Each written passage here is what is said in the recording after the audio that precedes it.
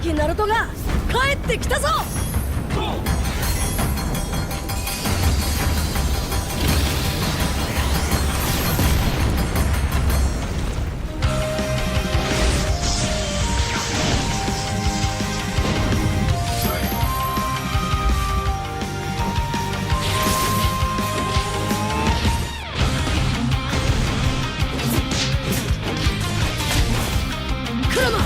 力を貸してくれ。よ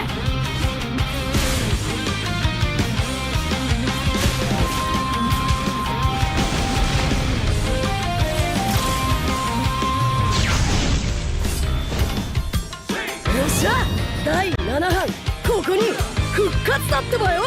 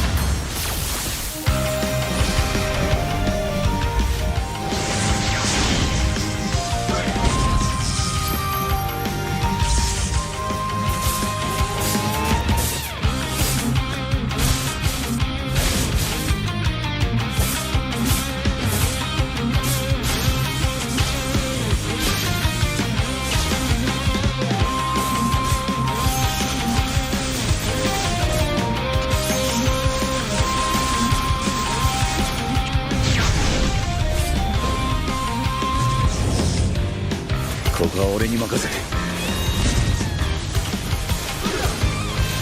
もらった。4代目火影を超える忍びはお前しかいないと俺はそう信じた。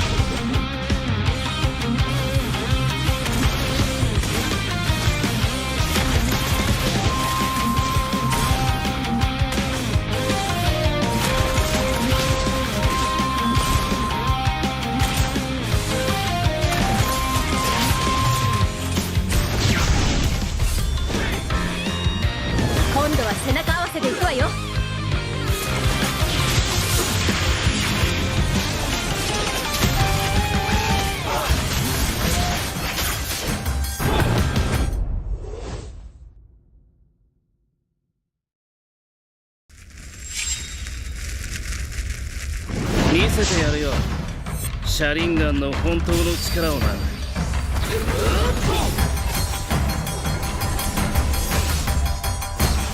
力が湧いてくる。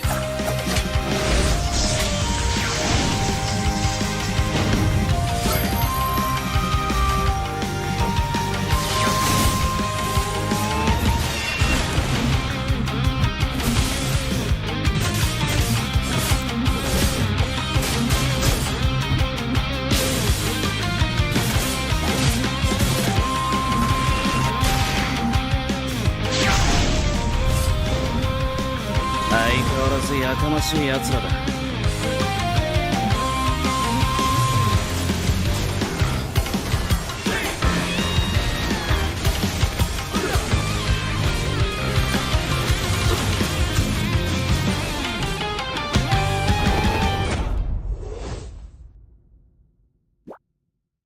Tôi nói cũng biết này, thời buổi đừng cái tin cái gì trên mạng, có không hiểu không?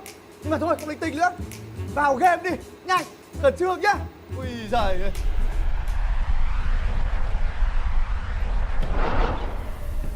Piu piu, Đỗ Messi, nuốt 250 của tao không trôi đâu. tao thích. Ngày hôm nay nợ máu phải trả bằng nước màu.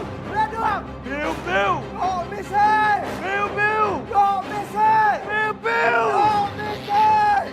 Thôi, ông làm gì làm luôn đi. Đỗ Messi.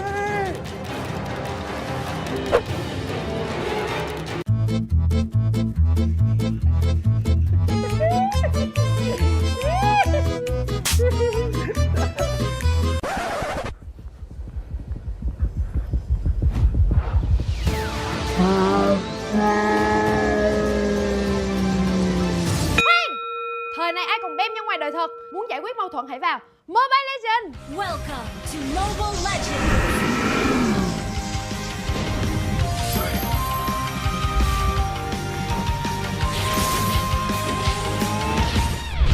Piu ơi, piu ơi, lùi đừng 1-3. Piu piu piu piu piu, đừng piu. Ok, bạn ơi, lên, lên, lên, lên, lên, lên. Cố lên các anh ơi, để giúp anh. Bạn hết chúng nó đi anh em. Này thì mày uýnh tao này. Chơi game là phải như thế chứ. Phải Vinisa, Legend. Bốn anh em mình Legend. Vinisa, Legend. Nhưng mà nhớ giả bạn 250 nhé.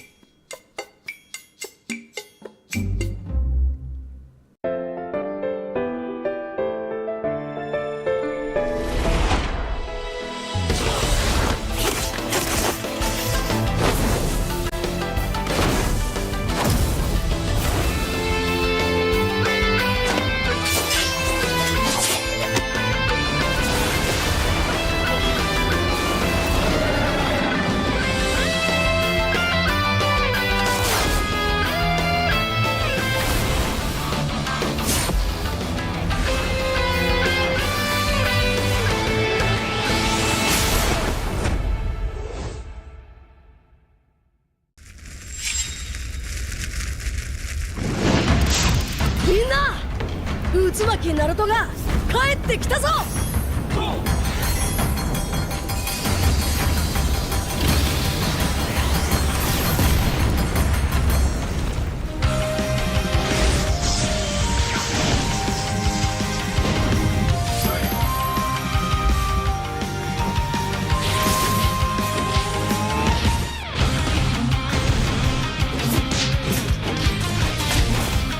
クロノ、力を貸してくれ。よ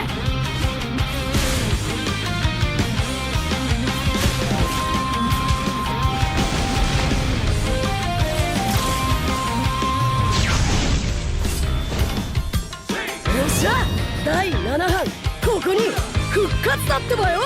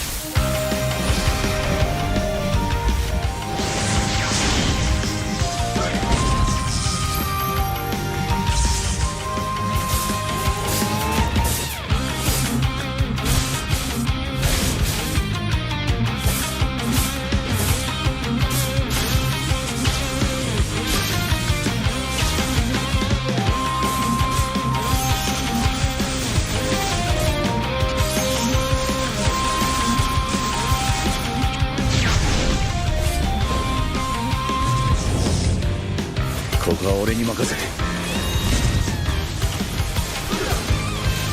もらった。4代目他目を超える忍びはお前しかいないと俺はそう信じた。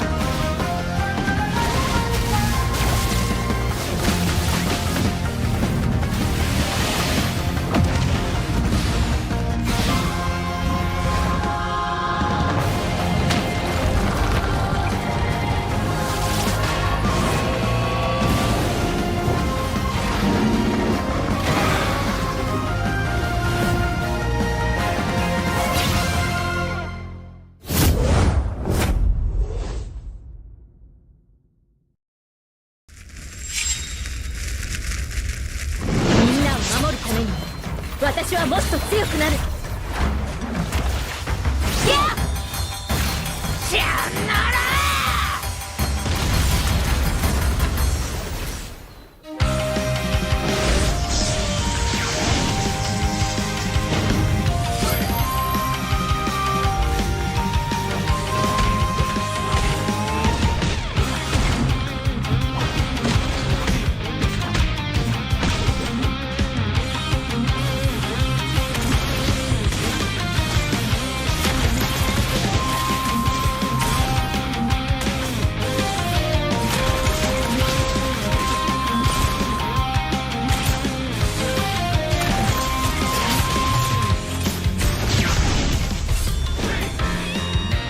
今度は背中合わせでいくわよ。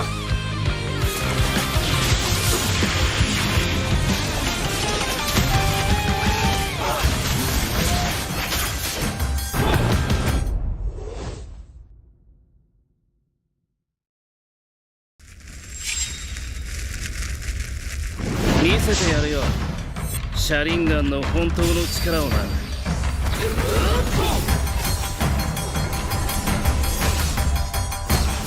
力が湧いてくる。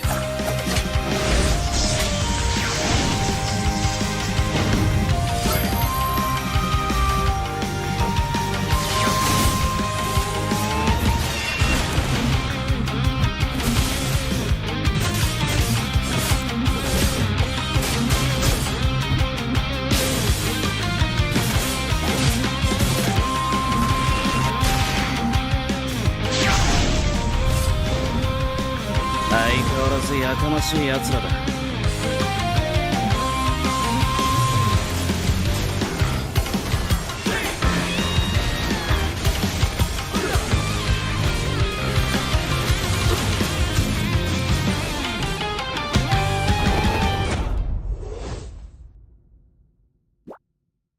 Tôi nói không biết này, thời buổi đừng cái tin cái gì trên mạng, có hiểu không? Nhưng mà thôi, không linh tinh nữa. Vào game đi, nhanh, khẩn trương nhá. Ui giời ơi.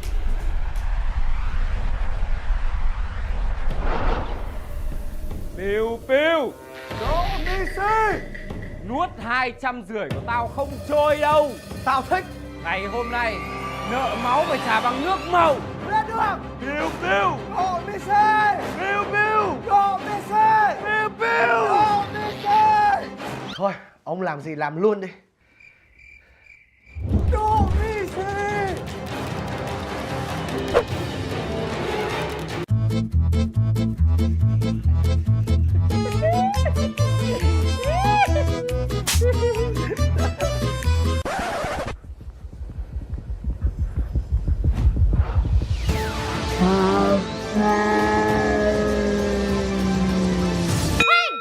Thời này ai còn bem như ngoài đời thật. Muốn giải quyết mâu thuẫn hãy vào Mobile Legends. Welcome to Mobile Legends.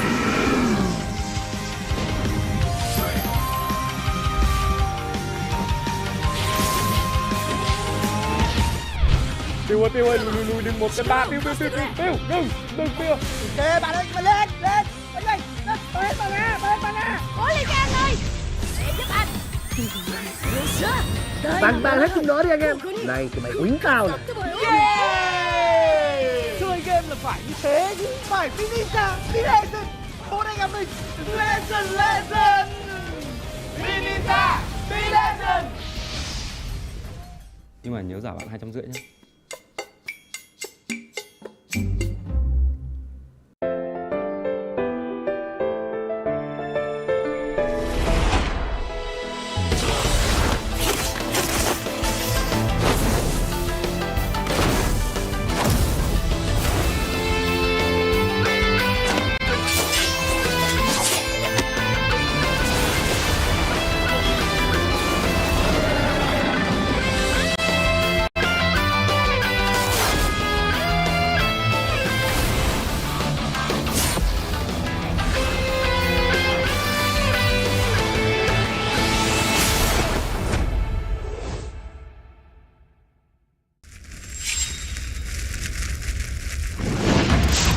みんな内巻ナルトが帰ってきたぞ。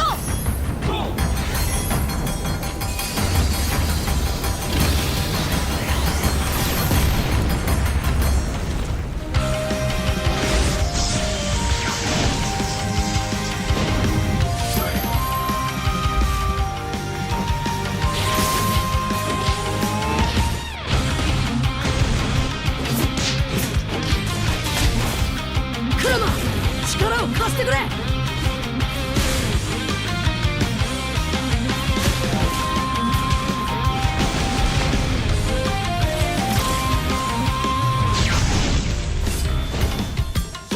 っしゃ第7班ここに復活だってばよ。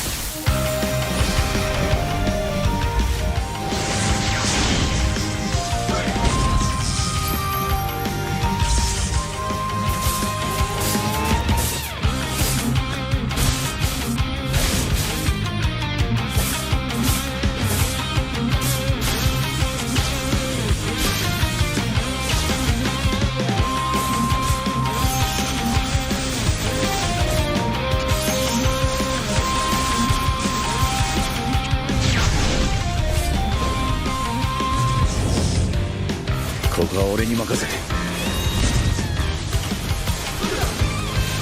もらった。4代目他目を超える忍びはお前しかいないと俺はそう信じた。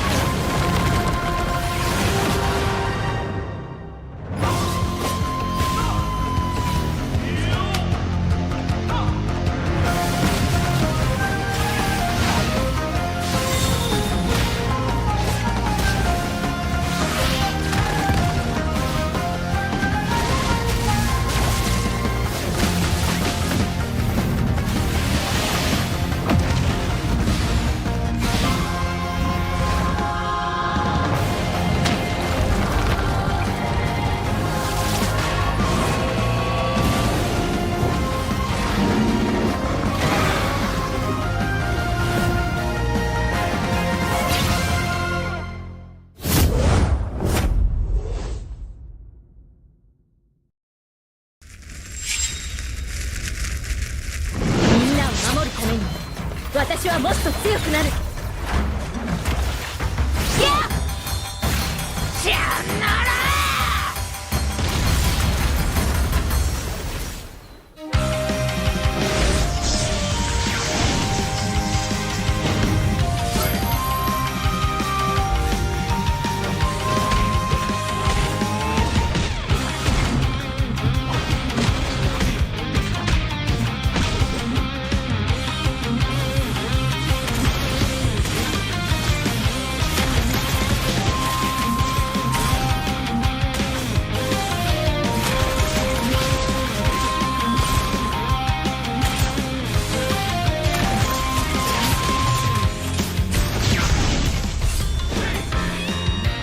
今度は背中合わせでいくわよ。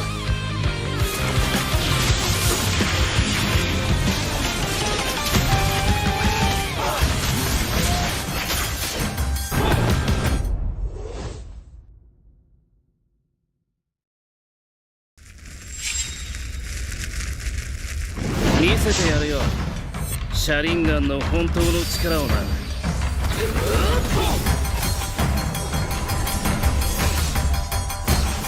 力が湧いてくる。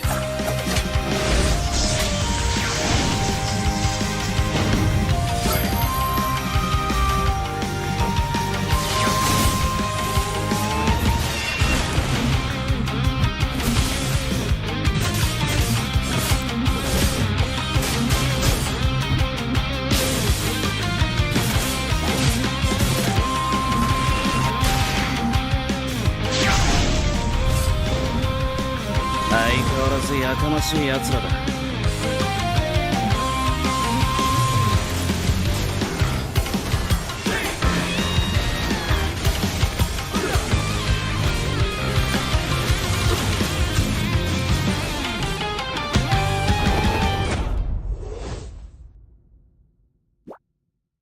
Tôi nói cũng biết này, thời buổi đừng cái tin cái gì trên mạng, có không hiểu không? Nhưng mà thôi, không linh tinh nữa. Vào game đi, nhanh, khẩn trương nhá. Ui giời ơi.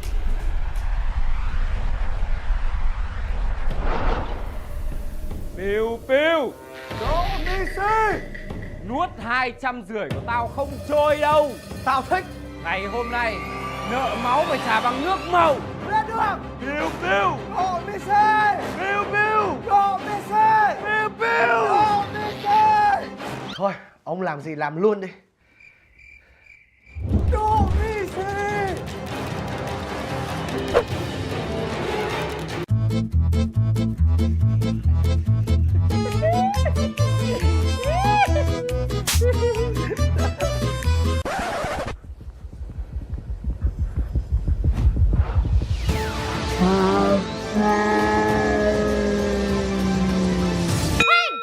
Thời này ai còn bem như ngoài đời thật. Muốn giải quyết mâu thuẫn hãy vào Mobile Legends. Welcome to Mobile Legends.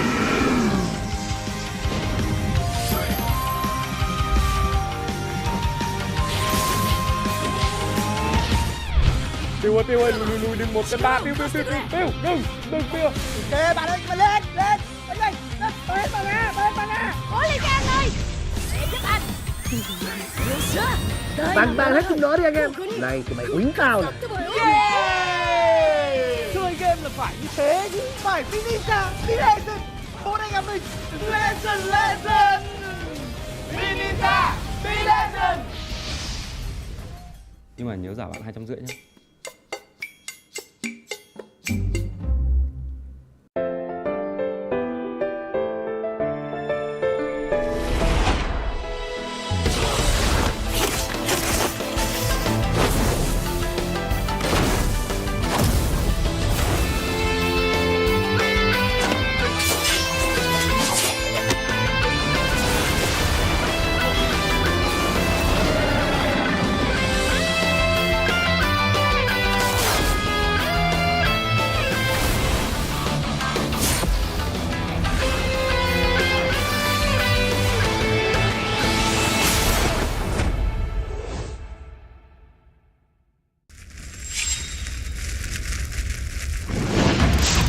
みんな内巻ナルトが帰ってきたぞ。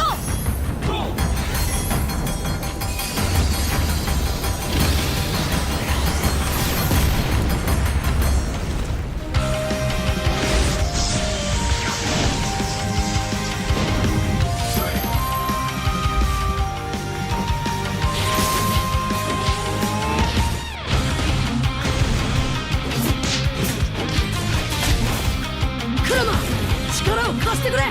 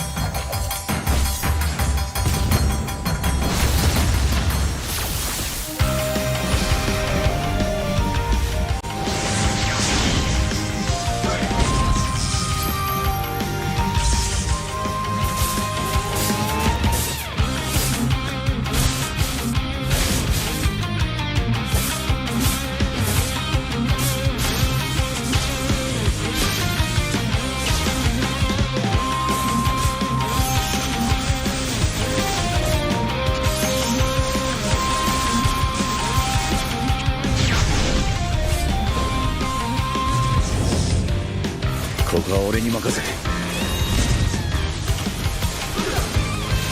もらった。4代目火影を超える忍びはお前しかいないと俺はそう信じた。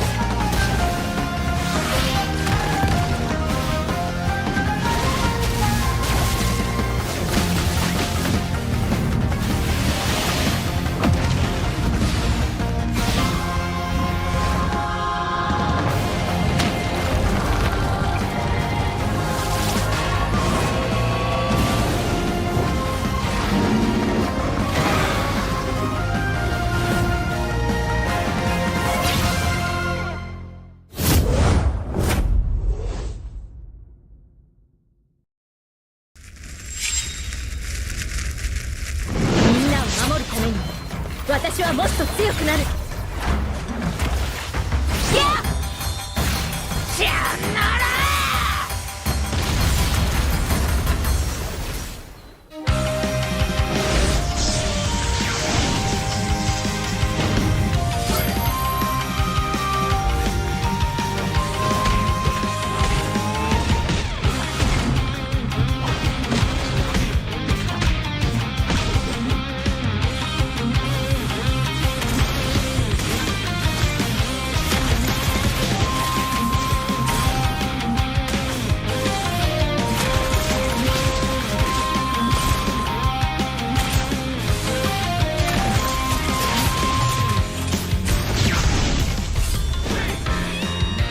今度は背中合わせでいくわよ。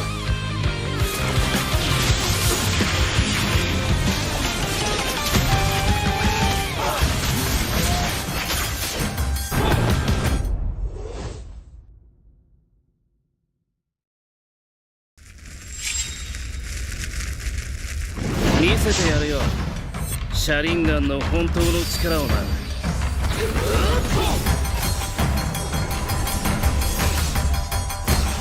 力が湧いてくる。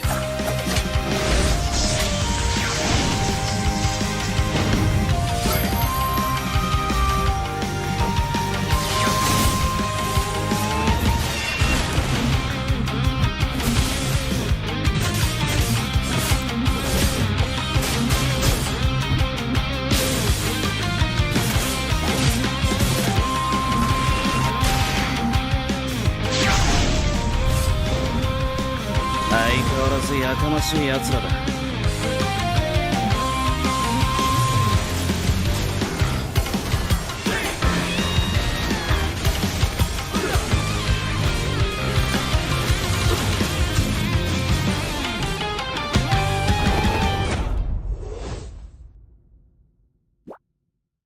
Tôi nói các bạn biết này, thời buổi đừng cái tin cái gì trên mạng, các bạn hiểu không? Nhưng mà thôi, không linh tinh nữa. Vào game đi, nhanh, khẩn trương nhá. Ui giời ơi.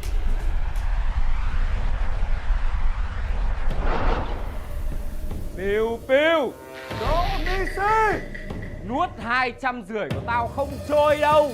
tao thích. Ngày hôm nay nợ máu phải trả bằng nước màu.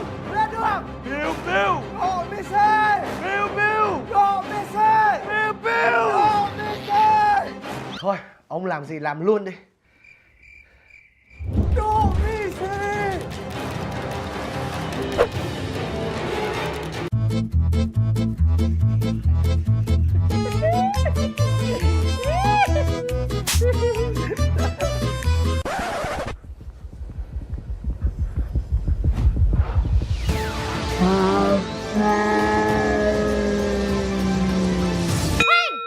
Thời này ai còn bem như ngoài đời thật. Muốn giải quyết mâu thuẫn hãy vào Mobile Legends. Welcome to Mobile Legends.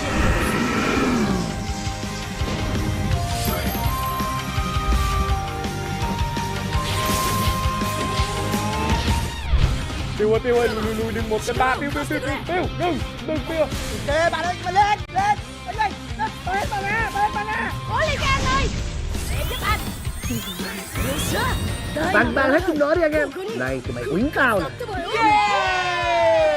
Chơi game là phải như thế chứ, phải Finita, Legend. Bốn anh em mình Legend Finita, Legend. Nhưng mà nhớ giả bạn 250 nhé.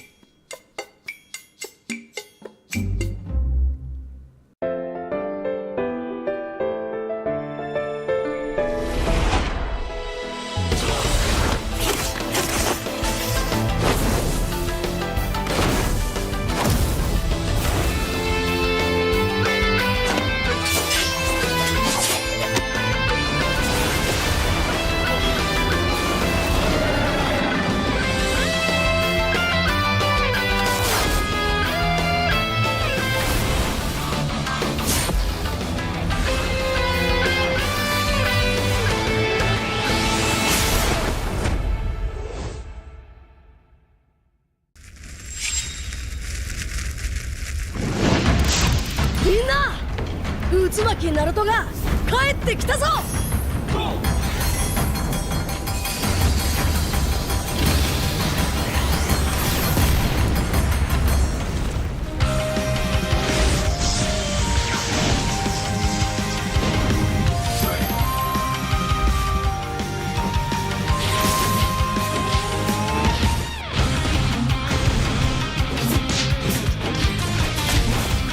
クラマ力を貸してくれよ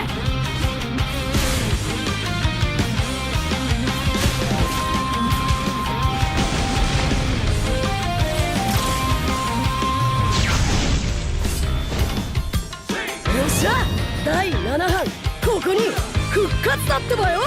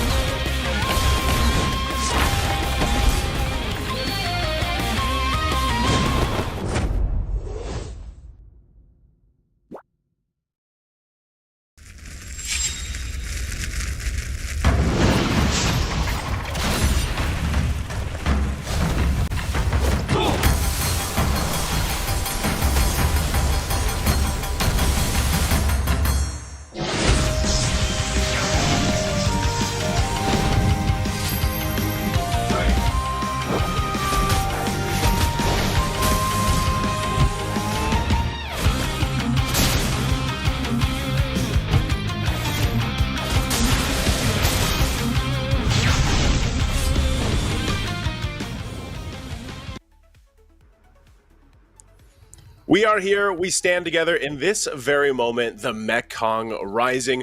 Emerging from the heart of the Mekong River, only one name will rise with blazing spirit, destined to conquer the summit at MWI at EWC 2025. And welcome, ladies and gentlemen. What is up, guys? I'm Naisu, and I'm joined here with Realize, and we're bringing you the last bit of action for the MWI 2025 Mekong Qualifier, proudly hosted in, of course, the beautiful city of Vietnam, in Vietnam. And we're, hey, Realize, I gotta ask you real quick how you feel, man. This is our first time casting together. How you doing? Yeah, it is obviously the first time we'll be casting together, and it feels very nice, obviously, because the reason why it is exciting with you, I met you back in M5, and I was like, oh, this guy is an incredible caster, and now we share the desk together. Hopefully we share it even further later on, but now we are in the playoffs, in the final round the Mekong qualifiers with VP coming up against CHON, and of course RLGV against ESP Esports. Yeah, again, we had the group stages casted by our friends Gani and Churros. Shout out to them; they did a great job. And there was 2 days of jam-packed. I think they had 2 or 3 best of 3s each day, which led us to here. This is, of course, the prize pool for the ladies. What they're fighting for: the champion's going to get $1,000 plus that spot at the MWI wild card. You have the second place there at 500 USD, and the third and fourth is 250 USD. So that's a total prize pool of $2,000. And we were joined too, like through this, with a couple new additions. Of course, we had the Timor-Leste and the Brunei teams join for our qualifier. MWI is actually having a pretty big expansion, in the number of participating nations from across the globe. And I think everybody kind of expected that, like MWI plus MSC, eventually we're going to go ahead and expand, and we see that with both happening. So for me personally, I love that that's happening, because it's more opportunity for these ladies to go and compete, to represent their countries and the teams here, and really, showcase just how good these female players are. And that's something that I think all of us casters and all the fans out there can get behind and really be excited for.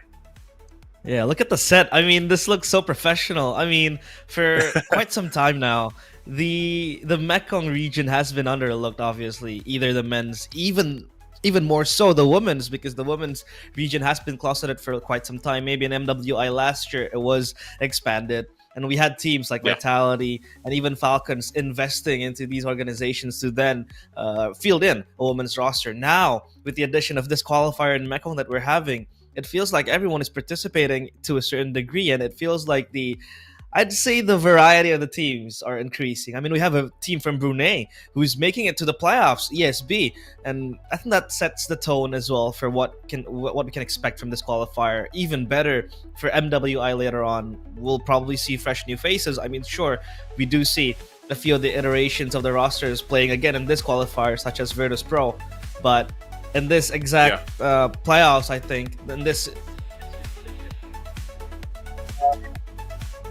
Yeah, I think, I lost you for a second there, but I was getting the idea of what you're saying, and I think for Virtus Pro there too, realize like that's, I want to say it's probably like a tournament favorite, through this, because of the experience that they have. Virtus Pro, they've got a couple members there that competed back in the last MWI as Xeno Lilies, so that's always something you have to consider. Like, if you are a team that has that international stage experience, that's going to play a part. It's really beneficial, and those are, specifically Sa in the mid lane. She was part of the Xeno Lily roster. Daisy, and then Cow, I think it was. Cow was the roamer. So, they made it out of the group stages. Unfortunately, they lost to Team Vitality, who is a powerhouse, as you know, from Indonesia. But obviously, yeah, it's that experience that you have on the international stage that plays a part. And so this is actually going to be a big challenge, I feel like, for the first best of 5 for Chonburi, man, because okay, we're jumping right into the draft for game 1. Again, just reminding everybody, this is a best of 5. It's the first day of the playoffs, and also we just have to throw it out there too, so our viewers know, because we'll probably have to do this a couple times. They are competing today, and then we have a little bit of a break, like a day or two, and then we come back for the grand final on the 7th. Is when the grand final is going to be. So a 1-day break, obviously, and I'll take a look at the drafts going on. Especially now, I want to touch a bit about Virtus Pro. The coach that they have currently, Destin 1, he used to be known as Lucian QT, and he was one of the players that played for Team Liquid Academy ID back in the MDL ID. So yeah, spreading wings and even going further heights for Destined 1. Now though, the bands coming in, Luoyi, Chip, obviously, fear of the global presence that this two duo can bring. But for VP, it's all banning the Baxia and the Kimmy again. Have you seen the devastation that a Luoyi and a Chip can do? I mean, I'm pretty sure you kept an eye on our playoffs as well. So, I did. Yeah, backdoors and all that. Hey, just get rid of those two heroes, I think, you know, and it solves a lot of the issues. But I wouldn't be surprised in a best of 5 if one of them does slip through the draft eventually.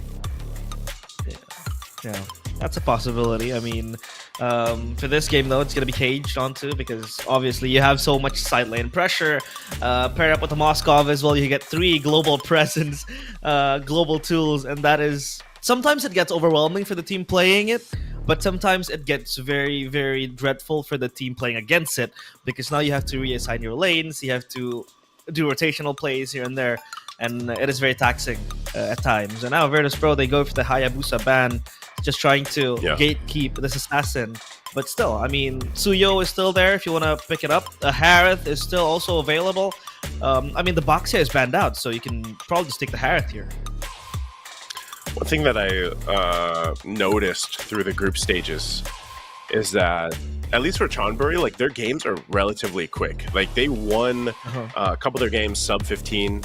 I'm not sure on the exact average time, but most of their wins were under that sub 15. Except they had that one insane. I remember watching this, taking a look during our playoffs. They had an insane like 36-minute game against RLG Vietnam. So they can go the distance. I think they did lose that one though, unfortunately, but they like to go ahead and play some of those aggressive assassins, you know, in the jungle. They're going to first pick the Kalea though, which is, I feel like, probably one of the safest heroes you just go. If it's open, pick it up. It fits in most team compositions right now. Great crowd control. It almost forces teams to really consider the Purify too. So you can already see the answer though from VP. They're going to go take the Gatakacha and the Fovea. So their tanky coverage is basically already locked in with those two heroes. Yeah, 2 boxes checked for VP. For Chonburi, it's the Kalea, who has seen the light of day. Most part in like both MPLs and MPL ID and MPL PH, even MPL MWI. If we're gonna talk about the higher scales and tournaments, it has been a very, very solid pick. Mostly played on roam because then you can adapt a pick-off play style. If you are going for that. But again, as of now, Chonburi, they need something to pair up with this Kalea. Obviously, they can pick up a marksman or a jungler now, but the Suyo and the Sicilian, they're playing long. They can poke with the Sicilian, they can go for late game as well. That's a possibility. And the Suyo will also enter the jungle for Chonburi.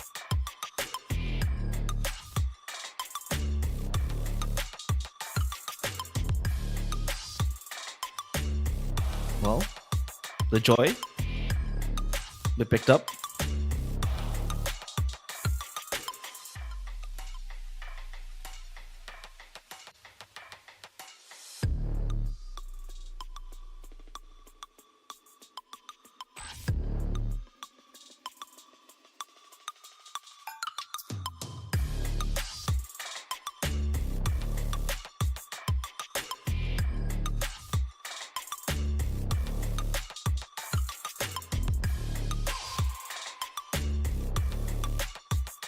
Okay then, and now it feels like they're gonna go for the Joy. The Joy is obviously there, picked up with the Suyo and the magic resistance just gone for quite a few times now. So the Joy does win out in the individual trades against the Suyo, because the Suyo, again, the passive has been reworked to a certain degree. The magic resistance is no longer there, so getting bursted down by a Joy you can hear me now, as right? a Suyo is... Yeah, I do. I can. Okay. We got cut my mic off went a there. little haywire there, man. No worries. But yeah. Based on the first phase of the draft so far, like the burst, the damages coverage, I think, but Chonburi like gives himself a late game kind of card in the Sicilian, you know, and you mentioned this a little bit too. Like the Sicilian, if you go to late game, that's going to be a big issue because we've seen that teams that like to go for the Sicilian, if they can stall out a game, if they have to, like that gives late game potential for them to even defend in the base, work around that, and at the same time, you already have like the Suyo. I don't know how you guys really feel about it over in Indonesia or what you've seen there, but it did, obviously when it did get nerfed, like you can tell that it's not as OP, you know, as it was when it first came out. But like Suyo's still good. It's still a good pick. I think relatively well against a Joy too. Like you can still farm up pretty well. You can scale up pretty good. And that's why the Sicilian pick is actually such a good complement to this, because it's going to allow you to set things up with the Kalea. That's a whole lot of crowd control. But at the same time, I'm only worried for the Sicilian a little bit here, just because of the fact that you have a Phoveus and a Gatakacha and the Joy as well. Like, if you don't have a good escape route, once you use the Bat's Claws, and depending what battle spell she takes, like if it's a Flicker, if it's a Sprint, you're kind of left in the open, and it's going to be really difficult to get away from that kind of aggression, or the angles, I should say, that VP can take to catch the Sicilian. And if you catch the Sicilian, like a big portion of your damage is gone. So I want to see how they're going to solve that. And then that's interesting too. They get a Fairmist for VP, so that's a little spicy there to deal with for Chonburi. Yeah, are they afraid of a dive threat coming in from Chonburi? I mean, again, they have the damage needed. The Kalea, again, with the Tsunami Slam, does wonders on little skirmishes. The Suyo and the Sicilian as well. I mean, if they're going to play the long game, the Faramist does help. And also kind of denies a glue pick now, right? Because Chonburi are still without an XP. So if they want to go for the glue, with the Faramist being picked up by VP, that's going to hurt them a lot. So, dude, glue's so good. I don't think it's going to be a glue pick. Yeah, that's true. And Faramist just comes out with the Ghost Bursters, explodes the glue. So yeah, I guess that's why, you know, you pick it up. Oh, this is interesting. They got the Hanabi. So this was picked up in the group stages too. Yeah, this was one of the picks that Chonburi actually lost to in that 36-minute game. There was a Hanabi in that lineup, and it's one of those picks, man. I don't know. It's so niche. Only certain teams, only certain players like to pick it up. But this time around, Chonburi is going to be the one to go ahead and bring it to the table. I mean, if you're going to talk about base defense and high ground potential, I think Chonburi can hold themselves up at base. I mean, they have the passive from the Hanabi. Just turtle up. Leon to just turtle up and just hold your ground at base. I think that's something that works for them as well. I mean, in Indonesia, we say, is it geekable? And I think this is a geekable comp from Chonburi if they want to hold the base. And if it goes late game, I think, is it geekable, right? Yeah, the VP is just going to get squeezed on if they do want to siege. But they go for the Granger, so they have that extra range they could use. Not really putting the marksman on a danger, I'd say. Yeah, the Granger is just too good right now, man. You know, very like typically it's the Granger Harith, right? That is the marquee matchup in the gold lane. But Granger's still really good, even despite some of the nerfs that he went through. But you get a glimpse here at the lineups. One last look for our first game in this best of 5, our first match between Chonburi Esports and Virtus Pro. This could go either way. I know we don't have like the index here, but I do like both lineups. The only like curveball in this that we're both used to not seeing is basically the Hanabi. Like let's be realize. Let's be realize because that is not a typical pick that you're gonna see here. Yeah, obviously the Hanabi again. It can go either way. It was picked up quite a few times when the Lolita was good, right? We had the Hanabi Lolita era, that phase, that focused on the shields. But I don't really see a world where this composition from Chonburi can really maximize the shield from the Hanabi to a certain degree. I mean, if push comes to shove, maybe there is going to be a way, but I feel like this is just them trying to turtle up and hold their base. If like a late game scenario goes south for them, right? I mean, they could lose the early game fight. I mean, again, Joy can just burst down the Suyo. The Granger can join fights when he has the Sky Piercer. The Gatot Kacha as well with the rotational plays. I feel like in those skirmishes it can be very scary. So I think they're preparing insurance for the late game. They're preparing for a worst case scenario type of deal in which they can just hold up in their base, play the long game, play the high ground tools that they have, and just defend. Just defend for dear life. And I feel like that's going to be hard for Virtus Pro to just jump in, because for Virtus Pro, the only hero that could dive back is like maybe Gatotkacha with the AOG, and then maybe you have the Joy who could just run around with the Rhythm of Joy. But again, it's hard when you have a Sicilian and a Hanabi late game, especially. And that's the only thing I think I worry about for Chonburi Esports is like, yeah, it's a late game centric lineup, but it's like, will they get there? You know, because again, the complete opposite from VP. They could just win in the early game and snowball so hard with this kind of lineup, because we've seen that so often with the Joy, and we've seen like how a Phoveus can literally like 1v3 and you know, work through that. So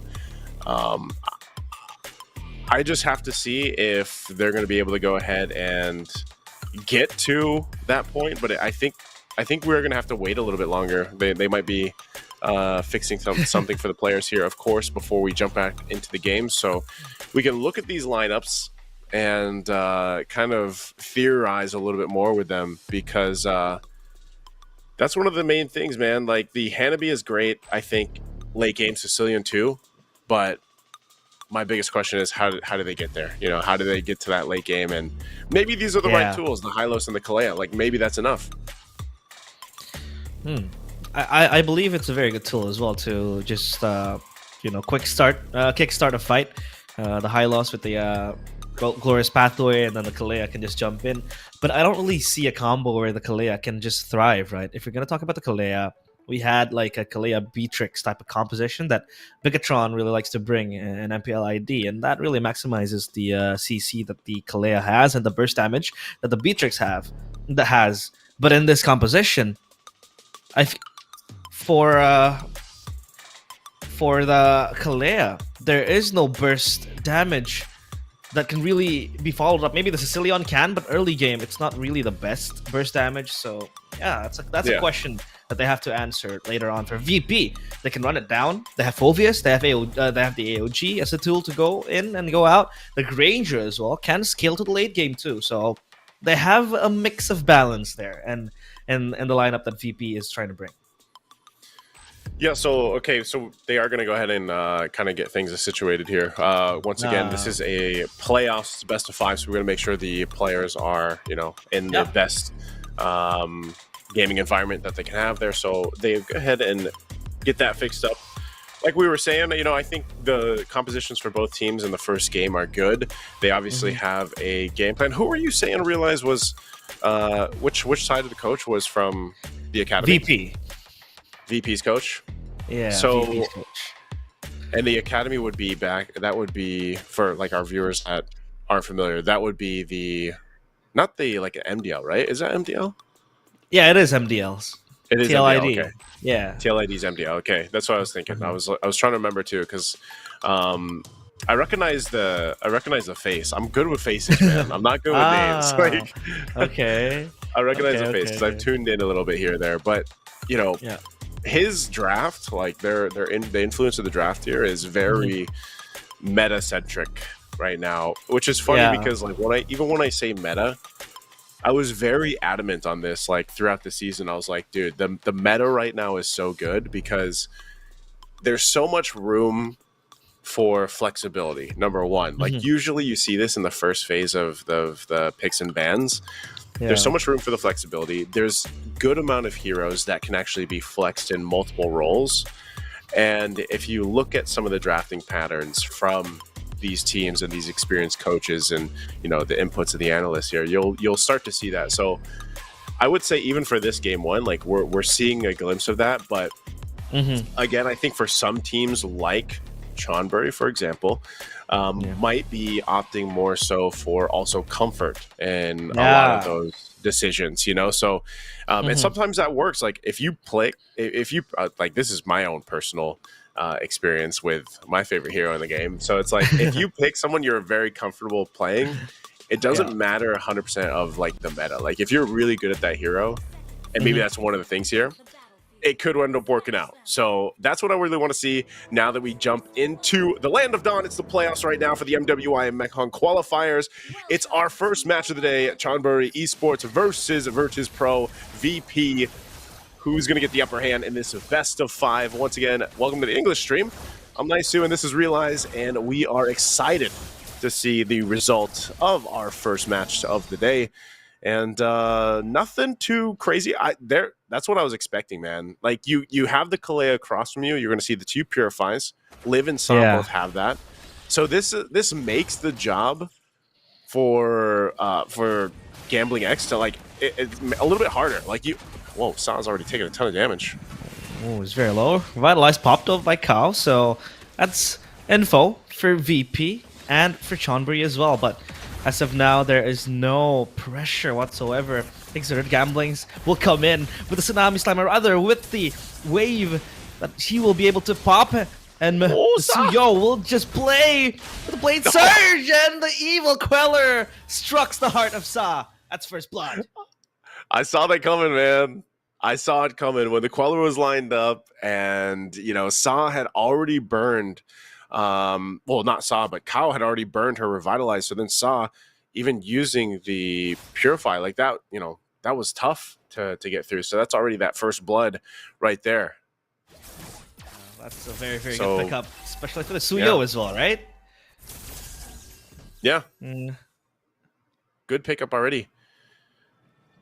Good pickup. First blood already in the hands of, man, I'm not even sure like if this is Bonak. Like how do we say Beano Kim. An early kill already. But this is the thing about the Joy. Hold on, actually Catch Chaser might be in trouble here. Turtle and Star Soy will be the one to secure with the Retribution. Look at Glorious Pathway coming in, and that's going to be one pop of the ultimate from the Fair. Stacy jumping in the back, and Beano Kim will get taken down. 2 kills on towards VP. They get the Turtle as well to boot. So that is a complete package. And that skirmish that they had. Oh, hold on a minute. Gamblings will have to run back and save herself in this altercation. That was a whole lot for VP. They got the Turtle. Not only that, they got 2 kills in their hands. And hey, that's the Netherrealm, man. The Netherrealm is just so valuable with the Fairmist. And that's what we were talking about in the draft. You have such a good front line with the Gatakacha and the Phoveus, but then you sprinkle in a little Netherrealm from the Fairmist, who again has kind of risen back in popularity for our current meta. And when teams do bring it to the table, it works out really well. And I think people forgot like just how good Netherrealm is for some of these team fights. So the ability to extend those fights with a Revitalize from Cow, with the Netherrealm, is what's going to be so difficult for Chonburi to like break through that, break through that front line, break through the sustainability. And hopefully they're able to. And I think that's where, again, we have to see if Lamb can pop off on this Hanabi, because it's going to be a while, honestly, for that Hanabi to scale up. There's some action. Awesome, Nami Slam, and again, another realm coming in clutch for them. With their Revitalize as well to boot. Up on top, layer by layer, Starsoy will get Gamblings, and it's Daisy coming in. Where did he come from? Where did she come from? Excuse me. And that's going to be Ramela, just held in place, the rotational place from Chonburi. It's Chef's Kiss. And this is the Phoveus being so proactive. It's a very good hero to have if you want to brawl out and fight early. Yeah, that's the trouble. I mean, we were talking about it under the turret, Starsoy off in the beats, but Ramela's in trouble too. So she's able to get away. There's still some action up here, rotating down. They're going to fight for this turtle, man. I don't... This is troublesome. Chonburi, I don't know if they should actually fight this. I feel like it's been a little too hectic for them, and they might just get whittled down here a little bit. We do see that the 2 Purifies are still available too, so even if Gamblings goes in and tries to get the Tsunami Slam, might not be a fight they want to go, but they're going to start the turtle up. Oh, AOG to the back as well. Turtle so low, and here comes the Glorious Pathway. Meanwhile, in the back, it's going to be Cat Chaser getting taken down, and Liv will be the one to secure a kill towards Gamblings as well. Liv with the Sky Piercer. It's going to add more stacks, and Chonburi, they lose 3 members. That's Lamb as well, with 3 deaths to her name as a Hanabi. So, man, is that late game scenario going to come to fruition? I was gonna say, I hate to say it this early on, but you're not a sitting duck, you're a sitting lamb. That's what Hanabi is at right now, dude. Like 0-3, even if you have some of the backup, like you're just gonna go down. Oh no, Whoa. One hit away. Oh, she gets away barely, but you're seeing the problem with the Hanabi. With this kind of lineup, like I was saying in the draft, you don't have much room to run, man. Like all you have is a little bit of a shield. If you have that, you know, and maybe some of the passive that comes with the Hanabi, but still it's not enough. Like there's way too many tools from VP to get the Hanabi down. And I'm not even sure between the gold gap between the gold laners right now, because Liv's been popping off. She's sitting really good at 3-0 and 2 on the Granger, and it's really showing just in even the level difference. So this is going to be really dire, I feel like, already for game 1 for Chonburi. Wow, Starsoy is gonna run back. Temporal Rain pops, and thankfully though for her, she is a quick and fast, agile Leonin, so no damage taken further. But if we take a look at the state of Chonburi, right? They have Lamb, who does have an Init Purify somehow, but again, it's how she's able to maintain the shield, right? That's a question. Because so far, VP is always bringing the fight to the table. That's Cow with the AOG to the back. Again, another realm being popped forward, and Liv gets the kill again as the Granger wreaking havoc left and right. And here comes the Lamb. Here comes Ramela as well, wanting to exert more damage, but it's going to be Cow taking so much damage, eating up the bullet, and Lamb. Cow is Lamb to a slaughter, as Lamb might look for more angles to throw away the barrages. Daisy has to flick her back, and Chonburi, the shark, starting to bite. Dang, I was hoping Lamb would be able to get another kill, because that's what she needs right now, dude. Like, this Hanabi's got to get online, able to get the 1 kill, and that's what she's got to rely on. She's got to rely on her team to play up front, to protect her as much as possible. Still, the problem is Liv. Liv hasn't died. Her positioning is really good. She's able to get the space she needs. This turtle, though, might actually go to Chonburi. They're gonna concede it. No, it's gonna be Vino Kim getting that retribution down. AOG to the back as well. Liv is just unstoppable with the Malefic Roar as well. Purchased 5-2-0 for the Granger. We need to see how many stacks does the Granger have, because as of now, that stack is not stopping anytime soon. They're gonna take that topside turret as well, and the minions marching down bottom.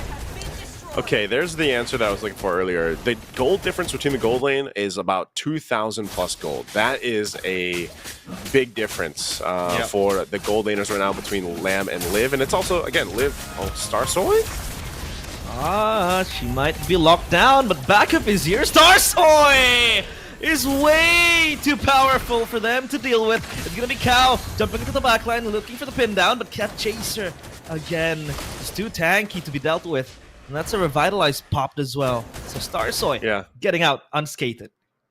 So this is what I was getting at. Like, the amount of lead right now for VP continues to balloon up.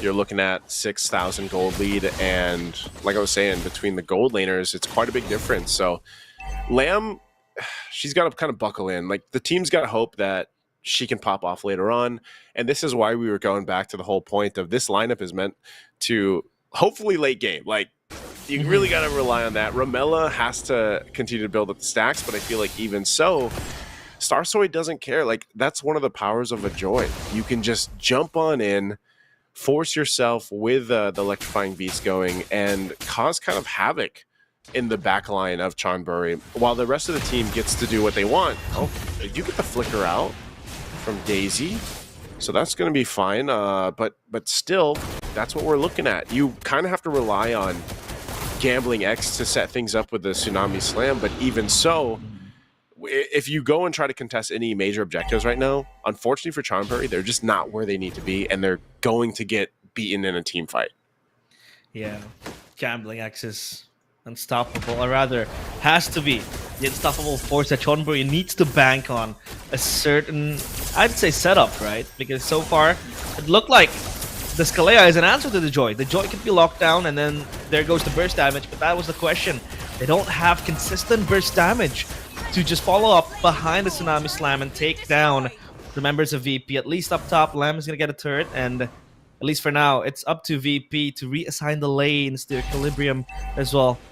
Having to be arranged again, but the Lord is going to march down bottom, so Sa again opening up the horizon for VP. They might look for a fight here. It's a 4v4 down bottom. Jungler is up top. for VP. But look at Tsunami Slam to the back. Daisy is stuck in a rock and a hard place, and she will be taken down. Glorious Pathway to the back, and look at the damage! NetherRealm will save them, and Sa will be silenced for quite some time. It's gonna be Cow again, just tanking the damage. Live in the back, still gunning down members of Chonburi, and they survive the terrible ordeal. 2 members gone from Chonburi.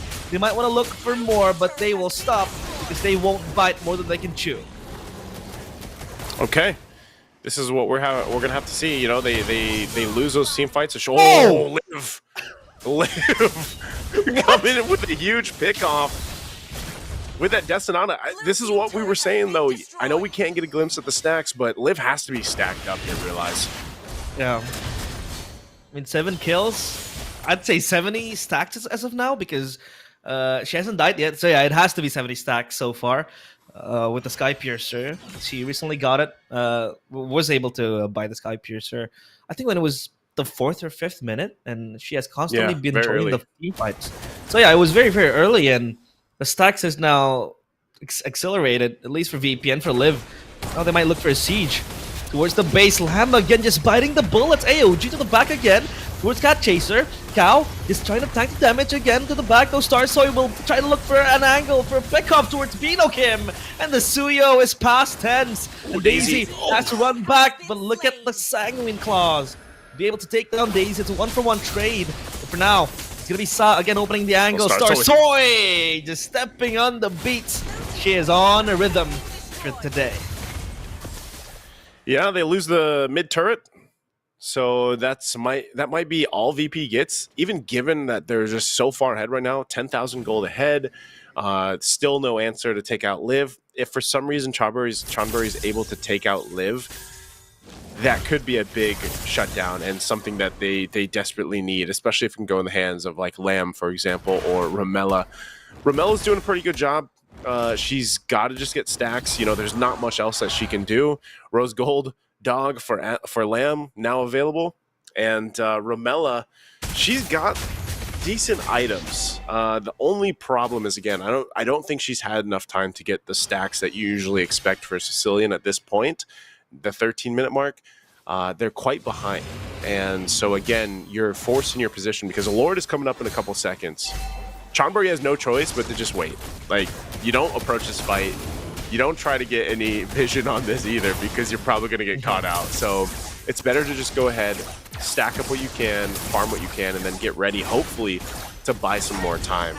That is Lord taken now for VP. A Divine Glaive even picked up for Sa. So, like, the fairness hurts too, here, realize. Yeah, indeed, indeed. We always see an underlook Fireman as a utility mid laner, but this mage can also hurt with the Ghost Bursters and the Shadow Stampede as well. Pure damage, man. Yeah, indeed. No, not a damage. Yeah, not a single utility item. That's pure damage. What utility? Talisman, glowing wand. I'm the carry now. Look at me. I'm the carry now, and that's what I was trying to say. The members of Chonburi and VP, and now, at least for now, for Chonburi, it's them defending the base because the main premise of this composition is to defend the base, and most of the times they have been falling for the bait to fight in front, and Lamb has to be careful. Conceal being popped by Sa and Cal. They're looking for an angle to jump in. The Lord entering the base, knocking on the doorsteps of Chonburi, but look at the Tsunami Slam purified away, and Starsoy again just jumping in the back, Glorious Pathway to the back, and Starsoy gets Binokim, and that's the crystal exposed. They want to get the win here. Lamb just racking up the damage, but not enough. It is going to be Liv gunning away. Legendary, and look at the winner crown as well to end the game. And that is going to be VP 1-0. VP, very decisive game one. Dominant. Holding on to a big lead throughout the entirety of the game. You can see, you know, how confident they were. Chonburi definitely looks like they're scratching their head on that one. Not sure exactly how to get to the point where it's like this lineup is so late game dependent. But if you can't get to the late game, what do? You know? And you can see how happy, of course, VP is going to be here because that was a strong showing for game one. Our MVP is going to be none other than VP Liv. She played this Granger so well, and we were saying it in the draft, man. She goes 9-0-7, just completely stacked up. I would have loved to see, you know, how much stack she had even on the Sky Piercer and on the Granger in general, but overall, the reason why she was able to be so successful in this game one was because of the amount of space that the team provided her. And that kind of lineup was locked in from the beginning, you know, in the draft. Right when that Gatakacho and that Phoveus was locked in, you're like, all right, like their gold laner is going to be fine. You know, whatever gold laner that was, and you pick a Granger who is performing so well in the meta right now. It was too difficult for Chonburi to even get to live, and that was a big problem. So even when they did, again, I don't know. I don't think, obviously, maybe the Hanby was just purely comfort, but there probably could have been something better that they could have put against the Granger, because I just feel like Hanby just got cut off too many times. Like, you know, all you basically have is your passive and then the battle spell. Like, that's it. Once that's gone, you're kind of just you're a sitting lamb, man, and that's what we saw there. Yeah, indeed. I mean, again, the Hanabi is a two-edged sword. It feels like when you get your items, when you do get the kills, when you are ahead snowballing, it is very easy to shut down your enemies with the Hanabi, but that wasn't the case for game one. As we take a look at the replay in the highlights here, early on, VP was exerting so much pressure because they knew Chonburi can't really hold on in the early game. That's where we fight. I mean, look at Cat Chaser, look at Gambling X. She was going on multiple times with the high loss, with the Kalea, the power that they have early, and the tankiness still didn't really matter and translate anything for Chonburi. I mean, Lam was having her own moment here. It looks like the Hanabi was going to turn around things, but it just didn't happen, and Star Soy was unstoppable. Again, I felt like they were going to pick up this Kalea to stop and lock down the Joy, because usually you want to go for the Fredrin against the Joy because you don't really have that lockdown and any other junglers, so you go for the taunt with the Fredrin, but they didn't have that privilege, so maybe they went for the Kalea. But again, it was the Kalea first pick, so you didn't really know what you were gonna face and go up against. I believe if they went for the Beatrix there in place for the Hanabi, it would have been much better, but yeah, it's just unlucky, I think, for them. Yeah, that's why I wonder again, looking at their past picks, you know, they played the Irithel, they played the Wan. Chonburi has played the Granger and the Hanabi, so it's like, you know, they have played multiple gold laners, so we'll see if that helps. But I think we're going to be taking a short break before game two. I think it's a little 5-minute break, so we'll be back after this short break.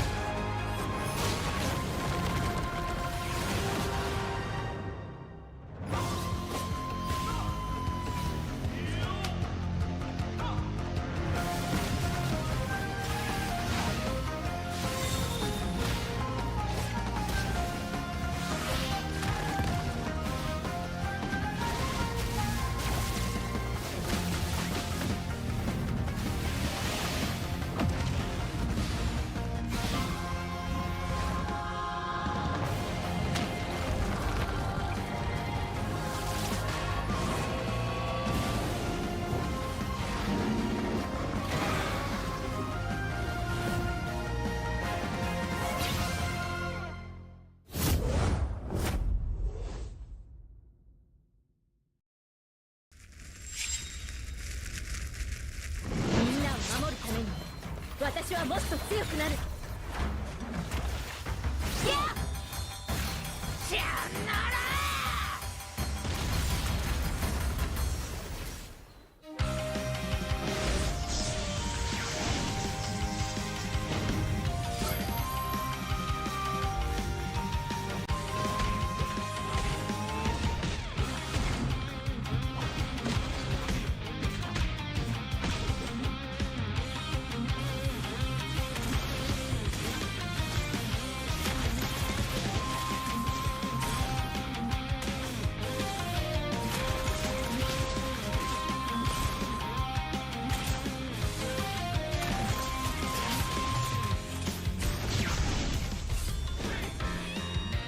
今度は背中合わせでいくわよ。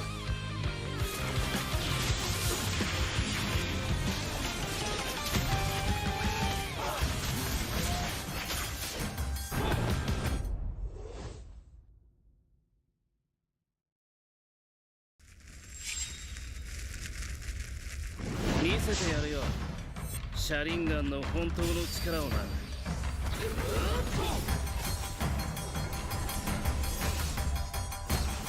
力が湧いてくる。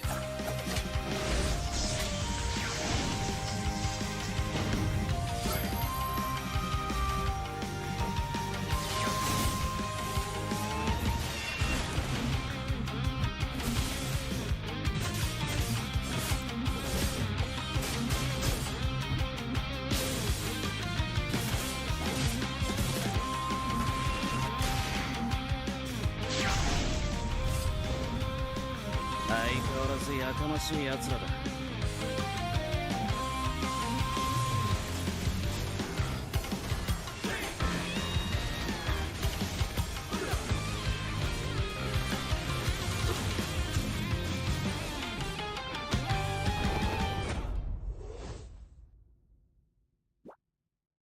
Tôi nói không biết này, thời buổi đừng cái tin cái gì trên mạng, có không hiểu không?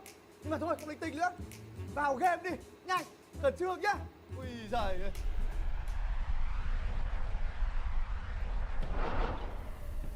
Piu Piu, Đỗ Ni Si, nuốt 250 của tao không trôi đâu.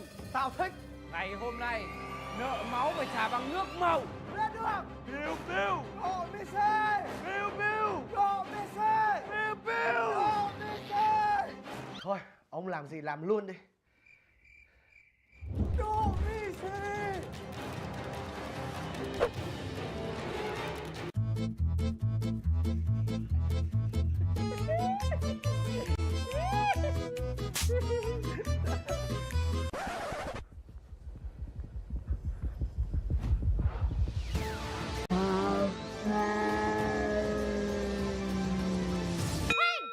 Thời này ai còn bem như ngoài đời thật. Muốn giải quyết mâu thuẫn hãy vào Mobile Legends. Welcome to Mobile Legends.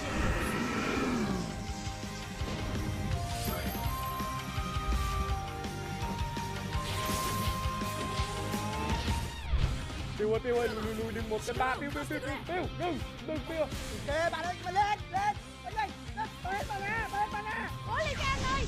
Để giúp anh. Bạn hết chúng nó đi anh em. Này thì mày uống cao này.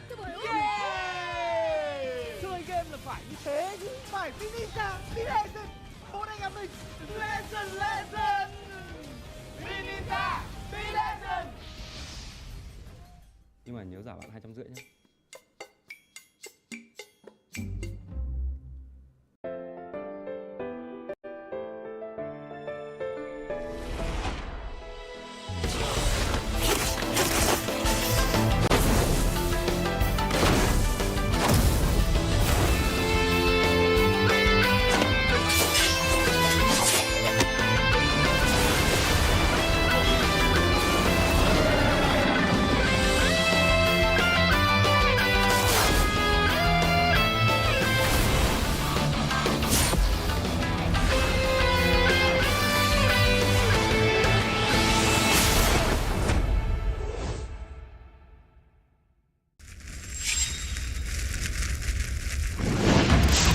Minna!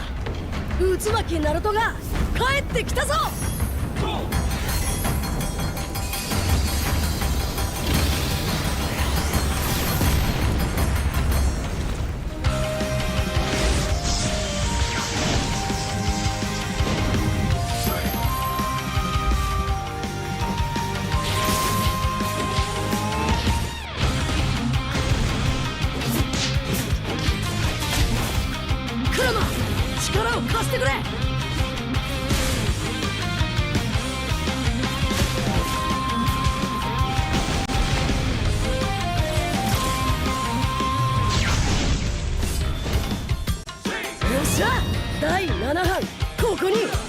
活だってばよ。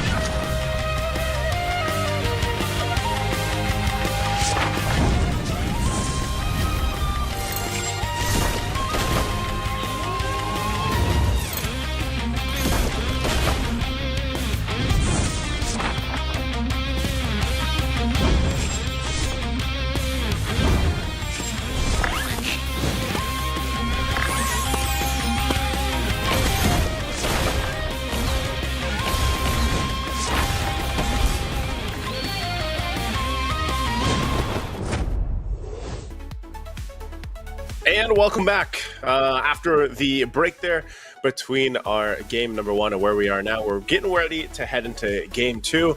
Once again, it was a very dominant game 1 that we got to see from VP, our ladies from VP. And once again, it's me, Naisu, joined here with Realize. Realize, what are we feeling after game 1, man? Like, there obviously has to be a kind of a big adjustment, I would say, for CHON going into game 2.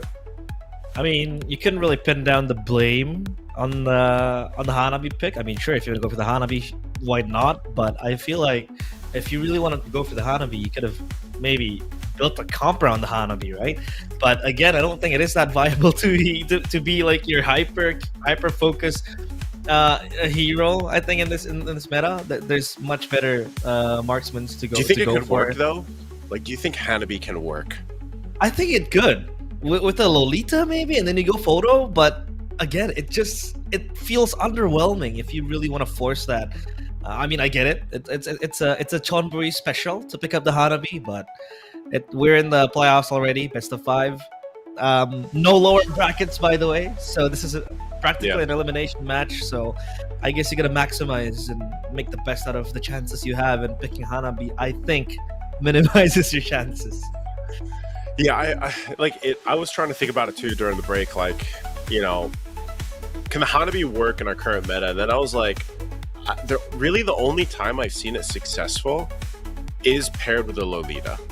Like, I almost feel like that's the prerequisite to make the Hanabi work, because obviously there's a interaction there between the Lolita and the Hanabi's passive, which kind of helps. But overall, like, I just feel like there could have been better options. And like I was saying before we went to the break, you know, we saw them pick different gold laners. So I'd like to see them kind of exercise that flexibility going in game 2. Once again, this is our prize pool here for the Mekong qualifiers. It's a $2,000 total prize pool. Champion's going to get that 1,000 USD plus that spot for the MWI wildcard. That is the coveted spot that all these ladies are really, you know, aiming for here. Second place is going to get 500 USD. Third and fourth is going to get 250 USD. Yeah, unlike maybe any other qualifier, this is like this qualifier only has one ticket, one slot to MWI, so they gotta make the best out of it. Again, it's also towards the wild card. I mean, if you do get to MWI, you still have to play the wild card rounds. But again, I do believe that they have the chance to go through. I mean, Zeno Lily last year went to the playoffs even, so the possibility is still there. And prize money is obviously nice. You can buy yourself steaks and maybe skins and all that, but steaks, yeah, why not? I love skins. I 2 S's, right? Still rhymes. Okay, but you want to be there. Did you get any skins? Realize? Did you get any of the Naruto skins? Yeah, I did. The Sasuke one, yeah. Okay, I got the. I just got the. Gara. Which one is it? No. That one was free, right? I just got the what's the Hayabusa one? Oh, Kakashi. Kakashi, yeah, Kakashi. I had a mind blank there for a second. I was thinking which one. Did you choose it, by the way? Like, everybody chooses it based off the tickets, right? Like, did you choose yours or did you actually get it? Oh my goodness. I got it. You actually got it? Yeah, I mean, the Sasuke skin is the best, and I wasn't really a Suyo player by any means. But the skin made me learn Suyo, and I'm one of the best Suyos in MPLID. I mean, Mirko. Whoa. I think I can put Mirko on a run for his money. I've played with his Suyo, so that's a bold statement, man. You know, so I might have to test that theory out and see. Yeah. Sometime, but yeah, like I mean, I don't know. The Naruto skins, obviously, as we get a glimpse of them behind us too, like they're so good. Very nice. I didn't get the Gara win. I'm a mage main. Are you a jungle main? I'm to be honest, I'm a gold laner. I play Moskov a lot. Laner. Yeah, but Hey, I do man. play the jungle as well. So Put Suyo in the gold lane. Like, just make that work. You know, like I don't if you think it'll wanted work. to, but since you're a gold lane main, you know, I'm sure you can clearly see that the gold lane was probably one of the major things that Chonburi needed to make an adjustment to, you know, because like their draft, honestly, the whole draft wasn't that it wasn't bad. It was just like when you saw the Hanabi, that's where it got a little, I don't know how this is gonna work, you know, because like you don't have the Lolita, so. And that's what I'm saying. Like I would have liked them to see go with something else, but that's why I was going with the whole conversation before, the whole concept of maybe it's just comfort. Like even if you know that this might not work out, you go with comfort. But even then, like Ramella didn't get to get the stacks that she needed on a Sicilian, and Sicilian is kind of the same concept. We've seen that even here in the MPL Philippines. Like if you don't get to the late game, if for some reason your opposing team is built to like end the game fast, like that Sicilian's not really going to do much either, you know. So it was two very different styles of compositions, and that's why, you know, in a bit they must be, you know, sorting something out here for the ladies to get ready for the second draft. But I think that's why it's so important for Chonburi to make that adjustment that they need to, because again, this is a best of 5. And like you said, it's single elimination. Like you only get that one chance. So if they don't, and they have another really one-sided game for VP, they're going to be facing match point, you know?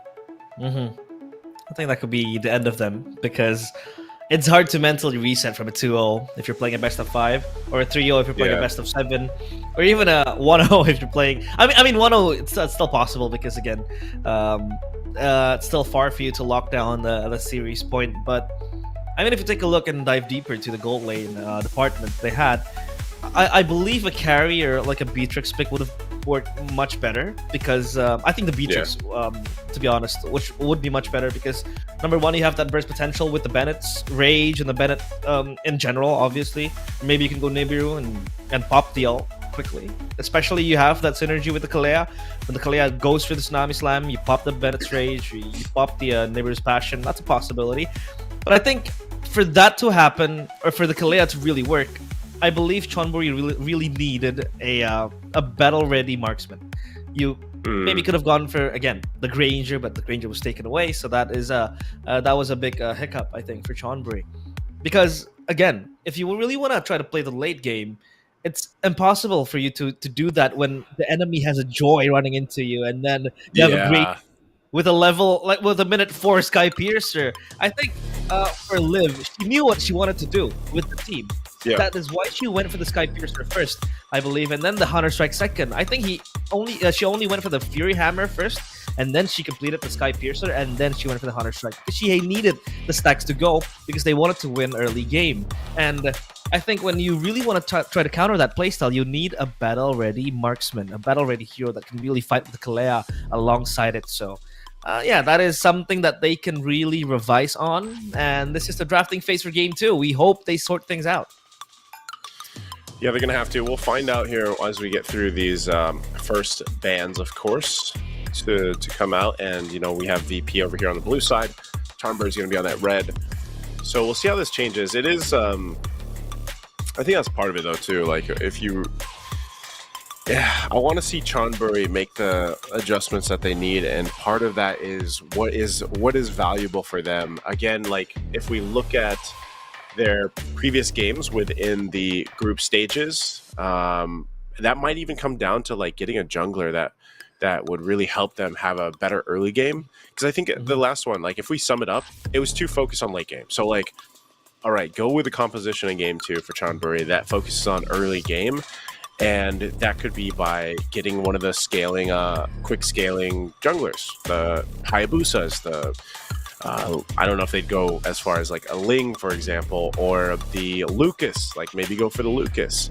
But it seems like based off the history of the games from Chonburi, they like the Hayabusa. So that's why it's banned out. It gets banned out because it's a comfort pick. But the Lucas might still be open.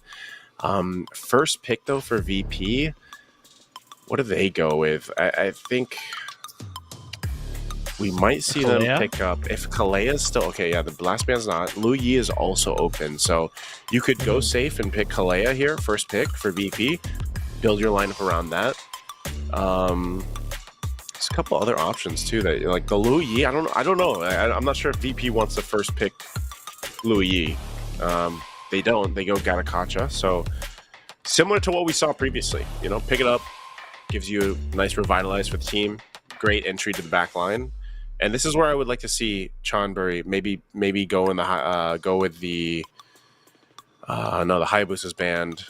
Something for the jungle. Like something's got to go here for the jungler because I feel like they just need to have a better early game than we saw in the previous one. Yeah, I think a Lucas pick. Lucas is open. Yeah, possible. Yeah, Lucas is Matilda. open, but they do go for the Lucas Matilda.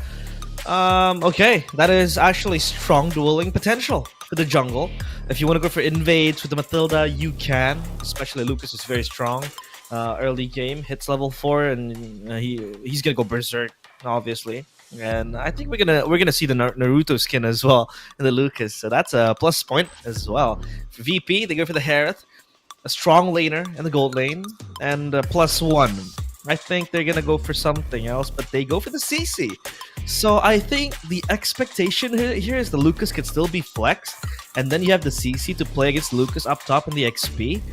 But I think VP is also looking for more damage, right? Because Phoveus is banned out by themselves as to not give it to Chonburi over, but the CC will indeed do damage for VP. And now Chonburi go for yet another of their favorite, the Erythal. Yep. I think that's right. That's what I was looking for in the gold lane, at least. Go pick something that Lamb has played in the past. Erythal seemed to work for them, like have some success there. And you're going against the Harith. So Harith is probably the... I don't know if Harith is first or the second most winning hero in the gold lane right now. It's definitely between the Harith and the Granger right now. And they kind of switch depending on like regions and players and everything else. But nonetheless... the Erythal still takes time. Like, that's the one thing I would say about it. Erythal still not as bad, I would say, as the Hanabi, where, like, you really need, you know, that mid to late game power spike to come in. And I feel like Erythal might be close to that level, too, where it's like, yeah, you're definitely going to be going... Maybe she goes Hozclaws first, just to help sustain against a Harith, and then build in from there. So, the one thing that if you look at Chonburi's first picks... this basically just says mobility. Like, give me all the mobility in the world with the Matilda, with an Erythal in the gold lane, so you at least have a little more safety there. You're covered.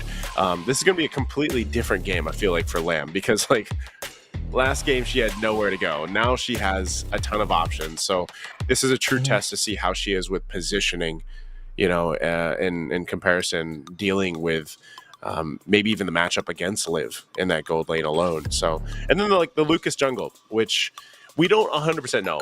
That is one thing we have to say could be flexed. I don't expect it to be, but we have seen teams do that too. Like Lucas could go in the XP lane. There was a time when, you know, people would argue Lucas was better in the XP. No, he's better in the jungle, you know, like when he first came out. So, but I think traditionally now in our current state of the meta, you see him in the jungle, right? His early game potential as a jungler is so good, and it's something that VP has to watch out for. So I think that's why they also hold on to see what they go for these last two picks, because it's going to highly depend on that. So we get the last couple bans out here for the draft. You can see the Hanzo and the Joy were taken out, so this kind of narrows down some of the options for the jungle. I'm not sure if they end up picking a Ling, since the Hayabusa and the Suyo are also gone. we've seen teams like when there's multiple jungler bans go out like this, they either go Fredrin, like they bring back utility, you know, but the Boxer's out here too. So it's like you could go Fredrin, or you go with the Ling. And at the same time, the Angela is also available. So that could be a game plan for VP, depending if they decide to also flex the Gatakacha. But I don't know if they will. I don't think you do that. Novaria is going to be picked up. Let's see. We'll see what VP does. No, because yeah, Gatakacha's roam. You have the CC and the XP. So I don't know. I don't see them putting Angela mid. Like, okay, never mind. They go Angela Alice. So we got Angela Alice. This is all. Well, at least for me and like the people that have been watching MPL Philippines, this is a old throwback to what Twisted Minds did. Like, take the jungle Alice, and then you have an Angela there. So this is a combo that niche teams like to bring out once in a while. So might work. Yeah, that Angela pick was right on cue. You were like, I don't think the Angela mid's going to be picked up, and then boom, the Angela comes swinging in. Boom. So obviously, this is indeed a niche pick, a cheese strat, I'd say, for VP and for Twisted Minds, like you did mention back in MPLPH. But now it's up to Chonburi.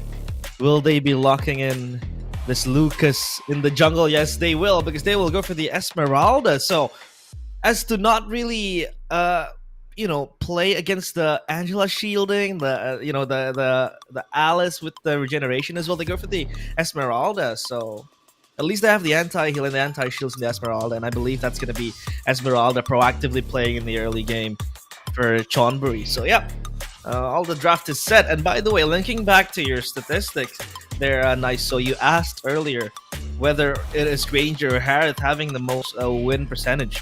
If we're going to take a look at MPL ID to a certain degree, actually, Granger has the highest win rate with 64%. So yeah, it's that. 64, so he's highest. Yeah, he's highest. He's highest. Okay, yeah. Like, man, that makes me interested now to see the MPL Philippines, because that, yeah. So okay, it is Granger as well. It's Granger. Right? He's Granger as well for MPL Philippines. So, but I know that matchup too. We had a statistic between that matchup with against the Harith, and I think Granger won like 60% of the time against the Harith. But you know, nonetheless, this is an Aerithel, so I still think you covered your bases better here for Chonburi. For Chonburi Esports, they have a better lineup than they did in Game 1, and that is highly in support of the Matilda, but also the Novaria. I like the fact that they went with the Novaria. There's, again, that not many teams pick it up in the current meta. It's very specific teams that like to play around the Novaria in certain situations, and this could just be one of those where it's like, okay, we need that vision. We need those bigger hitboxes, even, for example. And then you have an Esmeralda sprinkled in there to eat those shields up, you know? So I like what Chonburi Esports did here. We're going to find out. We jump into the Land of Dawn. It's game number 2 in this best of 5 single elimination match for the playoffs here for the MWI women's qualifiers for the Mekong region. And we'll see if Chonburi can go ahead and even out the series 1-1, or will they be facing match point if VP wins this one? I think a big question for all of us is, yeah, can Chonburi go ahead and adjust quickly based off Game 1? Because it was so dominant. It was so dominant from VP that they're going to clearly have momentum already in the Best of 5 series. Yeah, and that is a possibility. I mean, match point is in front of their eyes. Let's take a look at the Angela. The Angela goes for focusing mark, so they have more damage early on if they go for skirmishes like that. And Cow gets the first blood. Revitalized popped as well, but that is worth it because they have the mid laner in their hand. Starsoy going in, looking for an angle again. It's Sa with the puppet on a string. The guiding wind will be saving Bino Kim from that ordeal. Yeah, that's going to be crucial. Again, the Matilda is so good for utility, but it's like even these early skirmishes, realize like it's not looking good, you know? Like a lot of the team fights that are breaking out, or the early fights that are breaking out, it's just so dominant for VP, and it's because of the fact that they're playing around this composition with D'Angela and even having that Gatakacha there. That focusing mark emblem is going to help them too. Cat Chaser. Oh, even with this, oh no. Okay, she does get away. I was gonna say that's close. She had to pop that sprint though, so that's a battle spell down. And you know, Turtle's gonna be up here shortly, so I don't know, man. I think Chonburi, it's like I said, it's not anything bad in the early game for them just yet. But if they can turn it around here, that's gonna be a big part of getting that lead that they need in this. And who's going to do that? Bino Kim. Like, this Lucas is usually the one that is that surprise, like, oh, look at this damage from this Lucas, especially around the objective. But it doesn't even seem like that's the game plan. They look to just trade this turtle for resources and possibly a purple seal is what I'm saying here. Yeah, I mean, they're focusing on this one. Starsoy is on the hunt for the turtle. Cat Chaser is close. She might want to go in, but the retreat will serve them right. Meanwhile, on the back line, it's going to be Bino Kim looking to take that purple buff, and she does get it. And now that's going to be the Unleash the Beast being popped. Liv is close by. Daisy coming too close, it seems like, but the Biju bomb from the QB, or Kurama, doesn't strike on its target. And now, Virtus Pro, it's all about stabilizing the mid game because they have control. They have so much damage. I mean, look at this. It's an Angela going in to an Avaria without a mana. Star Shatter as well from Ramilla to close out the gap and clear the wave. But for now, it's Virtus Pro everywhere around the map. They're everywhere right now. You're a Naruto fan, aren't you? I am. I'm a I was weeb. gonna say just by saying the actual terms, but yeah, it's true. Like, and that's the thing. They end up getting the purple buff. That's about it. Chonburi doesn't get a whole lot, but relatively, it keeps it even right now. There's not a big gold deficit that they're working against. Probably the most stable so far in this game too. But they might lose the purple buff here on their side. They might try to force a fight here, but you can already see Bino Kim's not even part of it. Purple buff taken by Starsoy. She's going to be fine with that. And you're just seeing them trade. And this could be a problem for Chonburi too, because they should be playing around the Lucas in the early game. But you can see she's having trouble. Uh-oh, hard guard towards Starsoy, and this Angela is going to be one beefy boy. And look at them just running it down in mid lane. Cat Chaser still going to be able to save herself, but it's Lamb stuck in a rock and a hard place. That's Daisy coming in with the vengeance as well, and Liv with some on for us, just shifting left and right with a synchro vision, and Cat Chaser still able to save herself with a shield from the Esmeralda, that Cross Moon shield. Still the saving grace for her, but it's VP sieging down the mid base. Great rotation from Liv to make the choice to come down for that fight. It was looking like it'd go in favor of Chonburi, but good thing Liv showed up because she was able to go ahead and turn that around. They don't get that turret just yet. You can see this from the replay right here. Great usage of the crowd control, even the Avatar of the Guardian, to just go ahead and knock the proper members in the air. And then Liv, when Liv comes down, she's able to catch the Lamb and everyone else. But the fight, Uh-oh, that was abrupt, and it's going to be Liv picking up a double and a triple. My goodness. This Carrot is online, and this turtle is going to be relinquished fully by Chonburi yet again, biting the dust. Oh, that Star Shatter was close, but that is going still to be VP securing the turtle and even a turret to boot. So they have full control of this game. I mean, look at the jungle, even the territory, all fully controlled. The flowing blood will be popped by Starsoy to go to a better place, a better position. But I think Chonburi wants to fight this. They want to go in. Hard guard prepared as well. Daisy coming in with the curtains call, and they are stuck in place. But for now, it's VP being calculated. just zoned out. You know, that's what VP wanted to do. They get the objective. And I would say Liv is on her way to getting another MVP performance here. You can see the difference, of course, within the gold, between the gold laners. Sits once again about a 1.5k gold lead. She's building up, and Lamb's only got the Haas Claws, whereas Liv is well on her way to her second item. She should have it really soon. She's already got that Starlium Scythe too.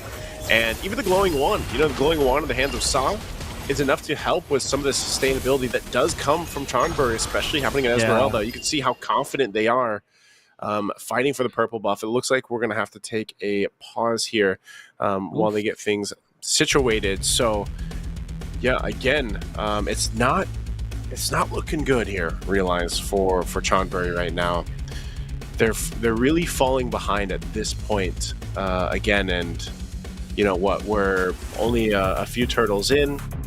I think it's about a 5K gold gap now, or it's around there. And you can see some of the team fighting. It's very similar. Like they're not able to contest like even these early fights. They're not able to go ahead and hold their own in the fights, and it's one of those things where it's like, yeah, it's kind of a slippery slope, you know. Like you start losing some of these early fights, you start losing bodies under turrets. That snowball, that momentum is going to build so quickly for VP, and it's already started doing that. And then you consider the fact that Liv is untouched again. This is the same story from game one. So I don't know, man. What do you think? Like, what do you think Chonburi can do here to turn things around? I mean, they had their first steps. That Esmeralda, I think, will play a pivotal role. But number two, we did see Ramilla picking up the glowing wand to just try to play that anti-heal and that anti-shielding, anti-regen, basically, to try to deteriorate that possibility of shields coming in. But I don't think there is a concrete way to play it out. We have to expect VP to probably pull out a blunder. Because if we take a look at their lineup, the Alice inherently is already so tanky, so sustainable. Plus, when you have an Angela up top with the hard guard, again, so much shielding, so much healing. And then you have the Harith, who is, I think, a hero that can peel itself, right? He has the Synchro Fission, the Chrono Dash, excuse me. And then there's a Manforce as well with the shields, even if the Harith was nerfed in the previous patch. But still, it works for the Harith. The Harith can still self-peel for himself, so I don't know. I think it's very hard because if you take a look at Chonburi, they don't really have a setter, right? It's mostly maybe them just brawling out, jumping to the backline. The Esmeralda can dive, the Lucas can come swinging in, but that's it. Do you want to expect the Matilda to get like a 5-man knockup with the guiding with the circling eagle? I don't think that is a possibility. So they don't have a setter, so that is a tough pill to swallow, to be honest. I don't really think I see a win con where, you know, it's going to be Chonburi winning a 5v5 straight out against a VP, because VP, they have so much sustainability, and that Angela just is the icing on the top. So I don't know. It's hard. I think it's one of those things again where we have to like hope that Chonburi can activate the gold laner. Like it just seems like that's the case, because the Lucas is, I was saying, the Lucas is great, especially for early game, but like you didn't get to play that. Like majority of the time they were just like giving up the objectives and then stealing like gold, stealing camps, you know, in the jungle, or they were stealing a purple buff, or like they were playing that part. And I would say one of Lucas's biggest strengths is the fact that he can help your team get the ball rolling a little bit faster, because you have good early game damage, especially once you get that level 4, and you're able to, we've seen it before, like Lucas go 1v2, 1v3 in the early game, and then even be pretty devastating towards the late game. But by that time, that's where the focus shifts from the Lucas to, you know, the gold laners, for example. So I think that might be the game plan once again, is like, you just got to hope that Lamb is able to get online. The last we checked, she only had that Haas clause, because the Matilda is great. Like you pointed out about this a little bit, the Matilda is great for some of these fights and everything else. Like she could possibly set like maybe later in the game, but right now, if you get yourself in that position, you're probably just going to get blown up, you know? And you also have to kind of be weary for the fact that you are like the escape plan, like with the guiding wind for Lamb. So it's tough. I feel like Chonburi's in a tough position once again. Even with the lineup that they have, they just need to be able to buy time. This isn't necessarily like the same thing as game 1, where it was like, yeah, this is a late game comp, like go into the base and turtle up, you know, get stacks basically. But I think we're even looking at to a point where that first Lord, even like, I don't think they're going to want to contest it, man, because I don't think they have the answer to deal with Liv. Like Liv is a big problem, and she was in game 1, you know. So and the only way we were really going to be able to do that, because you had that disparity between the gold laners, is to allow Lamb to get the farm that she needs. That's a big question, right? Because we like if we see on paper, the composition from VP again, Liv can just live for a long time. That rhymes, Liv by the can way. live, man. Yeah, Liv can live. She lives for such a long time. She survives for such a long time. You have like Angela Yeah. on top to just shield for Liv, and then you have again Alice who can just frontline for days, even weeks and years. For Chonburi, I mean, yeah, Esmeralda is a good pickup, but what next, right? Like, is it just them trying to, corrode the shields from VP and then no follow up? I Yeah. mean, the Lucas, sure, is very strong early, but late game it falls a bit, right? And then you have to kind of shift to a tankier build, or maybe you get like an immortality for yourself to again frontline multiple times. You need that Unleash the Beast as well to, I'd say, survive later in the game, because Liv with a Harith is a menace late game. Erthal, the late game is still solid, it's still strong, but my biggest question is who peels for the Erthal, right? I mean, the Matilda can basically with the Guiding Wind, but the Matilda wants to go in to just circle around the players and VP. So the question becomes Erthal. How sustainable is Erthal? Erthal will be so susceptible to the late game. I mean, again, she can escape with the heavy crossbow and just jumping around with Leo as like the mount, but I think VP, they have a lot of ways to deal with this. The CC can just run them down, and then the Angela again Yeah. just providing so much sustainability, so much regeneration. I mean, Kao was going for Revitalize as well, so the Gatot Kacha is another problem to their already terrible ordeal. So yeah, Chonburi, it's if I were there, if I were them, I would be scratching my head too, because I seriously don't really like see a concrete solution to this lineup. I mean, the Esmeralda is an answer, but what I'm trying to say is that there is no second player in line to back up the Esmeralda. I mean, the Erthal can, but again, Yeah. susceptibility is a problem. So yeah, that's like a build-up problem for Chonburi to really face. It's pretty confusing, to be honest. Yeah, I don't see, for example, like how Chonburi turns this around, except for the fact that it's like you are able to honestly punish a mistake. Like, just because of the lineup, like you have to be able to punish the mistake that VP ends up making. And mind you, just as a reminder for the people that didn't catch the group stage, VP doesn't make many mistakes. Their group stage performances were both sweeps.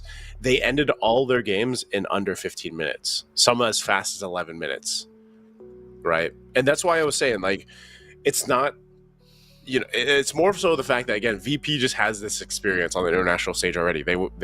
Few of their members were in last year's MWI. Yeah. So they have that capability to go ahead, and if they have the leads, which they do just like now, like they did in game one, they're probably not going to let that slip out of their hands. And I think they had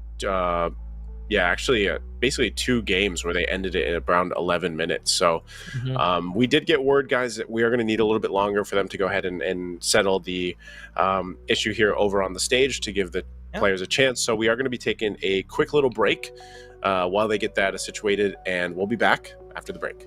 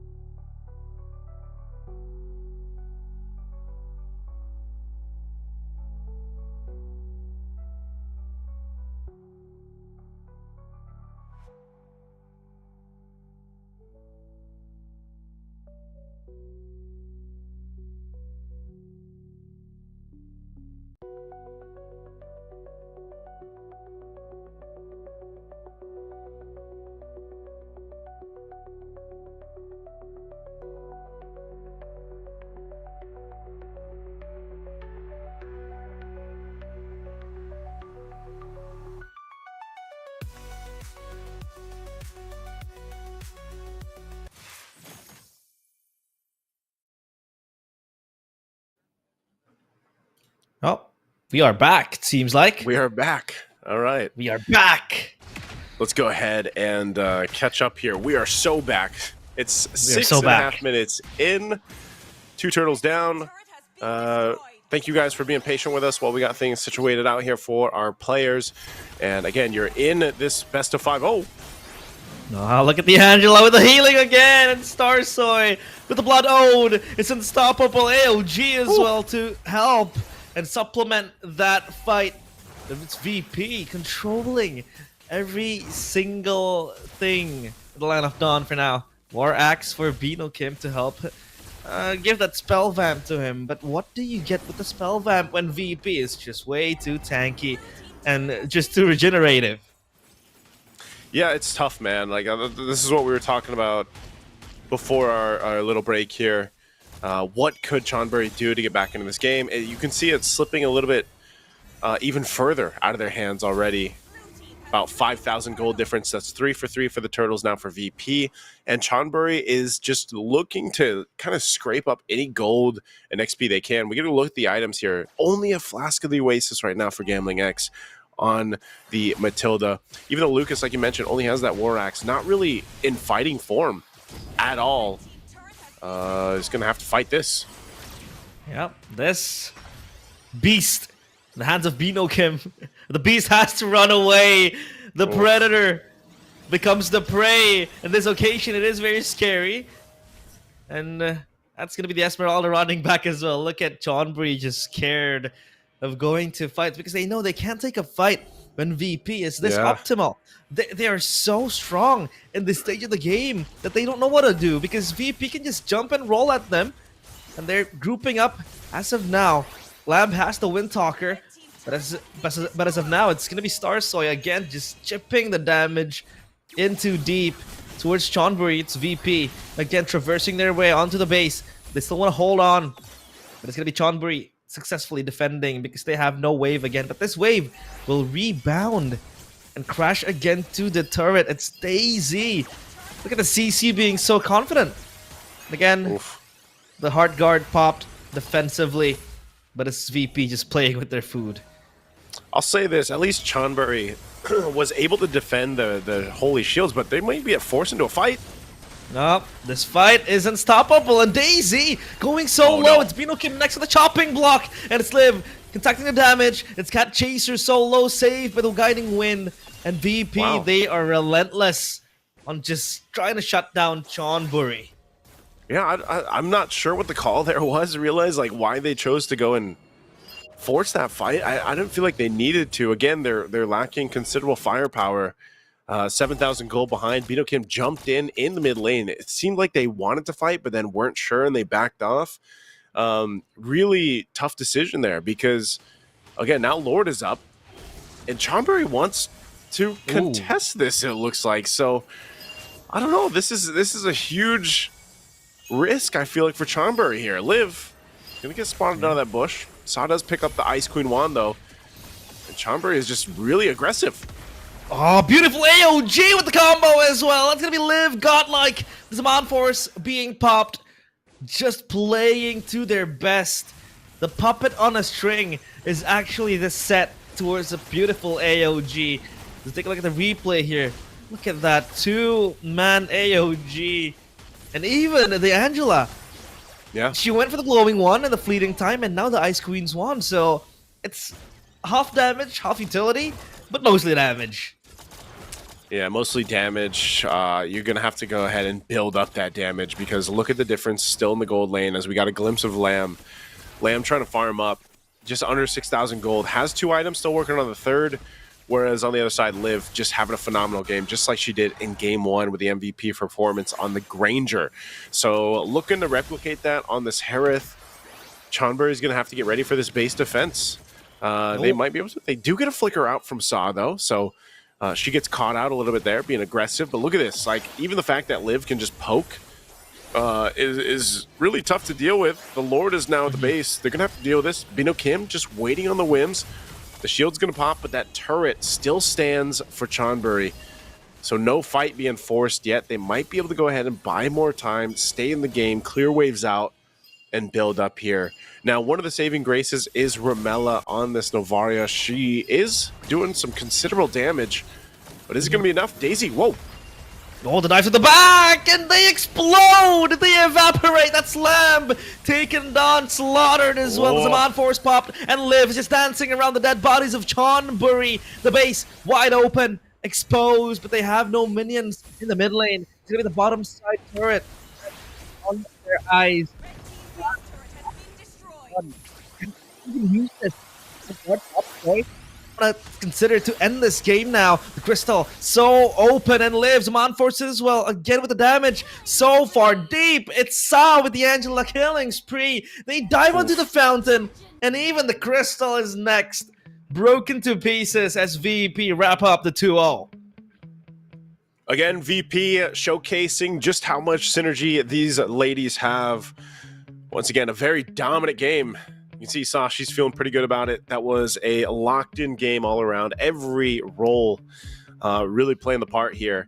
And again, for Chonburi, it just doesn't seem like they're able to really do too much. You know, even with a different draft here, a different game plan, they really weren't able to stop VP from doing what they wanted to, rotating where they needed to be. Our MVP is going to be none other than Liv. Once again, back-to-back MVP performances. But this time around, a little bit better, KDA, 10-0-4 instead of on the Granger when she was like 9-0-4 or something like that. Just, again, a phenomenal game. And we saw this coming, man. We saw this coming from the beginning here. Even looking at the items and the disparity, this one was 12-11. Dominant game, and that's what we were saying in the group stages. VP Pro is probably the tournament favorite to win and get that spot for the MWI wildcard, just because of how clean their gameplay is, and even down to the compositions they bring through the draft are really executed well. Again, not many teams are going to pick up the Angela and the Alice combination, but they made it work so well. And honestly, Chonburi's got to take the Gatakacha away. I think Kyle's been playing the Gatakacha so well. Like, she's literally throwing her body at the right team fights, because that's what you have to do. You have to be willing to jump into these fights with the Avatar, the Guardian. Obviously, the Revitalize really helps, but Kyle's just been on point. And again, she's another one of the players that had the experience from before under Xena Lilies when they were competing at last year's MWI.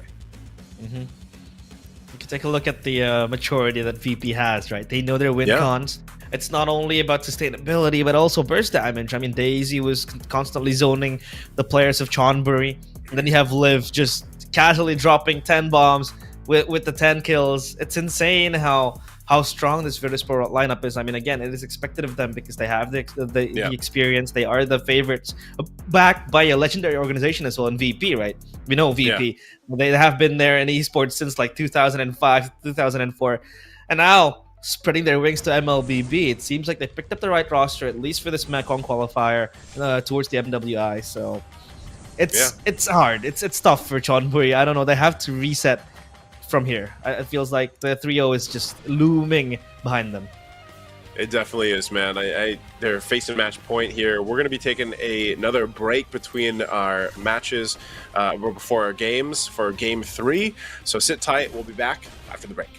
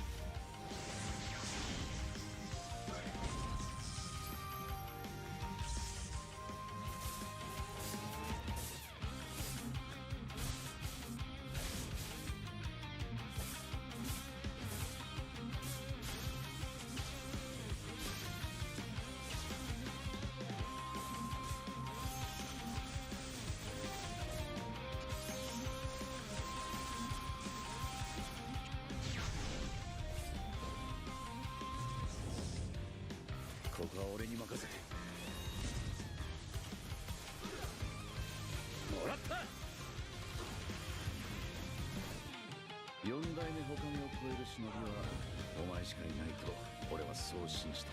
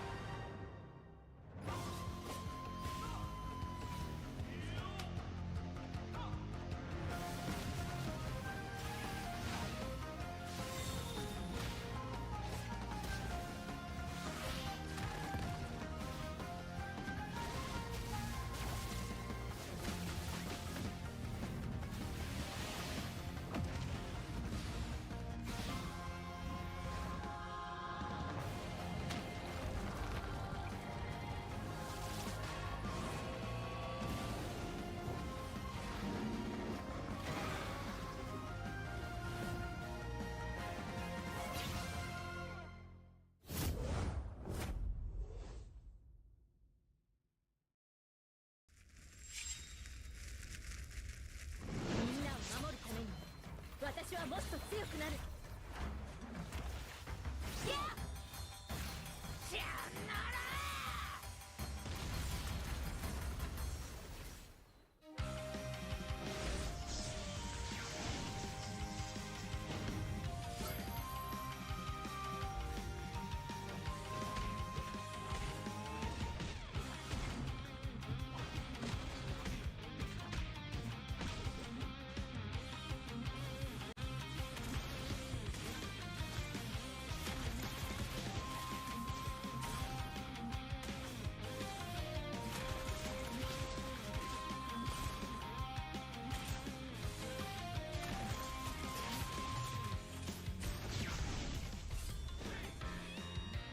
今度は背中合わせでいくわよ。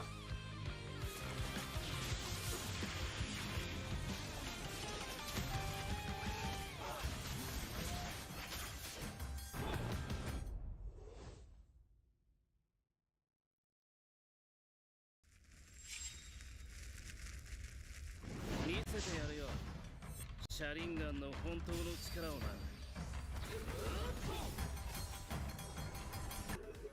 And welcome back. After the break between our games, that was now game number 2 concluded, and we have game 3 upon us. Once again, I'm Naisu, joined here with Realize, and we are in our first match of the playoffs for the MWI Mekong qualifiers. It's the road for these ladies to get that wildcard spot at EWC. Realize, is this it, man? Is it going to be a sweep here that we're looking at in this best of 5? Because it's been 2 dominant games now in a row. Yeah. That was the thing I was about to point out, is the fact that VP were able to win 2 games comfortably against Chonburi. I mean, in game 1, Chonburi actually had the upper hand for the first 2 minutes, right? They had the first blood going to Bino Kim. The Suyo was getting there, but yeah, VP just they were able to throw them against the wall, and here we are with the 2-0 going in. I feel like it's a done deal. It's like it's over, I think. But we hope Chonburi can extend their life here in the Mekong qualifiers for the MWI. So that is a possibility. But looking at the discrepancies, whether it be individually, whether it be on a macro scale, on a micro scale, it feels like VP is a mature team. This is a team that is much more prepared to take a flight to greater heights, and they have a lot of strategies up their sleeves. They understand their lane assignments well. They know to play through their win conditions. So yeah, I think VP might just take this home 3-0 and book themselves a spot in the grand finals of the MWI Mekong qualifiers.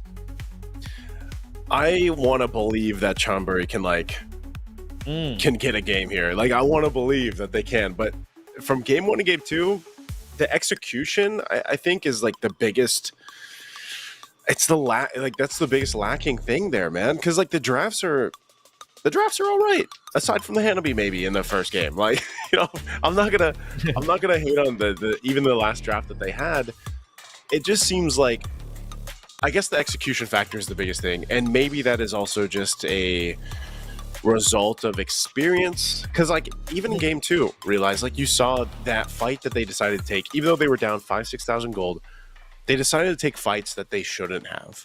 And every single time that you do that, it compounds and compounds and compounds, and you get further and further behind. Now with a team like VP, who is, you know, who knows how to punish those mistakes, that's what we're seeing here. And so I think for Chonburi, like, regardless of what they end up drafting here, I'd like to see that adjustment made. I'd like to see them go ahead and be a little more calculated on their initiations, be a little more respecting of what their lineup is capable of doing in the early portion of the game, but also what VP has been doing, because they get into these fights even around the objectives where it just doesn't go in their favor for Chonburi. And then, you know, I think they're taking a little bit too much risk in some of those areas of the game. So hopefully VP can get a, or not VP, Chonburi can get a better start to a game, because that's really what's been lacking from the past 2 games is the early game. Like, I want to see what happens when they get a lead, like we saw during the group stages. Like, if they get a lead going on,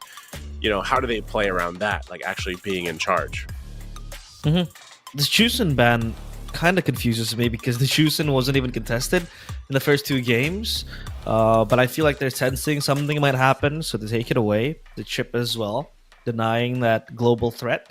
And the Phoveus is indeed a strong pick for Daisy, because she was picking up the Phoveus in game 1, just wreaking havoc in the backline. The yo-yo woman, CC, was also very, very good in her own hands. So yeah, trying to close out the gaps there for Daisy. They ban out the Gatot Kacha for themselves now. So no Gatot Kacha in this game, no GK, because the GK has been very, very significant in the hands of Cow, right? A lot of AOGs going in left and right, the setter mostly for VP. So yeah, no Gatot Kacha means that Chonburi might have a say in the engages. They go for the Kalea. A strong pick for them as well in game number 1. But I hope now they are able to at least pair it up with something that is strong. A battle-ready marksman would be very good. Like, the Kalea was good the first game when they picked it up first pick, and we expected that to happen. We won't see the same response from VP, though. Like, they won't be able to go Gatakacha. They won't be able to go Phoveus. Those were their first 2 picks back in game 1. So, since those are banned out, they got to do something else to deal with the Kalea. They're going to go with a Hilda. We'll see what the next pick is going to be. But additionally, too, when you have a Kalea across from you, that's where, again, it can get countered. Like, I feel like even just the 2 Purifies seems to be pretty good for it. But you can see what the second choice is going to be here. It's going to be the Harith again. You go the Harith. Maybe this is the time. Do the classic matchup in the gold lane. Like, give Lamb the Granger. Let it be a Granger-Harith matchup. Granger wins more. You know, so statistically, it should be in favor of Lamb. But that's back-to-back performance MVP performances by Liv. And she gets the Harith again. So these are 2 quality picks for the start for VP. I want to see what Chonburi does. I think you just grab the Granger at least, and then one other. Maybe your jungler right now, because of the fact that I said they like to play the Hayabusa, and we've seen that. But Joy is open too. They go Joy and the Want One. What do you think about that? Joy 1-1. Okay, at least they have burst damage. And the Joy, the 1-1 needs a few items to get ready, but at least it's a very strong laner. But I don't think it can survive Harith though in the early game. So yeah, it needs a few items to go online, right? The crossbow of Tang, I think it is a very good tool. But you need to remember that Harith plus a Hilda, maybe if like it happens in a team fight, the Harith and the Hilda, they have shielding inherently from their own kit, and the Hilda is just way too tanky. So I think the 1-1 needs to properly choose her targets, but you can't really do that with the crossbow of Tang. And if it comes to the late game, it is very easy to counter the 1-1, right? You go for a Winter Crown, and the crossbow of Tang just becomes useless. Like it's just done. So yeah, I think that's something that they need to consider, is to brawl early on. The Joy is there, the Kalea as well. So I think this supplements the Kalea pick in the first phase, and they go for the Navaria. So extra vision, extra range, extra poke as well. but Yep. it feels like it's a little bit mixed up because the Hilda kind of wants to open the map as well. The Hilda wants to go and run at you, but the Novaria will play far back and just poke for the team. This is I like this combination. Realize is like, to me, it's such a good scouting duo. Like it like Hilda Novaria is such a good compliment to each other because, like, you mentioned it, the vision that this provides. Novaria alone is already that, but then even Hilda, like, she does it so well. And so you can really get a lot of information just with those two heroes. And again, everything that we look at in the previous two games, that's why Liv has been able to do so well in the gold lane. She just has so much space to work with. And I think that's what VP is doing really well here. So Chonburi, this lineup that they brought in the first phase is good. Like, it solves some issues that they've had in the past two games. The Joy, I hope, can come online faster because we were saying something similar in the previous game. We're like, yeah, the Lucas was a good pick. It was, you would kind of expect it to be pretty strong in the early game, but they didn't really utilize it for that strength. You know what I mean? So I would love to see this attacked in a different way from Chonburi, where they play around their strengths. Now that's the Kalea when she's level 4 even, Joy, the amount of damage she can pump out in the early game, and kind of get the pace going, like, and you can see how much focus is on those jungle picks. But the Lucas comes through now for VP, and I guess this is where we're going to see what I'm talking about here specifically. Like, if you see this played differently in Starsoy with the Lucas jungle, you're going to see that if they actually get the momentum going in the early game, it's going to be really difficult for Chonburi to catch up, where even to a sense, the Joy might be forced to just stay on the opposite side of the map, farm some of the off lanes, and try to get what she can. And the Wanwan is, for me, I would have liked to see something different here, man, other than the Wanwan. Just because, again, I think it's going to be really hard to proc the crossbow tank in this situation. That's true. I mean, you have so many mobile heroes, right, from VP. And Novaria can just fly around, the Harith as well, the Hilda. Yeah, just running at you, so it is indeed hard to proc that crossbow of Tang. And even if it does get proc, they'll just buy up a winner or something else. But yep, that's them wrapping up the draft with the Mathilda and the Lucas and the Xborg and the Valentina. So at least Chonburi has an answer to the Lucas with the Valentina. It is mostly used in the XP lane, but now it's Ramela with the Valentina. So at least they have a tool to fight early. With the stolen Unleash the Beast, I think that is a possibility for them to just brawl it out early. But the Xborg, though, I think that true damage is indeed needed to fight off the Hilda and the tankiness of VP inherently. So I think it is a pretty solid draft, considering the fact that maybe they picked up the 1-1 instead of something else. Okay, one last look at the lineups here. This could very well be one of the last games here, as it's a match point right now for VP. So is this the lineup for Chonburi to stay in the series, to turn things possibly around, to maybe even get started on a reverse sweep against VP? Another interesting lineup, I would say. Xborg 1-1.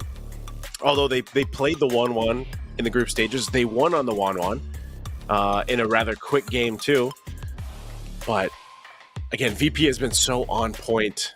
They have so much utility with this lineup. The Matilda now, the vision provided between the Novaria and the Hilda. Lives back-to-back performances on the MVP, and then Starsoy playing this Lucas jungle is going to be very difficult, I feel like, for Chonburi. So hopefully they've got their game plan and they can make this one work for them in Game 3. Yeah, indeed. I mean, again, it goes both ways. At least the compositions now for both teams are very, very good. Again, we talked about VP having that scouting potential and invade potential as well. Now the Matilda is in the fray. It's either Hilda, Lucas. Like, imagine a Hilda, a Lucas, and a Matilda pulling up at you when you're doing your purple buff. Like, the Joy will just be screaming in pain. And then you have the Novaria as well with the Astral Echo to help open up the map and even poke with the Star Shatter. And then you have Liv on a strong comfort pick that she likes, the Harith. She was spectacular last game, going 10 kills and deathless, basically. But if you look at Chonburi, I don't think it's not like they don't have a chance. They do. I think early game will be the answer. But again, it feels like VP and their draft has been layered into certain layers to understand what like Chonburi needs to do. Like they want to brawl early, they pick up the Hilda, they pick up the Matilda as well. So there's a lot of things going on now with VP's draft. Chonburi, it's I think it's easier to execute because you have the Valentina, like rotating very very quick, especially when you have a stolen Lucas ultimate, and then you have the Kalea again with the Tsunami Slam, always going to be the setter and going to be the, I think the spearhead and like pick off plays if they want to do that. The Joy will just burst you down. The Export being picked up for the true damage. And the XP later on. I think against the Hilda, it fares okay, I feel like. Especially when you have level 4 later on with the Last Insanity. So, yeah, I think Chonburi has a solid chance against VP. But if we take a look further into like the gameplay, generally, I think VP, they're so calculative. Like, they're always 2-3 steps ahead of Chonburi. So, that one needs fixing, I feel like, for Chonburi. Yeah, I honestly, there was quite a bit of things that had to be fixed from Chonburi, and draft-wise, again, it's not one of those instances where I'm going to say it's like a terrible draft or anything like that. They've got, I think the Valentina is going to be a big part of this for Ramela, man. It looks like we are going to be waiting a little bit longer to jump in the game, guys, so we're going to go ahead and talk about these lineups to see exactly what these teams can do about it, because...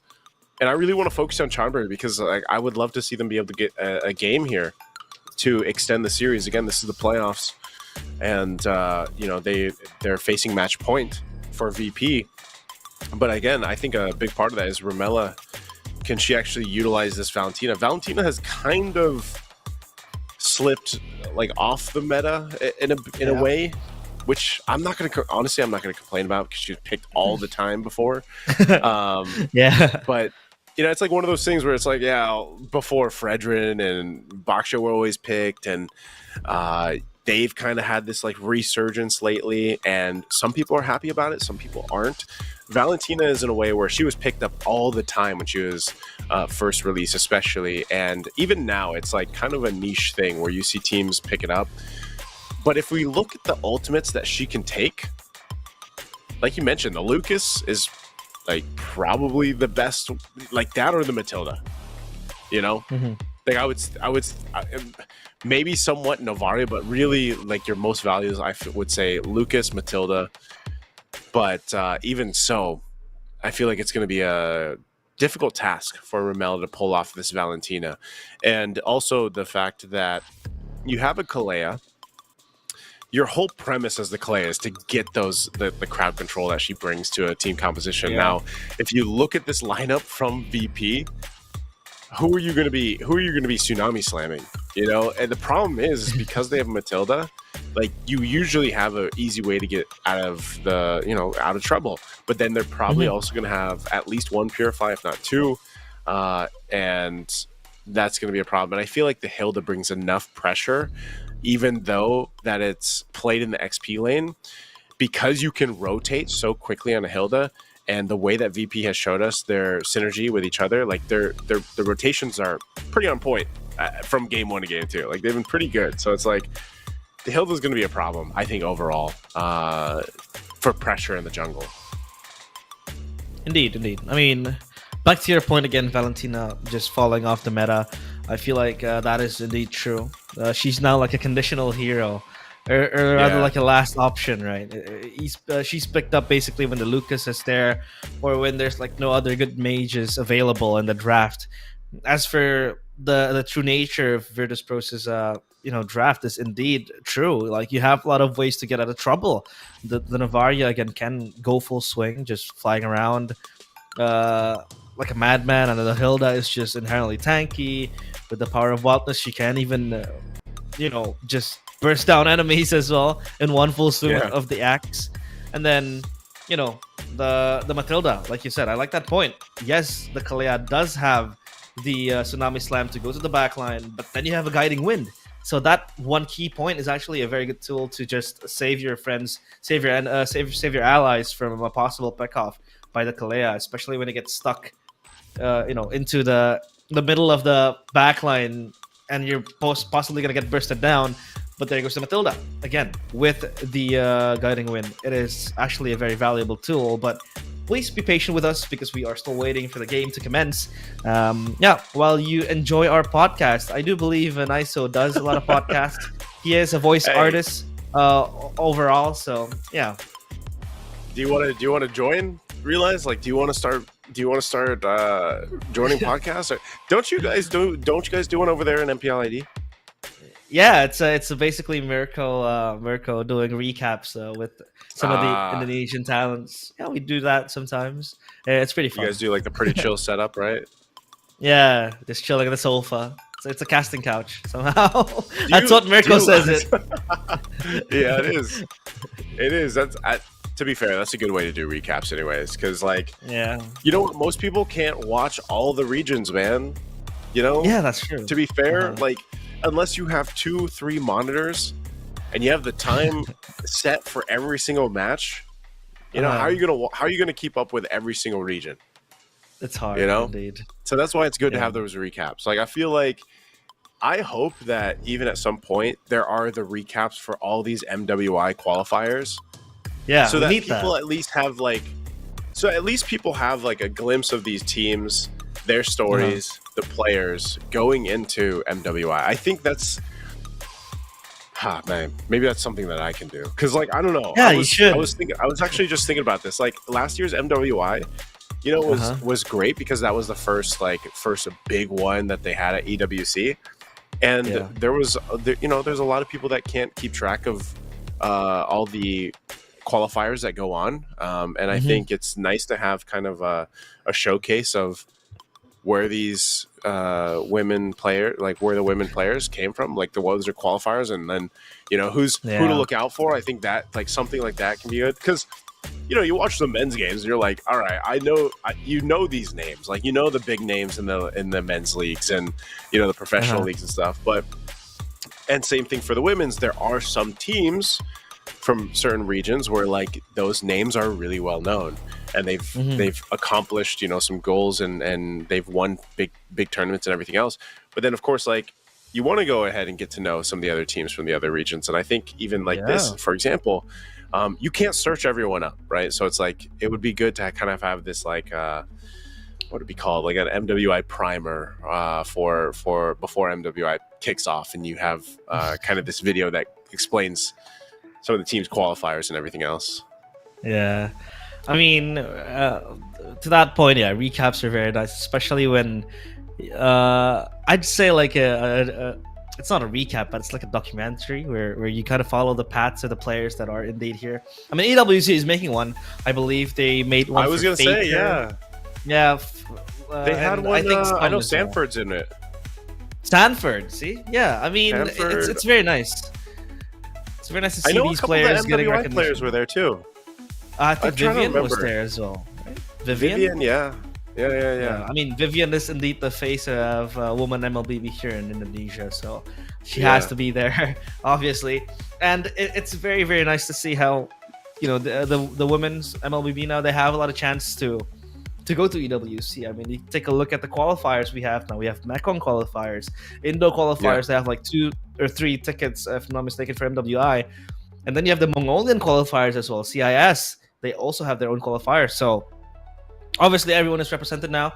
They have equal chances. Same goes for Mekong today in the MWI qualifiers. But yeah, the path to EWC like is always open. The path is open so wide that you can really participate in these qualifiers. And the fact that it is EWC with a very, very huge prize pool. Last year it was 500,000 USD, if I'm not mistaken. So yeah, it is life-changing money for some of these players who sometimes don't get the recognition they deserve. So yeah, it is indeed a career-changing path, I'd say. But hey, please bear our yapping here because we're still waiting for the game to continue. Yeah, I think once again, the players are getting things situated here for Game 3. We've had some stuff that they'd have to iron out for the series, so I'm assuming it's still being worked on here. So while we wait to get some information for you guys, we're going to talk about MWI a little bit because that's what they're qualifying for. So this is, let's see, they are going over, it's going to be 16 teams, as you guys can see. They are going to be locking in, the champion here is going to get that $1,000 prize plus that MWI spot. Total prize pool of 2,000 here for this. Second place will get 500. Third and fourth will get 250. So that's what they're fighting for. And like I said, VP, I would say overall is probably the favored team to make it there.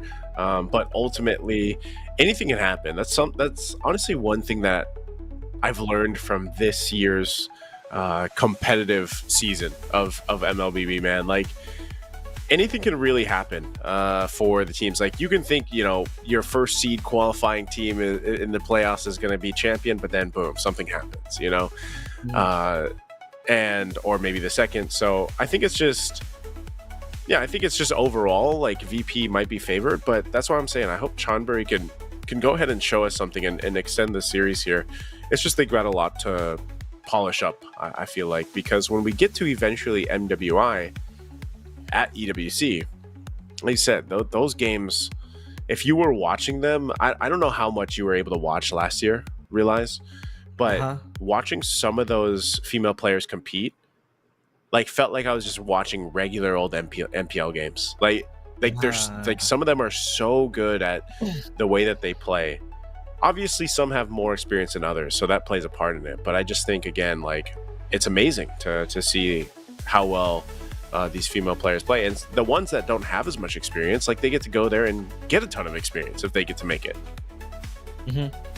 I mean, the gap is, like, closing, right, for both men's and women's MLBB. The women's, indeed, getting closer and even inching further into the level of the men's. So take a look at the highlights from the previous games that we had, indeed, for today. VP against Chonburi again. Just total dominance from VP. This they was were like game able one, to man. layer the fight. Yeah, this was game one. Total domination.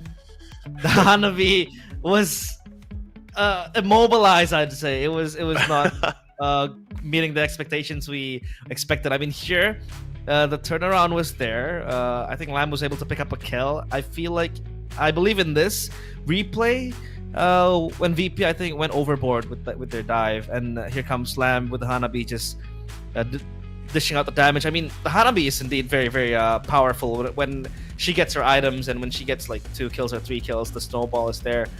But that's it, right? The Hanabi, they just shut down fully because VP decided to brawl early on, and Chonburi wasn't able to survive till the late game. So yeah, it is hard to recover from that. The Hanabi, when it goes like 0-5 without items, without a power spike, it's just a regular ninja with a shuriken that doesn't even bite.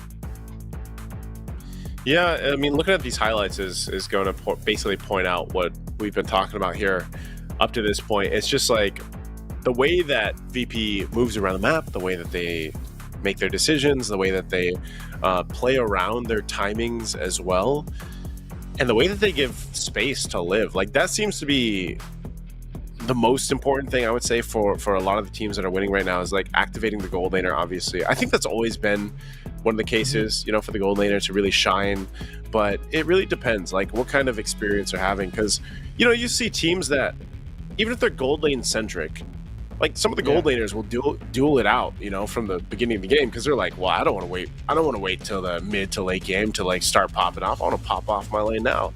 And that's why you see some compositions and some teams choose to just let the gold laners do their thing and fight around the map. The problem with this is when Chonburi decides to do that, Liv is so good at rotating, like, to join these fights, and it clearly gives her an advantage in the lane. So it's like, you know, that seems to be what VP likes to do. Whereas Lamb, at least in the gold lane here, for Chonburi, has been a little bit more passive, you know, and that could also just be in combination to the way that the team plays for Chonburi.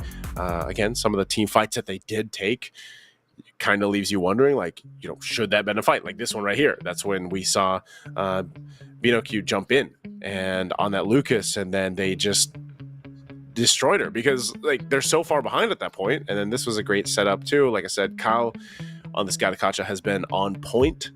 So again, a lot to be kind of fixed here for Chonburi in game 3 once we get to it. I mean, the positional place from Liv as well is so good, right? As a marksman, she is so well positioned, and then it also is because of the impact from her own teammates. I mean, the layer that they have, it was Kao with the Gatotkacha multiple times getting good engages, and I feel like it's always a very good thing when you have teams who understand the needs of the carries, and that was Kao constantly doing that, right? But now the question becomes, how does VP recover from the fact that they don't have the Gatotkacha, right? They don't have the privilege to engage and re-engage, because now they don't have the Gatotkacha with the instant knockup. It's not instant, it's telegraphed, but it's so effective to catch a few members off guard. So yeah, they have to be content with this. I mean, we haven't seen Kao in a support role, like in a support hero like a Matilda, so that's going to be interesting to see. They only picked up like the Angela in mid, and now then Kao has to play Matilda. We'll have to see how good she plays the Matilda. I have confidence in Kao, you know, like to play the Matilda, just because, again, Kao is one of the players that had the experience from Xeno Lilies last year's MWI, and you know, even when it comes to the shot calling here, like it's clear that the way that they move around the map. Again, a little preview of the lineups that we're talking about here while we wait to get into game 3, and yeah, for Kao, the Matilda provides so much utility, so much mobility, and honestly, you realize if it's been that hard to catch Liv in the past 2 games, what more now that you have a Matilda, like to help you? You know what I mean? Like Liv's positioning and everything, we're commenting about that a lot because there's a reason why she's MVP for both games. But the fact that you bring in a Matilda there too, that is even harder now to catch it. So it looks like we are finally jumping into Lambdon, guys. It's game 3. Once again, match point here for VP. Can Chonburi do anything? It looks like we're going to have to wait a little bit longer before we jump in. You can see too, VP starting to get comfy in their chairs. You know, they're ready to battle it out. But yeah, it looks like we're going to have to wait a little bit longer, man. I said yay. Everyone says yay, obviously, after a long pause. But yep, right into the game, and we have a technical issue. So please bear with us again, because we do understand that the ladies here, they need maximum playing field. They want to play without any interruptions and disruptions. So bear with us as we try to troubleshoot the issue. But yeah. Again, we've been talking about the same things over and over again. Expectations to the draft. We can only talk about the lineup so much, man. Like, so this is where we shift over. This is where we shift over to. This is where I think this is where we try to depict what's gonna happen in the Land of Dawn, right? Maybe this is where we turn into fortune tellers, man.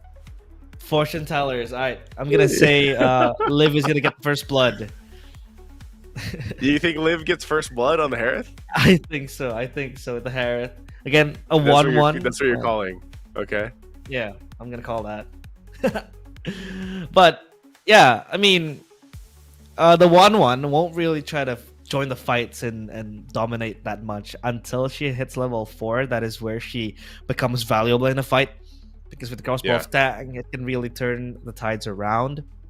For VP, they have strong members since the get-go. I mean, you have a Hilda who doesn't really need the level 4 power spike to go insane. A level 2 Hilda is just as nosy as like a level 4 Hilda. And there you go. We are back in the game. Land of Dawn. Here we go.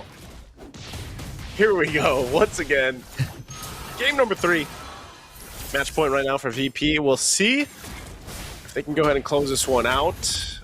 Good poking early on from Chonburi, and I want to take a look too. You can already see it. This seems to be always be the answer. Realize, you know, you see a Kalea across from you, you're going to see 2 Purifies. Kao and Liv both running the Purify. Actually, no, 3. Sorry, 3 Purifies for VP. Ooh. So Build up Purify. Yeah, that's a whole lot of Purify, man. And that's the thing. Kalea is great, but your job almost turns into, let me go get these setups, into let me go get these battle spells. You know? So, and that's kind of what it is. Like, let me go burn the Purifies, then oh, whoa, Lamb. Oh, Lamb again! Time and time, always Lamb to the slaughter. I feel so bad for Lamb. It's just every time her lane is going to be focused in, and they seem to really just kind of press on that spot constantly. Star Sword. Mela has to flicker away. It's going to be Gambling X next on the chopping block, but at least VP, they pull off the trigger, and it's VP again. Having so much tempo early on, they have control over the river now. Daisy will try to join up the fray. It's Cat Chaser as the X-Borg. The Faraga armor gone, not yet level 4. Look at Bino Kim.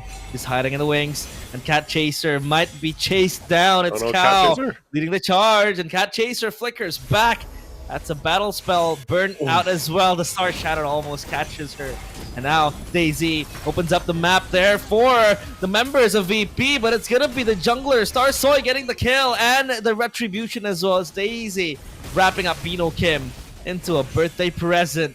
VP 2-0 up, and they don't want to stop anytime soon. They're going in deep, but now they go back. Man, VP just got a whole lot out of that whole exchange, and Romella was just down there too. I mean, she really couldn't do much. She didn't have the flicker available. She had to burn it earlier on. Just bad timing for Chonburi to deal with. And this is what I was saying. This is what I wanted to see when it was Chonburi in Game 2 that picked up the Lucas. You know, like the way that you're seeing them play aggressively for VP around the Lucas, around the fact that they have all the vision they need. That's another factor. Just because of the fact that you have a Novaria in play, and Daisy has been everywhere too, on the Hilda. Just like this, look at this. Quick Eagle with the poke as well. Daisy! Far abundance to the back, look at Lamb!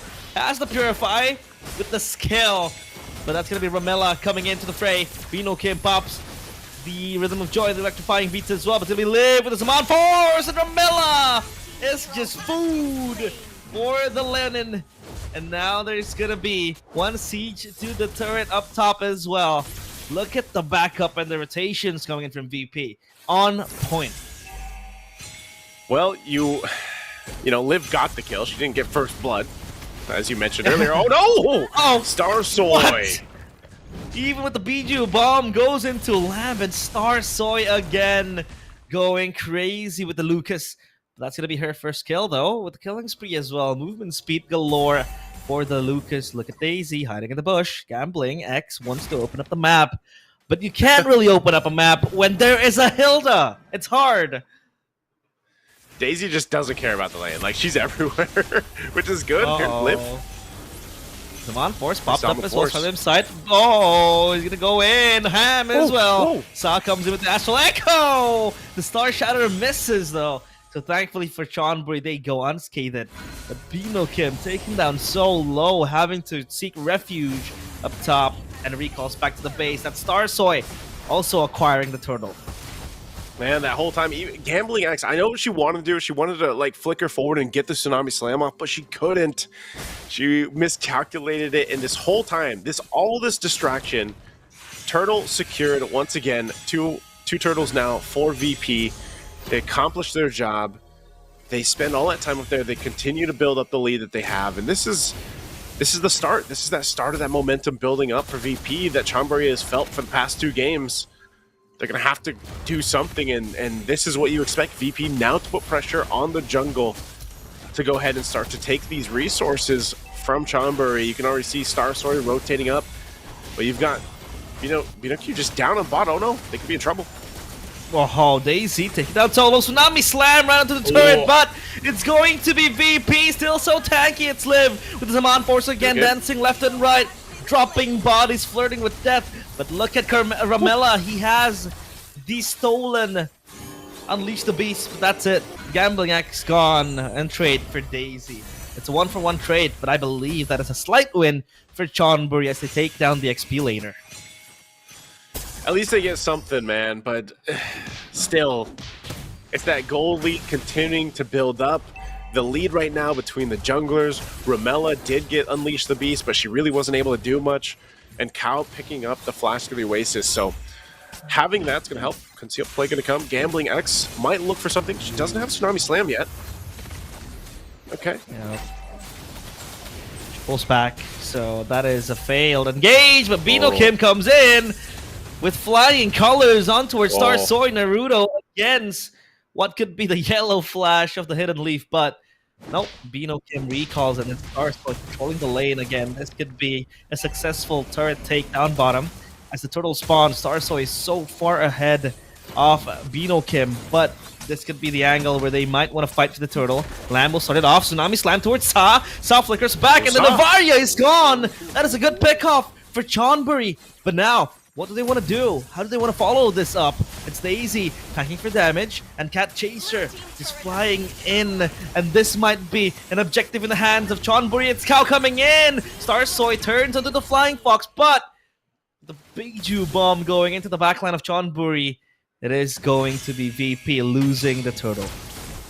There we go. Chonburi has woken up. Finally. That's what we need from them. That's what we needed. They needed to get some punishment here against VP. They got some gold in their favor. And this is going to be good for them. Like, you know, I know Lamb still has some work to do. She's got about 1,000 gold between her and Liv, which is fine. That's been the best so far throughout the series. She just gets the DHS, so now she's got the Corrosive Scythe plus the DHS. You're going to try to make a play? Oh, Tsunami Slam again. Sa assassinated. And it's going to be Lamb trying to proc the crossbow of Tang, but not enough. The weakness point still. 3 left for Daisy. And that's a good kill. Sa, without the Purify, is so susceptible. 3 Purifies, yes. But the Navaria, a core member of VP, doesn't have the Purify. So at least now, Gambling X is taking notes that the Navaria is a top priority. This is what Chonburi has needed all series long, but the problem is still, can they catch Liv? It's great that they're catching Saw. Now they're getting some space around the map to work with, some of these turrets going down. But the problem that they have to solve is catching Liv. As long as Liv lives, pun intended, it's going to be a problem. So, you know, because Saw ultimately, like, she should be playing from the back anyway on this Novaria. She's gotten caught a couple times with Gambling X burning the flicker to get that kill. And honestly, Gambling X, that's her best target. If she can catch Saw, who has the flicker, not a Purify, then that's great. So Chonburi has gotten themselves now with a very minor lead, or essentially it's basically even in terms of the gold, but they've got some turrets down now too. So this is the first time in the series where Chonburi actually isn't so far behind. So how do they play around this? How do they play around the lead that they've gotten themselves, or the even? Oh no, hold on. Whoa! Uh-oh. Oh, Star Soy! The double kill in the blink of an eye. And now into the backline. It's going to be Bino Kim running for the hills. Liv pops his Mon Force. But still, no bodies to bury just yet because Chonburi lost 2 of their members. Now the Blood Wings even purchased for Sa. Extra defensive stats and extra defensive utility. But as of now, VP are on the offense. Just as I was saying, Chonburi, how do you play around the balance that you brought to this game 3? They get obliterated with the Lucas, and that's going to result now into the Lord being secured by VP. And with that, man, like, that's what I was saying, like, Lamb has to be crucial about her spacing. That's been the whole series, really.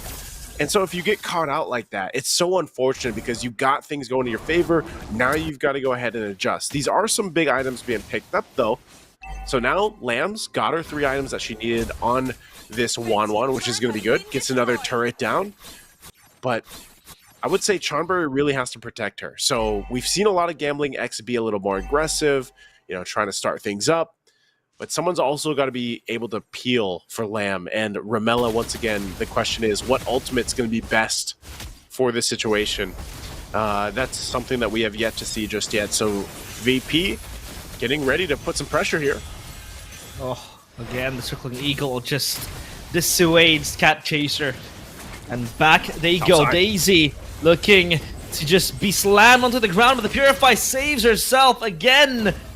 Even the Tailed Beast Bomb is there to wrap up damage towards Chonburi, but again, the Lord gets the turret up top. And it's Romella with the stolen look as ultimate can be a possibility for them to fight back. The VP, they choose to disengage, and now it's them refocusing their priorities on the lane, up top, down bottom, and even on the mid lane. So I would say that's not too bad for Chonburi. You know, like they didn't lose too much. They essentially lost what? One tier 2 turret. That was about it. So nothing too crazy that VP was able to get out of that. Chonburi's still really into this game. We're going to have to see if they can actually go ahead and get something in their favor. It might be coming from Romella. There's going to initiate. Oh, the Tsunami Slam is perfect, but look at Liv running it down with the Zaman Force, and now it's going to be Bino Kim looking to just try to trade, and Starsoy just claws onto the turret, but it's just not enough! Crossbow Tang! Lamb lacks the damage to kill and take down Daisy. Airlines for a while, not good enough for the 1-1. And it's VP coming out on top, and they look to take down the tier 1 turret in the mid lane. Even Starsoy bagging up that purple buff. It's a net win for VP. Yeah, that's a whole lot. Again, so unfortunate that Lamb doesn't have the damage she needs. There's so many low members, low health bars there from VP, but just unable to capitalize on it. And again, a lot of that has to do with the Matilda. Matilda's providing those shields with that Flask of the Oasis, just providing the escapability or the guiding wind even. And so it's really difficult, and still Liv untouched, essentially. Whenever she drops that Zaman Force, you don't really see Chonburi like dealing with Liv because they have so much else to worry about right now. So Liv is just kind of free hitting, really. Like, she's just able to go ahead and pop off under the Zaman Force wherever she wants to. So this is going to be troublesome. Lord is up. Chonburi will try to get in position, so maybe they can somehow get this Lord here and turn things in their favor. But you're going to see the response from VP as they rotate up themselves. Liv locked in. There's a Circling Eagle. Circling Eagle, and look at Cat Chaser next on the chopping block. Zaman Force popped again. Liv is just again blitzing on the members of Chonburi. Daisy, it's a trusty front line. Just tank all the damage, and Lord is in their sights. Although Chonburi does get a tier 1, tier 2 turret up top. Oh, Gambling X wants to come in. Tsunami Slam onto the mid of the fight. And the Zaman Force again. Pop Liv with the cooldown reduction. And it's going to be Bino Kim coming into the fray. Lamb doesn't get the crossbow tang on cue, as Romella has to live to tell the tale. But Star Shatter almost eats her from the inside. Well, they lose their jungler, but they won that fight pretty decisively. All but Romella goes down, but the Lord, man, the Lord is adding some bodies to the list here. Lord gets another kill on Daisy. So, a little messy there for VP at the end, but nonetheless, they got the job done. They get the Lord. They get 4 kills out of that earlier on. And Chonburi is just in a pretty tough situation. They still have fighting power. I don't want to completely count them out yet, though, because looking at the replay here, again, we're just going to see Lord get a kill on Daisy with that replay. But Chonburi's fighting potential is good. Like, it can still be good. If somehow, some way on the base defense, they can set things up for Lamb to get the proper crossbow of Tang, even though she's behind, what, 1.5k gold against Liv, that crossbow of Tang is still tough to deal with. You can see the 2 winners' crowns, too, that this lineup from VP has. More are going to be built up, and that's how you're going to be able to play against it and stop Lamb from popping off that crossbow of Tang and doing all that damage. So this is going to be crucial for them on the defense. The Lord is making its way up top. They hold on to the 1 tier 2 turret in the mid lane, and VP gets ready to go ahead and get to this base while they manage the waves here. Gambling X is going to want to go ahead and get a Tsunami Slam down, but it's a problem. There's 3 Purifies over there. The vision comes down. Gambling X takes some shots. This turret's going to be worked on. Do they force the fight right now? Just the turret. It'll fall on the base top side. They need a Hail Mary play, but as of now, the Lord will come to a full stop as the health bar is depleted. And now it's up to VP. How do they want to play this? Play the long game. They play the slow game. But now we can take a look at the late game of Chonburi, right? The Joy, again, so bursty. But the 1-1, we said it. Oh, look at that damage from the Star Shatter.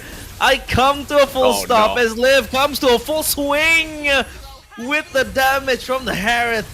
It's just unstoppable. And Chonburi again losing bodies left and right as Starsoy gets that Oracle and Lamb again eating a meteor for dinner. And now VP looking to just barge it into the base. They take it slow. Daisy has to win her crown to exert even more defensive stats towards the crossbow of Tang. But Lamb, down to half HP, has to regen into the base. What I'm trying to say is that the 1-1 late game is not even one of the, like, it's not even a good option for her to play late game, right? Because I said it, VP, they're going to buy up those,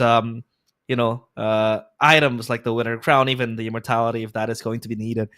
So the 1-1 then has to play front to back with auto attacks. Like if you're going to go crossbow of Tang, you have to ensure you're going to play that against the members that doesn't have the winner crown. And even if it does happen, it's going to shift. So VP, I feel like, yeah, it's all them just having full control of the late game. And the later the game goes, the Harith becomes much more nastier, much more of a menace. So Chonburi, I don't know. They need some sort of a play here to end VP's reign. Oh, look at Lamb.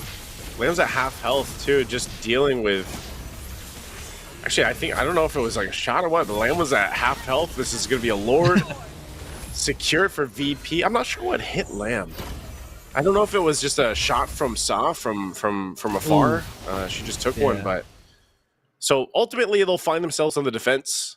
Chonburi's going to have to make this work. They've done a lot better in Game 3. Without it getting into a landslide advantage that VP has had throughout the series. They have good items as we take a look at them. And it's going to come down to that base defense. This is crucial for Lamb to be able to get the airtime that she needs. She does have the Malefic gun too. Picks up a rose gold, has a little more defensiveness.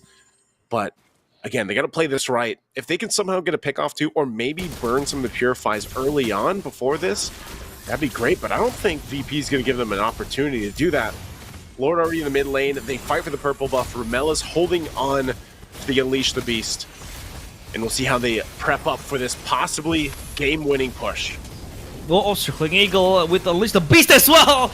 Perfect timed winner crown, but that won't save Ramella for long, as now VP, the Polar Bears, they claw their way into the base. Liv still just dancing and hitting the crystal. It's all over.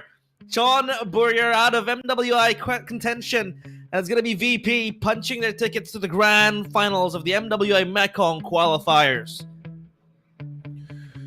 Clean series for VP, and again, tournament favorites right now. The experience really showing from what these ladies brought to the table. Tough series for Chonburi. Game 3 definitely looked better, but just unfortunate. Again, really couldn't find the synergy that they were looking for, the team fights that they were looking for here. And I don't know, man, is it Liv 3 for 3 on MVPs? Like, she was just popping off again in Game 3. Yeah. This time around, it is none other than Liv. 3 for 3 in the MVP, 6-0-4. Perfect series for her. Harith again. And like I said, man, we got to give it up to the team that really allows Liv to have these performances, to have the space to do this. You know, like I said, this was a little bit of a longer game than what we saw previously, where they were sub 15 games. This one got to the 18.5-minute mark. We saw Chonburi like get a couple wins in terms of earlier team fights and get some turrets down, but it slipped out of their hands. You know, it was VP kind of taking, I guess, some risk because they were so far ahead at one point with confidence anyway, that they found themselves getting caught out. And I mentioned this in the draft as we take a look at the highlights here. I don't think the Valentina worked out well, man. I mean, how many times did we see Ramella holding on to the Unleash the Beast? And it just didn't feel like she was able to really do much on the Valentina. And just overall against this lineup, even the Kaleo was really kind of shut down, you know, because of the multiple Purifies. Gambling X really had to, like, get a setup. But, like, how do you get a setup when it's so difficult to, because of the lineup and because of the Purifies?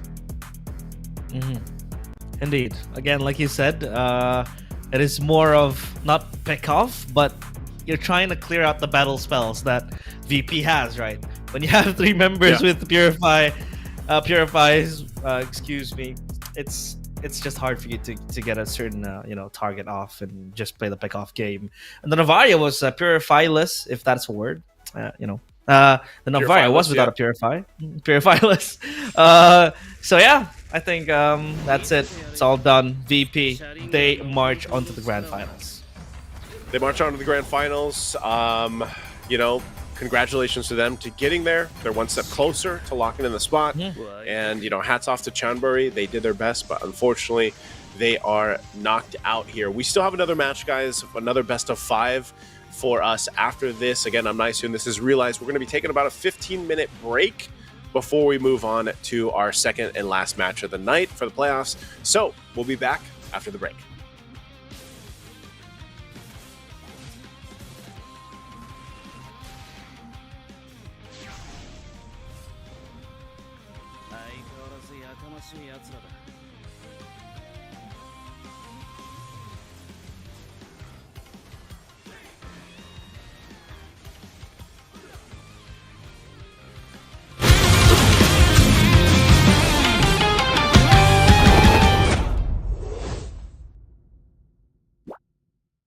Tôi nói không biết này, thời buổi đừng cái tin cái gì trên mạng, có không hiểu không? Nhưng mà thôi, không linh tinh nữa. Vào game đi, nhanh, khẩn trương nhá. Ui giời ơi.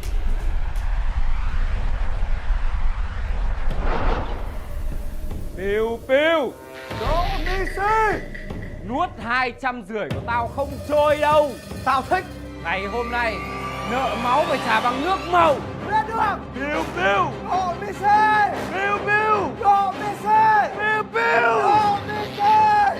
Thôi, ông làm gì làm luôn đi.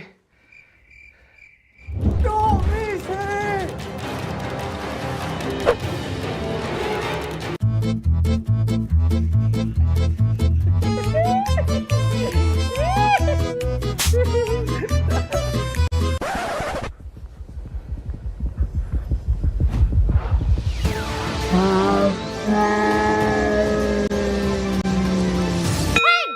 Thời này ai còn bem như ngoài đời thật. Muốn giải quyết mâu thuẫn hãy vào Mobile Legends. Welcome to Mobile Legends!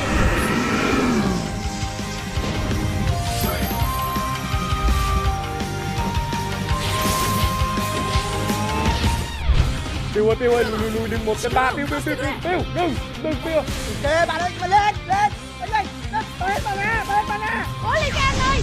Để giúp anh. Bắn hết chúng nó đi anh em. Này tụi mày quýnh cao này. Chơi game là phải như thế chứ. Phải Vinisa, Legend. Bốn anh em mình, Legend. Vinisa, Legend. Nhưng mà nhớ giả bạn 250 nhé.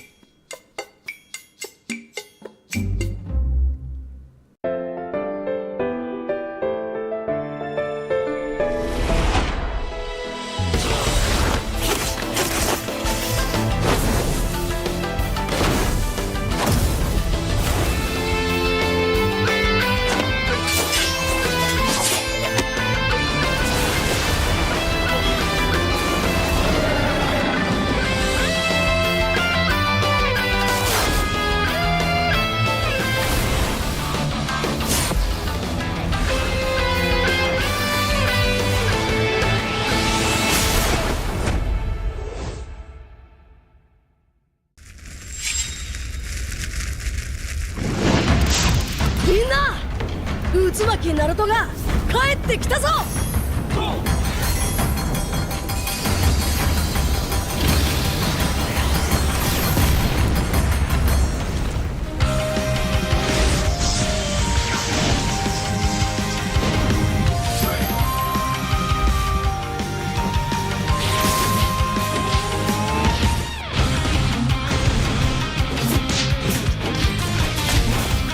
黒野、力を貸してくれ。よ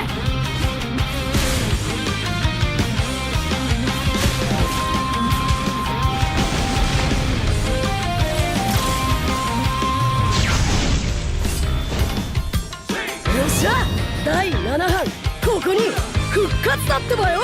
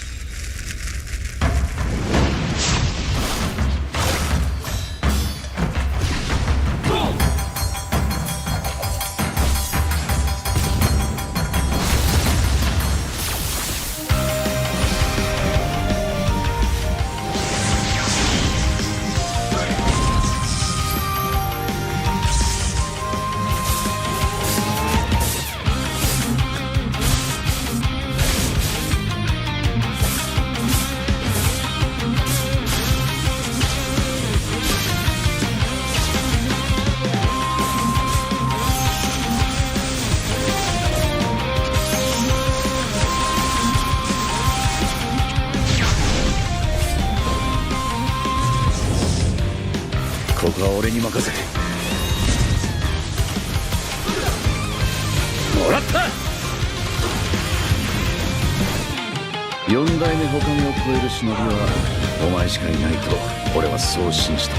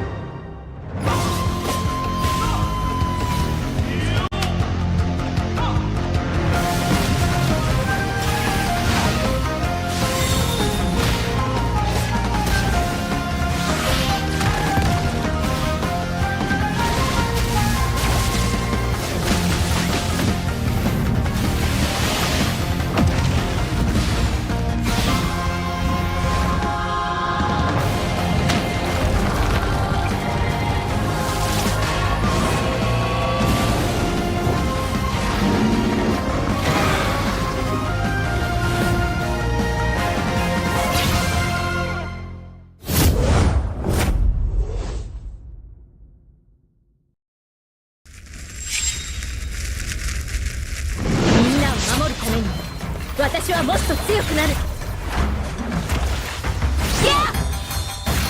しゃなら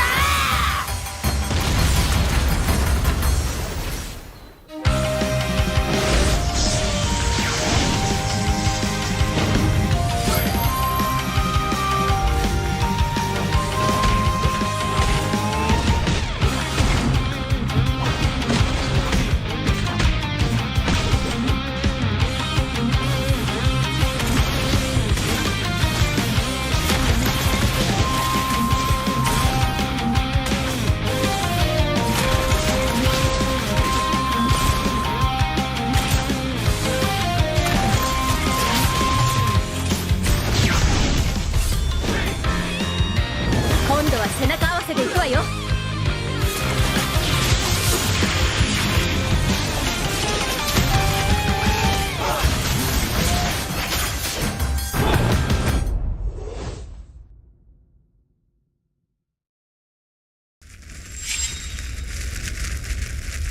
見せてやるよ、シャリンガンの本当の力をな。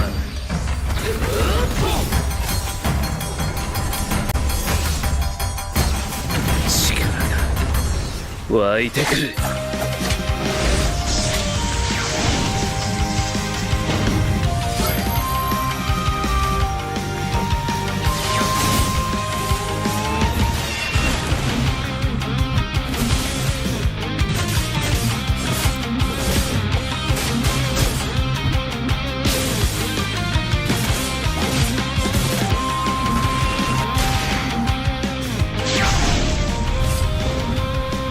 相変わらずやかましいやつらだ。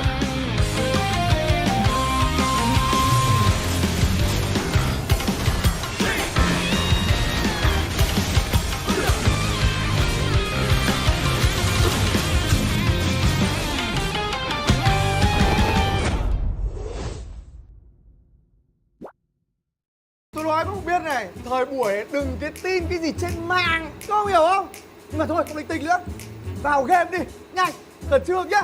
Ui giời ơi.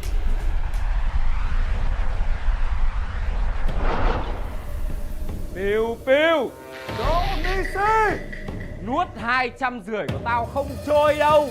tao thích. Ngày hôm nay nợ máu phải trả bằng nước màu. Lên đường. Piu Piu, Đỗ Mỹ Sĩ, Piu Piu, Đỗ Mỹ Sĩ, Piu Piu. Đỗ Mỹ Sĩ. Thôi, ông làm gì làm luôn đi. Đỗ Mỹ Sĩ.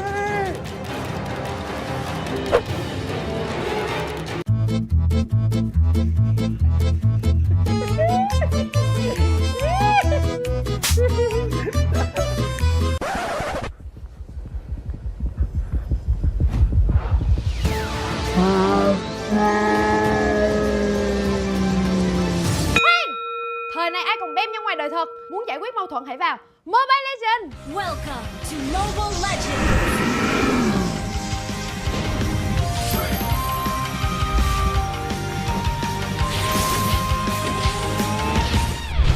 Tiêu ơi, lùi đừng một cái ba, Tiêu đừng Tiêu. Ok bạn ơi, lên lên lên lên hết bạn nè. Cố lên các anh ơi.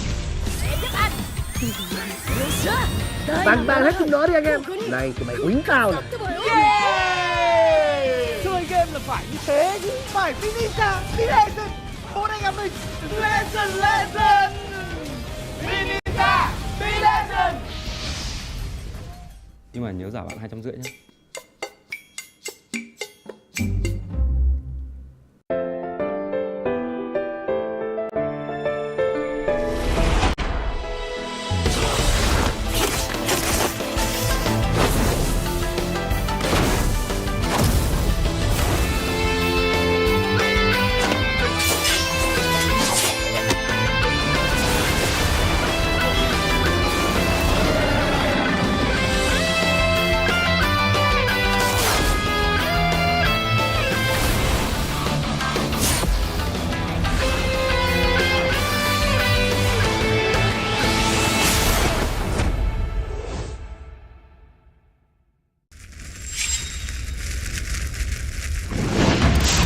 みんな渦巻きナルトが帰ってきたぞ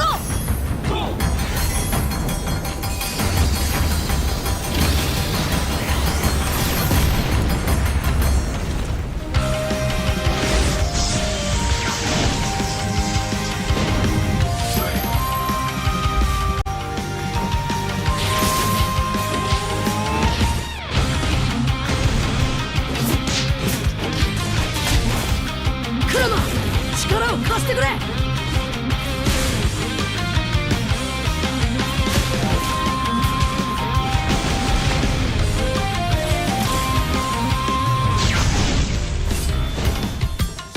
っしゃ第7班ここに復活だってばよ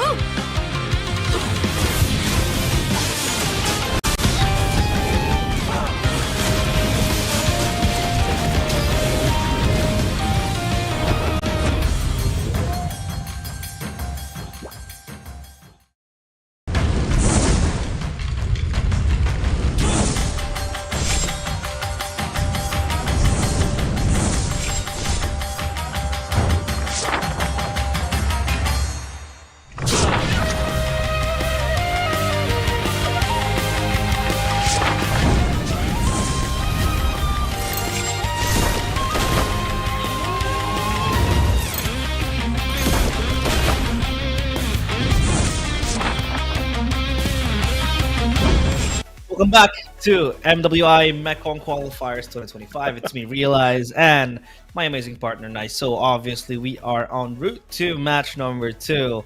After we saw Virtus Pro finally punching their tickets to the grand finals, they will be the first team. And they will be waiting for their opponents in today's match, in the second match of the day.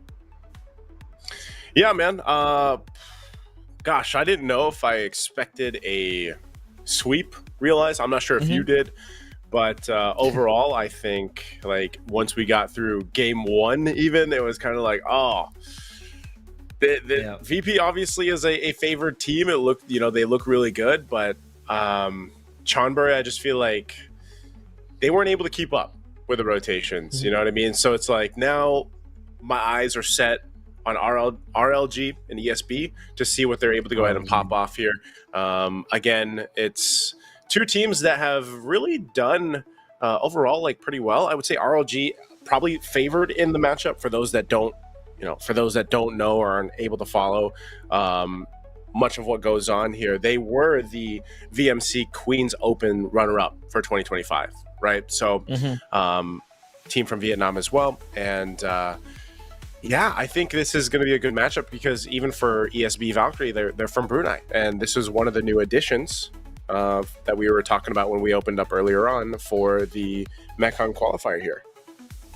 I was about to point that out as well. The fact that we have a Brunei team playing and possibly qualifying to the MWI. Still, they have to topple down our RLG, which is, by the way, a very, very strong team, right? This is a team that has been there. They have the experience playing proper Mlbb. They even placed top of the group in Group B in the group stages a few days ago, so they do have the upper hand, dropping only one game, and that was against Chonburi as well. So if Chonburi were dominated by Virtus.pro that crazily, I couldn't imagine how, like, if Virtus.pro's eventually meets RLG or even later on up against ESB. But hey, it's still, of course, a pride for the players of ESB being there, the only Brunei team to play in the MWI qualifiers here for the Mekong qualifiers. So yeah,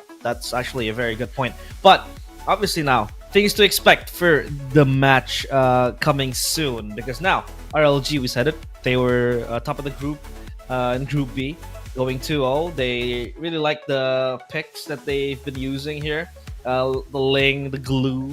They really like these picks. But a funny fact is that they went for the same drafts against Chonburi Esports yesterday, where they picked the same composition. It was Glue, Ling, Farsa, Ranger, and the Kalea 2 times in a row. The first one they lost, the second time they won. So I feel like they like that principle of like trying things out. It's not the draft, it's the execution.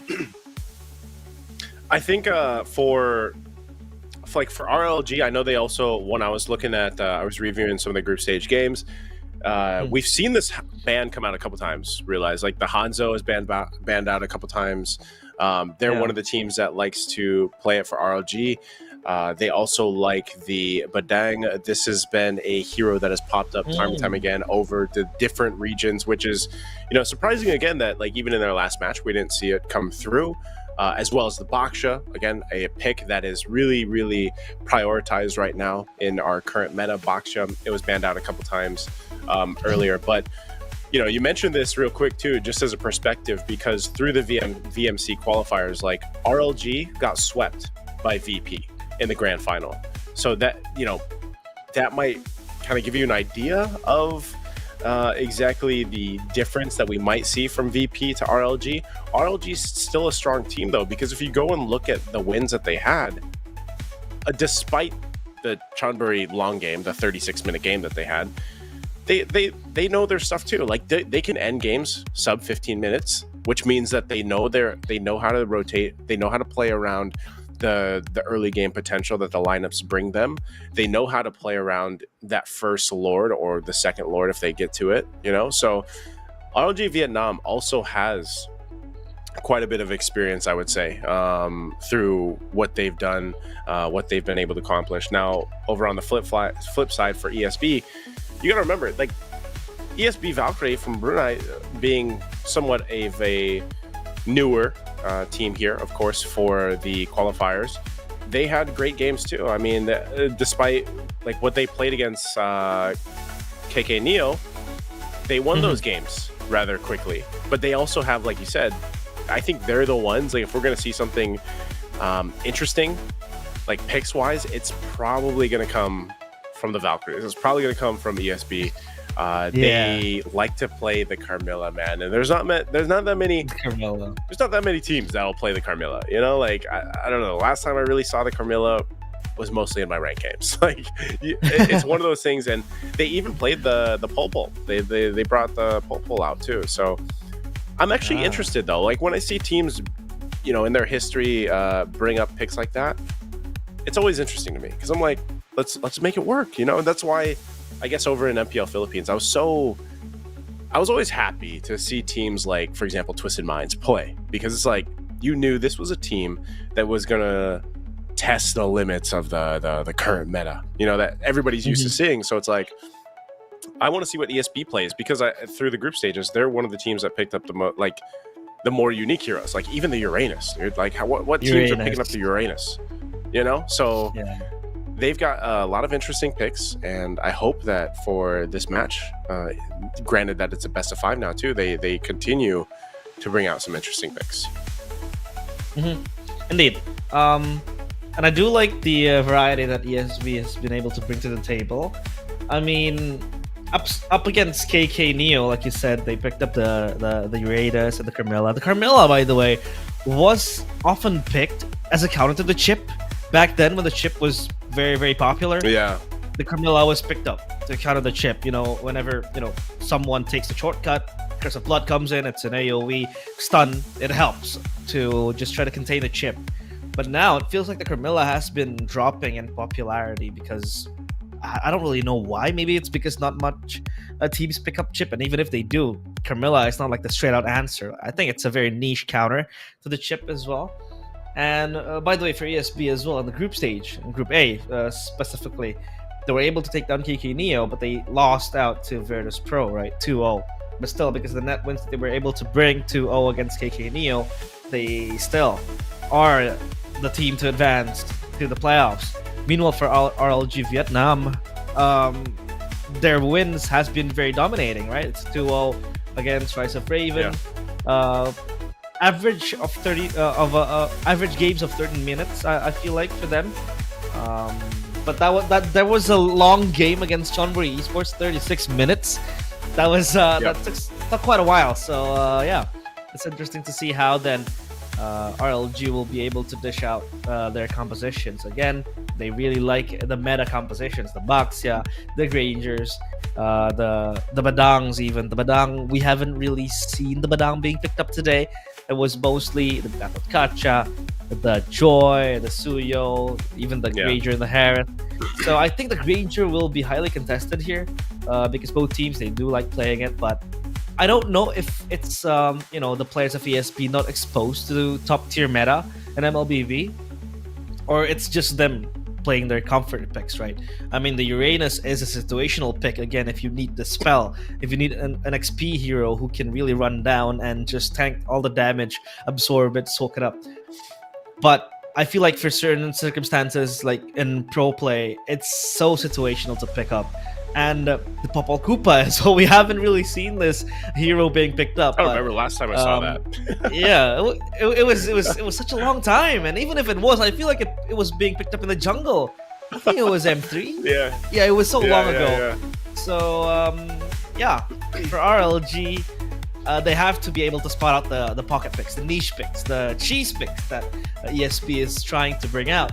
Sure, that might sound very how to say it. It sounds off when you pick up a Uranus, when you pick up a Popol Koopa. But if ESP is able to make it work, then it doesn't really matter because again, comfortability is number one, especially when you're up against a team that is 2 times, 3 times more experienced than you are. So I feel like ESP are still going to stick to their favorite picks. Like again, the Carmilla, the Popol Koopa, maybe the jungle they can really modify, either a Lucas or a Hanzo. But RLG, they have to be able to map out the picks that really makes ESB work, that really makes ESB strong, and then ban those picks out. Maybe ban the Hanzo, maybe even ban the Carmilla if that is indeed a problem. But up against Virtus Pro, a team that is much more experienced, ESB weren't really able to do anything, right? They went for a much more meta pick. Again, like the Yves, Stillion, but still stuck with the Carmilla. So is this team a one-trick Carmilla team, or is it them just trying to, create those perspectives that maybe this team really likes the Carmilla strongly, right? So I think RLG, it's up to them. Do they want to try to test it out? Because again, this is a best of 5. There's a possible 5 games being played. So if you do want to sniff out your opponents, you can do that. Do that in the first game. I feel like I don't see RLG banning the Carmilla. So I think we find out if they really are a one-trick Carmilla pick if it pops up in game 1. If it pops up in game 1. Because you're right, through the group stages, we get a look at our players and our teams here, of course, from ESB Valkyrie and RLG Vietnam. That's the thing. It's a whole lot of Carmilla, at least in the Rome. It was also a whole lot of interesting picks, but for RLG, they love the Farsas. I think that's one thing. The Farsa, the Kalea, like they're very meta, which makes sense because if they competed in the open event, versus VP, like you have to kind of conform to that meta, like the more meta picks, I should say. And so RLG Vietnam does that, and I think, well, aside from the fact that they were also the ones that played the Hanabi in that long game, that's the thing. So ESB is the one with a challenge here to see if they have something other than the Carmilla, because if all you've done is watch group stage, that's all you've seen. And what else they can do, like to stop the scaling from RLG, because since RLG likes those hyper focused and hyper carry junglers that can scale up really quickly, you've got to be able to match that. So I think that's where it starts for ESB. Once we eventually get to the draft, there is to again go ahead and see how they adjust to it. They love the Granger, the Harith. I still think is going to be highly competitive, but. Yeah, they are the ones that we're expecting to have a little more interesting picks, and then I think you just see meta stuff from RLG. So it looks like we are going to be jumping into the draft here. Man, I've just been jiving, by the way, to the music. Like, I don't know if you hear it, realize, but like earlier, and then now the drafting music, like, I can't stop, you know, head bobbing, basically. So, but yeah, into the draft we go. This is where I want to see. You know, we've got Coach Wiz King over here for ESB. We got Coach X.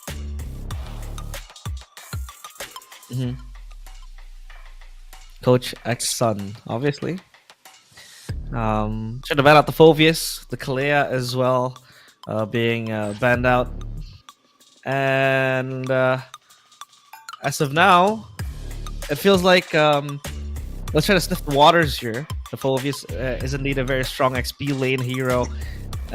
As well for the Kalea, it feels like it just stops them, or stops RLG from having that quick setup hero. And the Kalea is actually very, very good to do just that. We saw a glimpse of it in the previous match, even if the Kalea did lose twice. I did lose twice again against VP, but now RLG Chip won't see the light of day just yet. And they'll try to look for other bans here. RLG, what could they possibly ban? I mean, maybe if they really are scared of the Carmilla, they might just take out the Carmilla. But do you think it's worth? I don't think it is worth it, right? Because you said it. It could be. It could go two ways. It's either ESB trying to hide their picks in the roam, but number two, it could be the Carmilla is the only hero they play. So that's the question. Is it adjustable? Maybe you do it just to force them to pick something. Yeah, force some. It's like a curveball to force RLG to pick something else. But yeah, I don't think a Carmilla ban is worth it at this point, because ESB. You gotta force them. You gotta make them open up their cards, and even if they do play the Carmilla, at least you have a blueprint of how to counter the Carmilla. I mean, VP were able to do it in 2 games. They toppled down the Carmilla that was picked up twice. So yeah, I guess they do have a chance to do just that. Okay, so we wait for the last ban to come through. Matilda's taken out Kalea, Chip. Whole lot of roaming options. Which makes sense, especially the fact that RLG likes to be pretty versatile, I would say, in the roam picks that they've had for the most part. And, you know, Blanche, their roamer, actually has gotten some MVPs as well. So a lot of those are targeted towards her, and you can see this. So the Carmilla is banned, by the way, realize. So yeah, you're gonna force a different one. And maybe this is a Roam Baksha, but this is a Baksha being open. Roam Baksha is pretty great. I think it's the most. I want to say it's played the most in the Roam. I know, at least for us in the Philippines, it also has been flexed to XP, and we've also seen it in the jungle, obviously. So Baksha is pretty flexible. I don't know how it is over there. How about you guys for Indonesia? It is very good. It is a very good pick. Number one, it is a deny pick to the Kimi. If you pick up the Baksha, the Kimi is second guessed, because yeah, I feel like the Baksha with the magic resistance it has is very, very good. But number two, it allows you to skip an item, which is the Dominance Ice. But still, they go for the Kimi, so they're gonna fight fire with fire. Continuing to my point, the Baksha lets you skip an item, which is the Dominance Ice, because you have the Poisons to go, which helps you with the anti-regen, so you don't really need that Dominance Ice early on, right? Especially when you're roaming as the Baksha. You want to go and be all around the map. And that also kind of denies the Harith pick, because the Harith has been very prevalent in some of the MPL matches. and not necessarily deny, but it makes you stronger against the Harith, which is actually the value that Baxia brings to the table. And now ESB, they go for the Sicilian and the Erithel. So, an Erithel in the gold lane. I'd say pretty early, but at least this is what they like, right? The Erithel, they picked up the Erithel quite a few times. Meanwhile, for RLG, this Kimi could still be flexed either to the gold or to the mid lane. But so far, I feel like Kimi has been able to see success more on the mid lane, because when you reach level 4, you get Traction Pulse. You are able to just roam around and look for pickoffs with the Traction Pulse, because I feel like it's a very strong ultimate with the vacuum effect that it has. So yeah, RLG now. It's time for them to pick up one more hero. It could be a jungler here. That makes sense before the jungler does get banned, but nope, they go for the Jawhead. So they have early pressure. If the Suyo doesn't get banned, the Jawhead Suyo combo might just come to fruition. Yeah, there's that's another pick that I feel like you don't see too many teams roll with, the Jawhead. Jawhead Suyo was such a good combination before.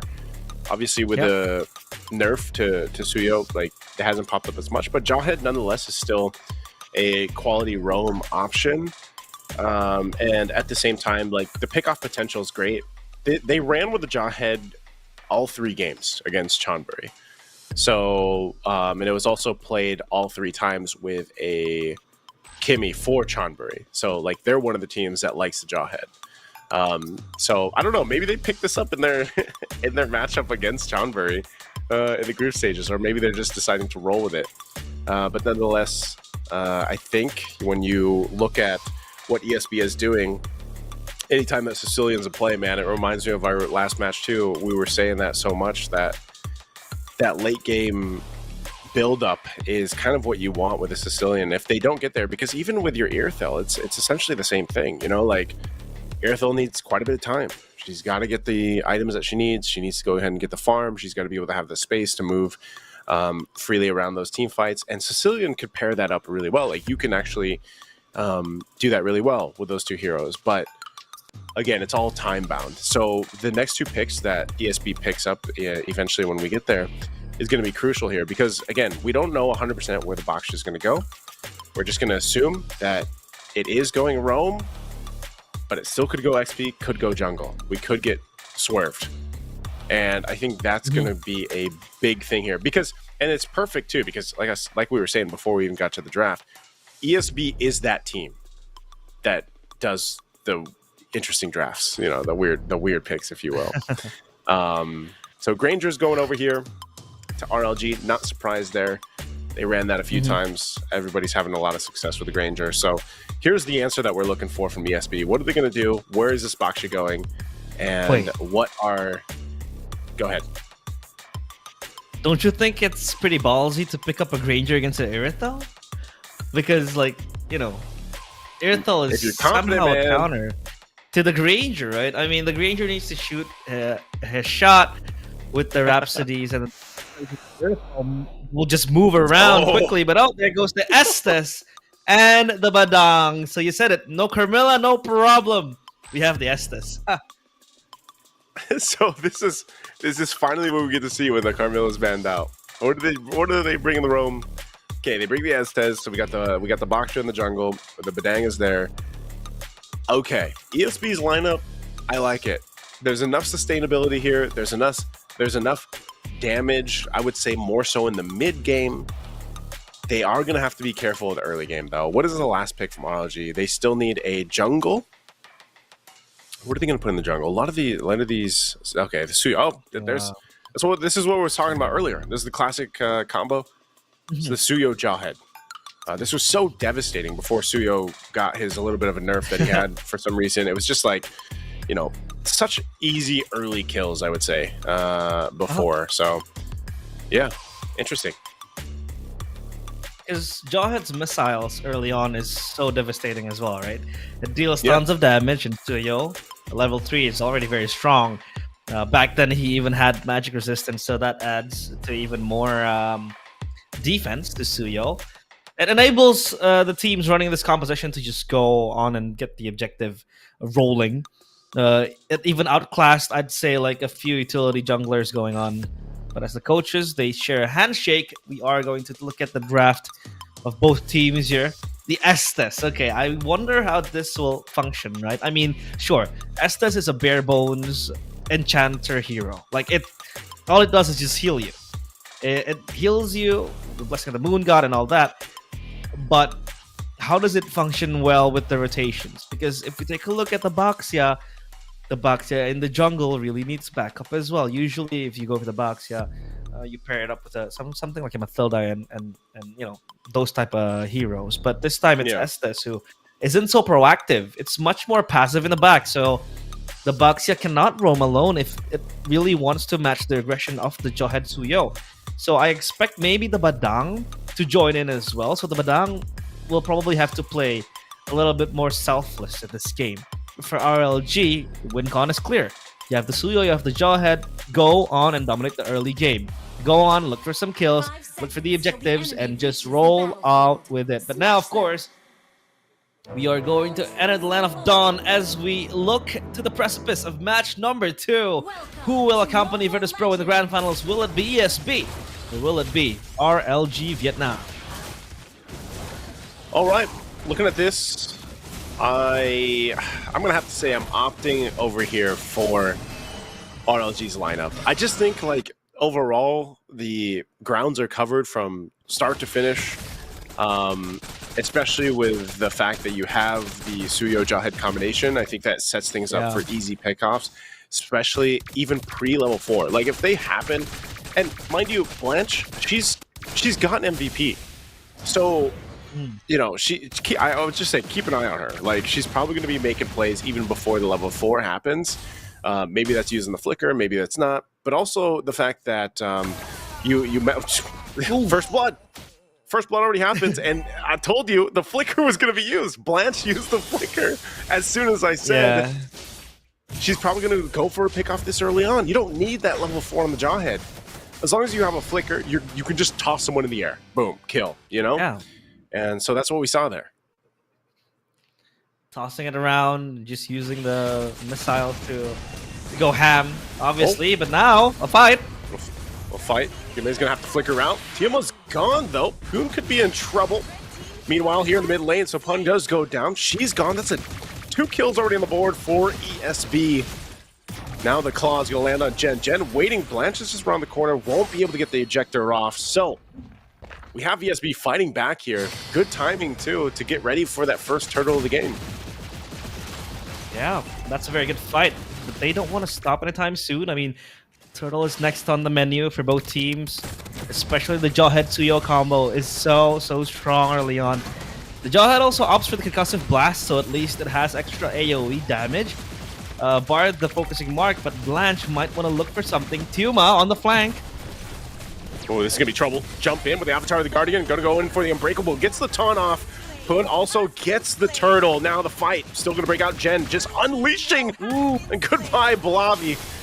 So again, big pickups. Ejector to go ahead and save or just keep them alive a bit longer. But that's an objective and multiple kills in the hands of RLG. That was beautiful. Traction Pulse into the AOG. You can also combo it up with the Starlium Beam, which stuns you in place. So at least RLG know what their set play is going to be, what their minigame is going to be, right? The Traction Pulse goes in, the AOG to boot as well. And that is all easy to execute, to be honest. Like, you can't miss an AOG when two people are stunned and sucked into that vacuum from the Traction Pulse. And now RLG, they have full control of the early game. Look at the Jawhead. So proactive. Baxia comes rolling in, but no follow-up whatsoever. And now, this is where it gets very nasty for ESB, right? Because the Estes, it will be very, very, I'd say, I don't want to say worthless, but I feel like it's contempt in the early game because it feels like you can't really help your team. Like, do you want to frontline in case of a fight? No, you can't. You need to keep on healing your carries, but it's also not as proactive as a Mathilda per se, right? So it's very passive as a hero. Oh, Jawhead! There it is. There's the toss up again. Blanche goes in. The taunt for Tiuma. Jen's going to be fine. She already used the traction pulse, so now Tiamat's going to be in trouble. Still has the passive. We'll get some healing. Pops the revitalize too. Rest of the team's finally going to come through. Tiamat, she still gets away. Ejector going to be used, and Vi runs on in. Won't be able to find the target, but now it's Blanche who will be the one in trouble. She might just have to sacrifice herself, and she does, as Bella picks up a kill. So that's one in favor for ESB. That was all just a back and forth, and RLG couldn't get a kill they were looking for. Nope, never mind. Mlbb is actually very, very significant in the team fight. It's very influential. The healing from the Estes, I underestimated. I mean, they were so tanky. Vi was also coming in as the backup. And they might want to contest this. Traction pulls in too, but no follow-up, it seems like. Only zoning towards ESB, but they want to contest this purple buff though. This might be a mini fight happening. Yep, they lose the turtle, so they're like, you know what? We'll grab your buff. So they did manage to go ahead and take that again. Vi doesn't have the retribution. She had to use it earlier on. So we'll take a look at the items here. Yeah, Thunderbelt done for the Badang. True damage also helps. Uh-oh, with the bush. They're gonna be spotted out by the Sicilian with the bat impact as well. Oh, traction pulls Bella, but no follow-up. So yeah, it's all just RLG controlling deep into enemy territory. I mean, Pun is so far ahead as well with all the buffs he's able to get. I mean, one death to his name, it's still all fine and dandy because he picked up a kill early on. And now it's up to the Granger, right? The Granger is already online, it feels like. The Sky Piercer, I think, was purchased. Yeah, there it is, the Sky Piercer. So now, Pookie really wants to join the team fights. And it's up to ESB. How do they want to layer the team fights? How do they really stop RLG from just blitzing onto them in the early game? Because so far, it's ESB on the back foot time and time again. And it's RLG just dictating the tempo, dictating the pace. They are the ones to pull the trigger. So far, it's ESB only on the reactive part of the team fights. And 24 seconds for the turtle to spawn, but they might siege down bottom. Oof. Yumi could be in trouble here. She pops the break, tries to flicker, gets tossed in the air. And it's going to be a kill now in the hands of Pookie. Meanwhile, on the top side, they're going to try to mirror this out. They're just going to be able to get the turret, though, so no bodies going down from RLG. But Pookie gets a kill after getting the Sky Piercer. So that's going to be a stack for her. And now they make a move in the mid lane at tier 1 to try to open up the map more. Vi's going to go ahead and start up this turtle, but Conceal. Blanche again with the conceal. Going for the toss-up. Nowhere to go. Just going to get trapped, locked in. Vi's gone. The damage too much. And now the turtle for the taking. Another turret going down. Just so much value for RLG right now. Look at where Pookie is. She's so confident in pushing the side lane. And you don't really want to do that as a Granger, but hey, you have so much control. You have the turtle in your hands, even the Lord next on the menu. They even disrupt the buff, the purple buff, on the hands of RLG. And so far, Vi can't really do anything about it. And look at the Fast of the Oasis purchased by Mlbb, at least. That gives that extra healing. But as of now, it's RLG just having a party in the jungle of ESB. So what do ESB do at this point, right? Traction pulse though! Oof. Trying to pulse again. Yumi nowhere to go, but they're going to fight under the turret. They get a flicker out. Revitalize is going to be popped. Ejector for Poon to get out. And once again, good team fighting from RLG. Yumi goes down and no one falls from RLG, even fighting under the turret like that. Yeah, that was beautiful, right? Now, item check. Sky Piercer for the Kimmy. 3 kills means she has like 20 stacks probably if a kill was indeed... because the Sicilian itself is struggling on the early game. Now RLG, it's them just sticking it slow, controlling the map so far, and 23 seconds to the Lord as they take that control far lane down bottom. They might even pop the holy defense down bottom. So that is going to be a problem for ESB. Plus, maybe if the Lord does get obtained, that could be a march on towards the bottom side. They hide in the bush, but no follow-up from that. Yeah, they possibly could have made a play there. They were setting up for it because they knew that ESB would have to respond to that push. But ultimately, Lord comes up, and RLG just might freely take this. They blitz it down. There's nothing that ESB really wants to do with this Lord. So Lord secured here for RLG. They're in a good position to go ahead and get this first push in. They'll probably just get some of these tier 2 turrets down. I can't see ESB losing too much unless they clearly have a massive team fight loss from this. But you can see the effect of having an Estes here. You have to play around the Estes, you know. That's why we call it over here in the MPL Philippines like Ube. Like it's the ultimate bonding experience Ube. because you're just you're just playing around the Estes. Like you got to be around them, you got to get the heals. We didn't see that Pookie, no worries. And yeah, you get ready to go for that team fight here. So I hope ESB is able to defend. I would think that they have some items, but Traction Pulse again under the turret. They're going to force the fight anyway. Mlbb's already gone, but they're taking too many turret shots. Tiamat goes down, and they get another kill, but Pookie will pop off the back line, grabbing another. That's 2 down, actually a 2-for-2 trade, but the Lord is still up. Pookie is here. She's going to be walking in with Jen and Poon. Lord will go ahead and charge in the base. They try to hold it together as long as they can, but it's only Yumi up in the front side. Bella firing off the back, but the Poon's gonna force the fight anyway. She jumps on in. She's gonna fall, and now Yumi could be in trouble. It's a mega for Pookie. They're gonna work on the mid turret, but the rest of the bodies are up. She's got to disengage, and it might be all RLG gets for now. I feel like ESB doesn't really have a proper front line, right? I mean, Vi is there, sure, but the Baxia wants to roll constantly to look for a flank angle. The Badang, you don't really want the Badang to frontline. The Badang is going to be the main follow-up tool after you get an early engage. The question is, RLG has that poke composition. They have the Granger, they have the Kimmy, constantly exerting damage, throwing bullets at you. So who does the frontlining? Like ESB, they practically don't have one because they're all cut down. Oh, that's so troublesome here. Bella and Mlbb just gone. Turret's still gonna stand, but again, look at Pookie, man. 6-0-1. It's just this seems to be the story in all our matches, all our games today, is these gold laners just popping off, getting the space that they need. Yeah. And now they're gonna have to go ahead and just defend this. Mid turret gonna be the next turret to go down. Blanche will go ahead and just zone them out. I'm not sure if they're still gonna be able to get more. Again, that top turret barely standing.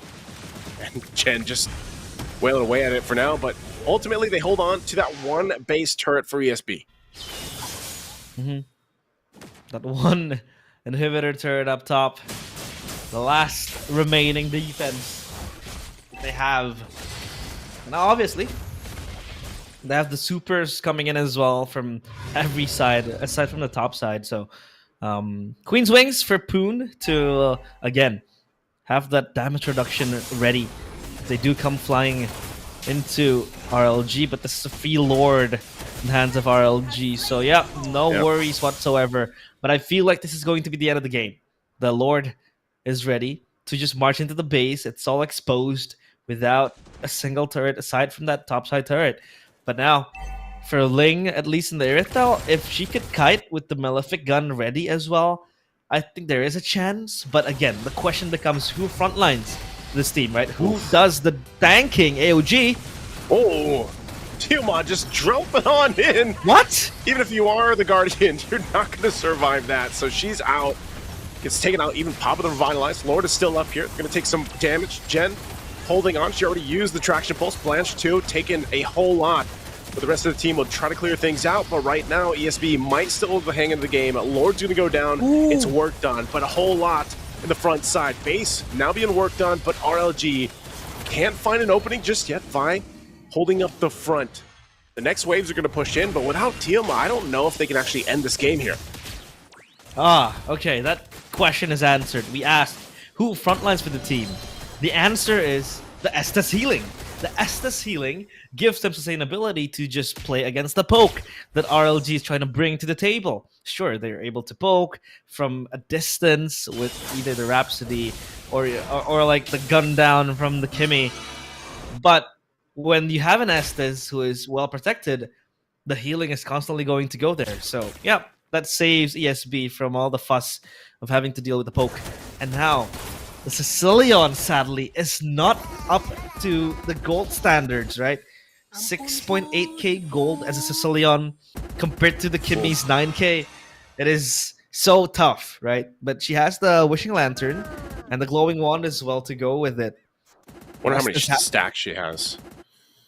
We need to That's what see I how wish many I. stacks really on that. Yeah, I don't think Now we're gonna it's see it though. But Yeah. But RLG now, they're pretty comfortable in their position now. they might just wait. Like they don't. Like they can't really force this one in. So I think they just wait for the Lord comes up, unless they try to make like some cheeky play with a conceal. But I don't think you force it. Like RLG, they're probably just gonna go ahead and wait. You know, wait for that Lord to come up and then march in with it, because I think they'd be willing to let ESB try to contest it or fight it. But at the same time, with this lineup that we talked about even in the previous match with the Sicilian, you just got to build those stacks, you know, build those stacks, turtle up in the base. And maybe at this point too, you can say the Irithyll is somewhat online, not fully locked and loaded, but they should be able to defend. Now, Mlbb on the Estes, honestly, at this point, you're better. Like, the value of the Estes obviously is the healing, but if you're in the base, it's so much better. So you just give up this Lord. You can see some key defensive items being picked up. That's the Immortality for Bella, and then the Wind of Nature here for Ling Ling. So they're prepped and ready for the defense. They should be able to even possibly clear out this next Lord push, but it's going to be crucial. They have to avoid Blanche. Wherever Blanche goes or that Traction Pulse goes, that could just be the deciding factor of that next team fight. Yeah, indeed. And now RLG, they might look for one last siege. But I think that previous Lord siege that they did, it was Tiuma. I mean, not Tiuma. Excuse me. Tiuma was way too overzealous with the AOG. Yeah. That costed them that push. Like they could have ended things there, but yeah. So far, ESB, they have blanketed themselves onto the base, shrouded in defenses. Buki has one item left on her pocket. Conceal play, looking for something. Traction pulse, AOG follow up. There's the toss up. Mlbb's in trouble, already popping the heals. Tiuma goes down in the exchange. Ling Ling gets a kill. Still going to be working on it. Lord, half health up in the base. Vi, next target. Immortality going to be popped, and Yumi in the backside, but takes way too much damage from Pookie. Pookie just lining them up. Mlbb gone, and now there's another shot at the triple kill for Pookie. And that'll be game one in the hands of RLG. You can't heal when your health bar is gone. 100-1, that was a strike to Ling Ling, and that ends the game. 1-0 for RLG.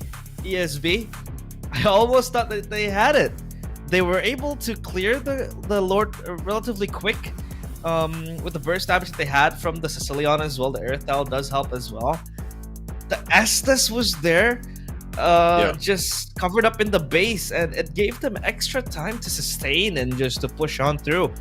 But again, what we are talking about here is burst damage, right? Like DPS, sure, you can constantly heal, but when your health bar just gets instantly deleted like that, like 100-0 with the bullets from the Granger and from the Kimmy, I don't think you have a chance at all. So yeah, that's it for game number one. Items though, nothing out of the ordinary. Probably the Kimmy build. Some Kimmies, they do like to go to the DHS route. Some goes to the concentrated energy. But other than that, I feel like it's still the same for most of the Kimmies being played. I think this is a matter of the Kimmy and the Granger going early and just snowballing out of control. I mean, the Granger and the Kimmy both had like 40-30 stacks of Sky Piercer early on the game, and then they flash it out real quick. I think one fix that RLG can do is their initiation. Some is very good, like for example when they had the follow-up Traction Pulse AOG, but some felt like one-sided. It seems like there wasn't really a consensus on whether or not they wanted to go in or go out. Like that AOG from Tiuma that nearly costed them the game. I wouldn't say cost the game, but cost the end. I think that could need some polishing, but other than that, it's pretty good. But okay, I think that's it for game number one. We are going to go on a short break before we prepare game number two. Stay tuned on the MWI Mekong 2025 qualifiers.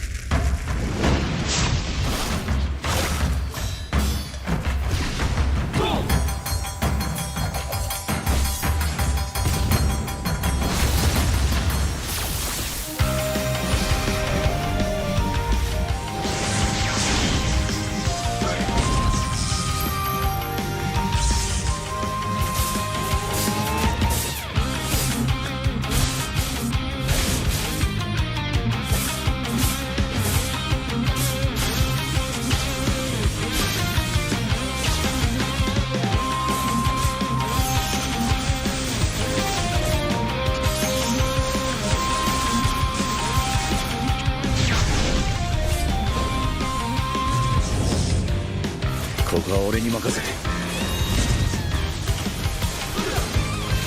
もらった。4代目他目を超える忍びはお前しかいないと俺はそう信じた。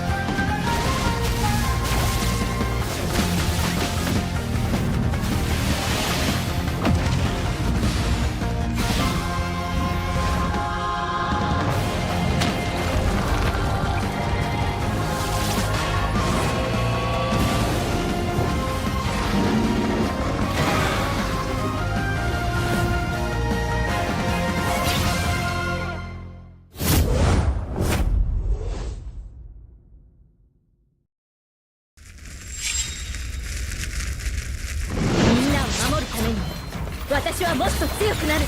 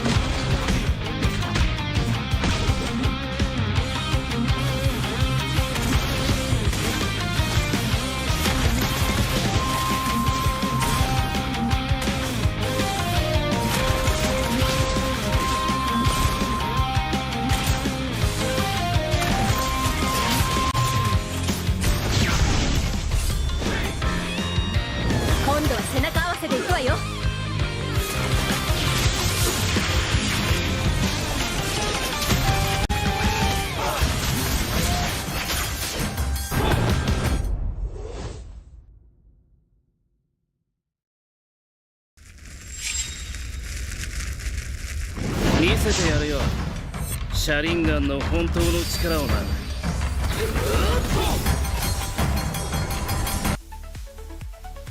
Welcome back to the Mlbb MWI Mekong Qualifiers 2025. Still with me, Realize, and Niso as my amazing partner. Obviously, we were done with game number 1. It was a I wouldn't say a one-sided game, but it was more sided to RLG. Meanwhile, ESB, they had, I think, the formula to get out of that domination, but they fell short. And on the composition department, I feel like, so take a look at the score lines here. To remind you guys again, VP, they were able to wrap up the 3-0 against CHON and are your first grand finalists of the MWI Mekong Qualifiers 2025. Meanwhile, for RLG, they are up 1 game, 2 away from sealing their spot onto the grand finals. Getting close, but I'll say I don't expect this series to be a sweep, man. I'll be actually rather surprised if ESB doesn't grab one of the games here because, yeah, I think they're capable of doing that. I guess it just like the one minor caveat to that is like, how weird do they get with their draft? You know, like what do they decide to do with the draft? Like, because are we going to see a Uranus come through, or you know, we're going to see the Popol again? Like, will they get a chance to pick the Carmilla in game 2? You know, but RLG looks pretty clean. I would say not as clean as VP that we saw. Yeah, you pointed this out earlier. Like some of the initiations that they had, or some of the picks that they went for, weren't super clean on how they approach that, but again, I think they were playing around the lead that they had, and they're going to be first pick here over the blue side, so we'll see this time how the bans go out. They're going to take the Phoveus. There's a Baksha. Baksha is going to be taken out. We'll see if they decide to take Carmilla out again, but yeah, overall, I would say RLG looked pretty clean in the last game. Forcing them to pick up an Estes, I don't think it was forcing them to pick up an Estes. It was like AESB looking to an alternative from the Carmilla, but I think Estes and Carmilla both have contrasting playstyle. So yeah, we'll just have to see what will they pick up again if this Carmilla does get banned yet again. The Joy taken out, Fofis as well, Baxia respected fully by ESB. But yeah, still RLG can go for the Kimmy if it is left unbanned. That is a possibility. RLG though, one more ban to stop potential picks. The Kalea is taken out as well. Maybe they want to take out the Hayabusa here. Hayabusa ban would make sense. But one thing we haven't really seen Priode is the Fanny, right? The Fanny in MPL, it is most certainly almost banned every time. But I don't think... I think Fanny is indeed a high ceiling hero to play. And I don't think they want to risk it here. And they will still ban the Carmilla. That darn Carmilla. RLG. So I don't think Carmilla will sit light a day today. ESB. What will they ban? They got the information, realized they're like, no Carmilla. No Carmilla for you. You shall not. Is it you shall not, Carmilla. Is it that devastated that like now my curiosity has been piqued, man. Like, please, RLG, just give the Carmilla one game. Like, let's just see what happens. You know, maybe that's the answer to get to not a non-sweep. Or maybe they saw the Carmilla in the group stage and they now.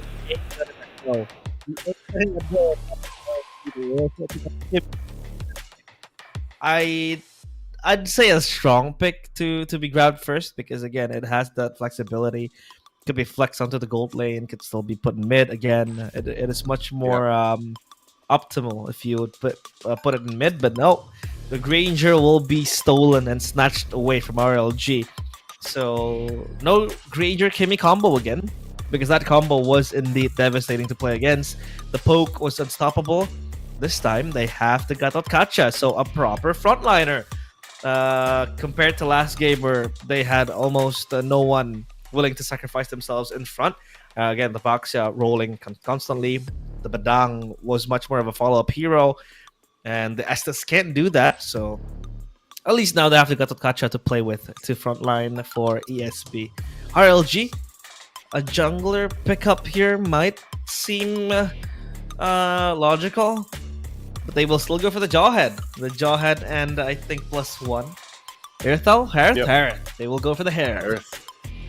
Classic gold matchup. That's what we're going to see here, realize.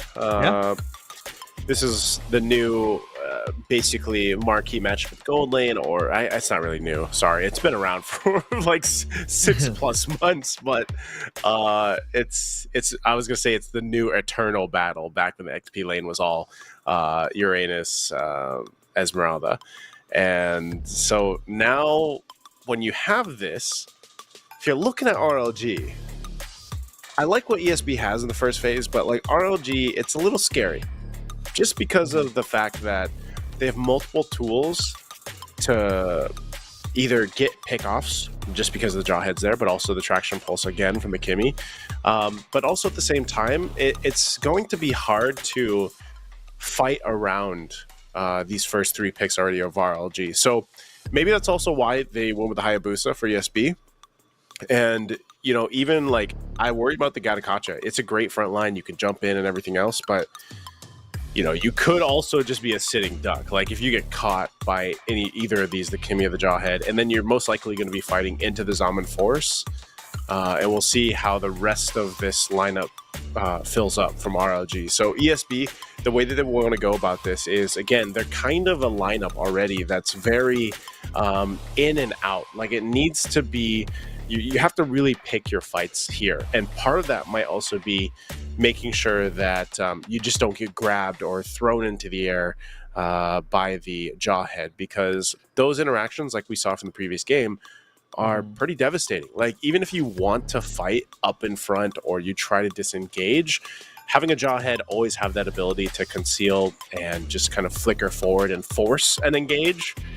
That's difficult because even if you try to play from, from the back of the line, for example, you always have to watch out for the Jawhead. So again, that's the reason why I was saying too, like group stages, Blanche got a MVP, you know, and she really, she got like, expect her to do the same thing that she did in game one, like probably get first blood or set up first blood with the Jawhead. So hopefully ESB will go ahead and respond to that.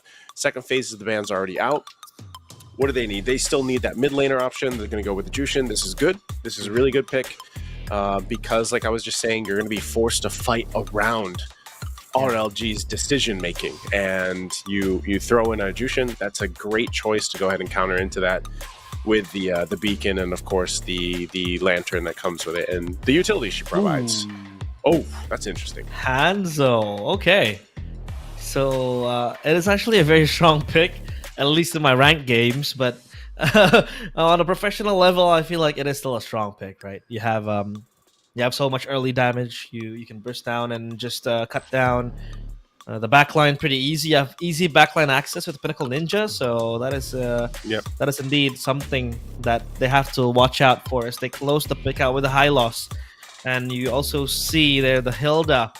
So vision-wise, they have so much control, and imagine the Jawhead Hilda combo. That is going to be so nasty to play against. As a Hayabusa, especially, at least you have the Quad Shadow to just escape from the from the subjugation of the Jawhead and the Hilda. But the question becomes, how does the Hayabusa traverse around that, right? Because the Hayabusa and the Jawhead and the Hilda, plus the Hanzo as well, they will try to make sure that the early game and all the buffs are going to be invaded. I feel like jungle control also is very easy with the Hilda and the Jawhead, plus the objective control as well. I feel like is there as well. Yeah, the good little camera shot there of Coach as they go for the handshake, but he's waiting. Yeah, this is this is the thing though, like, because they RLG played the Hanzo and they won one of their quickest games in the group stage, so that just means to show that they will play to the advantage of Hanzo. Now Hanzo competitively can still be a strong pick, just because even if Hanzo was like 0-4, and we have seen this at our own regions, even if he's 0-4, he's still capable of going and getting a kill, like later on in the game, like because of the way he works, because he can just snatch your souls basically, and like do damage, and it feels unfair, but that's what Hanzo can do. Okay, but not only that, but you can put considerable amount of pressure on Vi's jungle. Like you can literally go towards and try to counter into the jungle of this Hayabusa. So we're gonna have to see how they adjust to that. Yep, and here we go to Land of Dawn for game number 2 of RLG Vietnam against ESB Valkyrie. Obviously, one away from a possible series point for RLG. For ESB, a few changes on towards the draft and the composition. They have, I think, a strong early game prowess, at least in this composition. They have the Jushin, battle ready. The Hayabusa still needs level 4 though. So now, it's up to the Granger as well to scale to the late game. But now, the question is, how do they address the Hilda and the Jawhead? Because I think this is going to be a tough game for Vi to play, right? The Harith up top against the Granger, a matchup that is often seen, but hold a minute. Oh, that's how you deal with it. Hanzo's already going to be taken out. Poon gone. Vi gets a kill again. And now, continuing on, Jen could be in trouble. Sorry, Vi gets 1 kill, and the other kill went to Mlbb. So that's 2 kills for ESB. Hey, that's a great start already to changing the course of this series. So I guess does that answer your question here? Tiuma is she's gonna be fine. So yeah, 2 quick kills from ESB, 1 to the Hayabusa and 1 to the Hylos. So at least the Hayabusa has the fuel to go on to a possible snowball, but as of now it's too early to tell for the Hayabusa to play. And Hilda down bottom again on the XP lane has that movement speed to play the rotational games. But for Blanche now, for the Jawhead, it's all about just being proactive, looking for plays. The Hanzo, I think, still needs a few items to really go online. The Hayabusa in trouble, has the Quad Shadow. So Vi still is going to work on towards the orange buff. However, rotation being made to the turtle side. And now Jen in the mid lane is going to wait for level 4, and then she'll explode with the traction. Pulse up, toss! Oh, up top, Ling Ling! Oh, she's in trouble. So she'll go down, a kill, going over to RLG. So first one on the board, it went to Blanche. But meanwhile, Vi's working on the turtle. ESB will go ahead and secure the objective, so not a bad trade. A little bit of a kill there for the objective. They'll continue to go ahead and counter jungle a little bit too. So ESB feeling more confident here. Nothing too much of a big lead in terms of gold, but might get a space advantage that they can eventually work around with. But again, they're going to want to make sure that Ling Ling is okay, you know, up there in the gold lane. You don't want that Granger to continuously deal with that amount of pressure from RLG. Yeah, she might be Ling, but she doesn't have the pinch poise to run away from the troubles. Yeah, that ESB, or rather RLG, are bringing to the table. That's a good shutdown, though, at least. And Yume might be in trouble, but she's a beefy and tanky player. They got out Kacha as well. Now, 3 members hiding in the bush. Bella might have to open the vision here. Blanche will have to run away. Refraction pulls to boot just to try to put them in place. But ESB, they have been much more proactive. At least in this game, they're looking for plays. They're looking for potential clashes to happen. And previously, it was them just turtling up and just playing so defensive because they knew that they had the Estes, right? They had to play defensive because the Estes can't be sacrificed that easily. But now they have a Hylos. They have an extra front line and the Glorious Pathway. Blanche gonna be in trouble. Does flicker out. Able to survive. Good thing she had a flicker. A lot of committed there already. Glorious Pathway was dropped down too, so they'll fight for the purple buff. Timo and the rest of the team trying to help that, keep it from getting out. Traction Pulse gonna be used. Vi could be in trouble, gets tossed in the air, takes a ton of hits. Jen on the chase. Beacon gonna be popped to cover the fire. Blobby in trouble. Here comes Pookie though. Want to join the fight. Drops the Zaman Force down. Drops a ton of damage. And Avatar of the Guardian will be able to find him. And Jen goes down. Pookie as well. The clap back from ESB. Able to take out 2 members. But Poon will get a kill in the exchange, even though multiple are low health. But ESB will get all of that, plus the second turtle. Ah, ESB with a fight back. They're able to retaliate. And that was Bella taken down in that exchange. 3 for 1, 4 plus the turtle, so it's still valuable. But that was questionable from Pookie. She was dashing onto the AOG, so she got knocked up as well. But you know, it's all done and dusted. So as of now, it's RLG just focusing onto the mid game. Now, the win cons for ESB, right? They have to beat 1 to engage first. Because if it's going to be the Jawhead, and then you have a fall-off from the Hilda, and then comes the Hanzo flying in, they will be left emotionless. And they have to be the one to always be looking for an engage and to find the Hanzo. Where is this Hanzo hiding? Because the Hanzo with the Pinnacle Ninja is way too elusive to catch, right? And now, it's up to ESB. Might just walk into a trap. That's Spooky hiding, but it's all done and it's all fine and dandy. On bottom, though. A clash of the junglers in the far lane, but I don't think they want to go at it. A ninja battle, yeah. One is a soulless ninja, one is Atake Kakashi from Naruto. The lore comes out in every match. The purple buff, though. Poon's going to go ahead and secure this. Should be able to get it just fine. Yeah, it doesn't look like there's going to be any pressure from that. So ESB. Everything that they've done, it's gotten themselves a nice little bit of lead. Blobby's going to take quite a few hits here. Blobby's still trying to run. Oh, Revitalize is going to be popped too. Traction Pulse will keep Blobby there. Avatar of the Guardian jump in. Poon goes back to the body, but now still going to be fighting. TMO now joining the fight too. Toss up with the injector. Yumi's in trouble. Pops off the damage. There's the shadow kill. Jen will still survive too, so Vi. Not enough damage to capitalize on the kills, but Tiamat's still there. Now she's going to be in trouble. She's trying to run away and will dodge that bullet. So no one goes down. Meanwhile, the counter jungling on the purple buff as Poon will go ahead and work on purple, but might be trading it. Purple buff taken. Going to go for Yumi.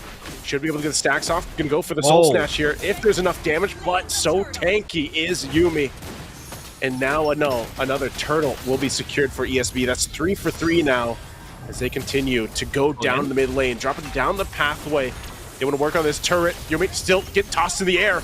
So low, so health. Shadow kill once again. Jen still going to be able to survive, and Vi gets away. Now in the mid lane, they will disengage. They couldn't get the tier 1 turret. That was questionable. They didn't really commit to the dive, and that was Yumi just tossed to the back. And uh-oh, 1v1? Nah, not really. Oof. I mean, Vi is already scary, right? 2 kills to his name. He has the War Axe plus the Hunter Strike ready, and the Juicin. The Juicin has the glowing one, and I did see. I think it's in the past, but some Juicins going Sky Piercer. Will that be the case here? Because some members from RLGV. Thank you. Hold on a minute. Oof. Wow. Hugi actually gets caught with the Avatar to the Guardian. I don't think she expected that as she was focused on the turret, so she gets taken down. Double Revitalize is going to be popped to extend the fight. Blanche going to be in trouble. Ejector to try to disengage while Jen just fires off. Won't be able to help, so 3 fall from RLG, and what an Avatar of the Guardian from Yumi. That was so good. Uh-oh, Shadow kill! Oh, whoa, Jen's still trying to get away. And she'll survive. She's survived so many times so far. From this, Traction Pulse going to be working on Vi. Vi could be in trouble. She's going to watch out for those shurikens. She does go forward, but Jen, that's a little too risky there. It is Oh, very risky. Pookie might look for her, excuse me. But no. Glorious Pathway in mid? Dang, they really want this tier 1 in the mid lane. They'll finally get it. ESB has been working on that for a couple minutes. They finally get that turret down right in time for this Lord to come up here. So they get a little bit of space to work with. They'll go ahead and set up, reset. Because RLG is ready to fight this if they want to. Poon going to be going for someone here, either Yume or Blobby. Blobby's going to be in trouble, gets thrown in the back line. Blobby gone. Zaman Force dropped down and down a member. Now for ESB, they could Lord here. They still have a Revitalize on Yumi, but look at the push on bottom. So Vi, not even a part of this. So they're just going to trade turret for a Lord. But interesting too, deciding to have it that way. But is it worth it though? I mean, sure. Vi did get a cross map play down bottom, but he was only able to get 1 turret. Meanwhile, for RLG, this might stabilize things because now they have control of the Lord, and that Lord might just march in. They might look for a siege to push the lane even further. It even marches down bottom, so at least they can equalize the turret losses down bottom and ESB. I like how they're actively looking for plays, right? They have been so proactive. They have been just looming from behind. And RLG didn't even expect a few plays to happen, like the AOG Traction Pulse. That only catches 1. But this Traction Pulse, though, is pretty much a duress for RLG. It gives them so much agency to play around the pokes and then follow up with a CC, which is basically a suck into the vacuum of that missile. And now, time dwindling for the Lord to come in, but the Lord doesn't get the turret. So down bottom, still defended pretty well, but AOG still held on by Yume. Glorious Pathway spent it though, so that could be great defense. One info. Overall. Yeah, but it's a great defense from ESB. Yeah, maybe that's why they decided to go ahead and trade it. They knew, hey, we wouldn't lose too much, so they lose the tier 2 up top. That's about it so far, unless that tier 1 in the mid lane does go down eventually. Jen's working on it. She's going to be holding up the front here for now. The rest of the team on the whims here, though. Yumi will take a couple shots, and she's going to back off. So ultimately, it's not too much. Like ESB didn't lose too much off of that. One of the things we're seeing struggle here for RLG2 is fighting into a double revitalized composition. This has been something that teams have done in the past. It kind of, not fell off in a way, but it just not picked up as much anymore. And it's something that's showing in a lot of these team fights where when those 2 revitalizes are popped up, it's so much healing that ESB gets to go ahead and play around and work with. Down in the bottom lane, 1v1 with the ninjas. Poon will be fine. Pun's like she's got to be careful because you can really see the damage from Vi. Now, will Pun be there? I think she still needs proper positioning to really utilize this Hanzo, obviously. And when you're going 1v1 with another ninja, I don't think you're going to get that positioning favored, you know? So she's got to kind of be more of this team fight centric approach, I feel like, at this point in the game. Oh, conceal again. Looks like they're going to be going for Yumi, so she's trying to get those stacks off. Blobby's there too. Ejector right in the backside, dropping into the Zaman Force, into the Glorious Pathway. Blobby still trying to run. Tiamat is there. She's going to have to back off too, so no one commits. A whole lot committed for a team fight that a whole lot nothing happened. Purple buff was being worked on by Vi, and now Blobby going to be engaged once again. They'll finally get it as Pun gets the kill. Has to go back. Pookie now helping with that mid lane. Finally goes down to tier 1. Lord is up here. Will they actually contest this? ESB is in a position to. Yep, and they will try to get dibs on this Lord. They have Prio on this. ESB, they have to come in.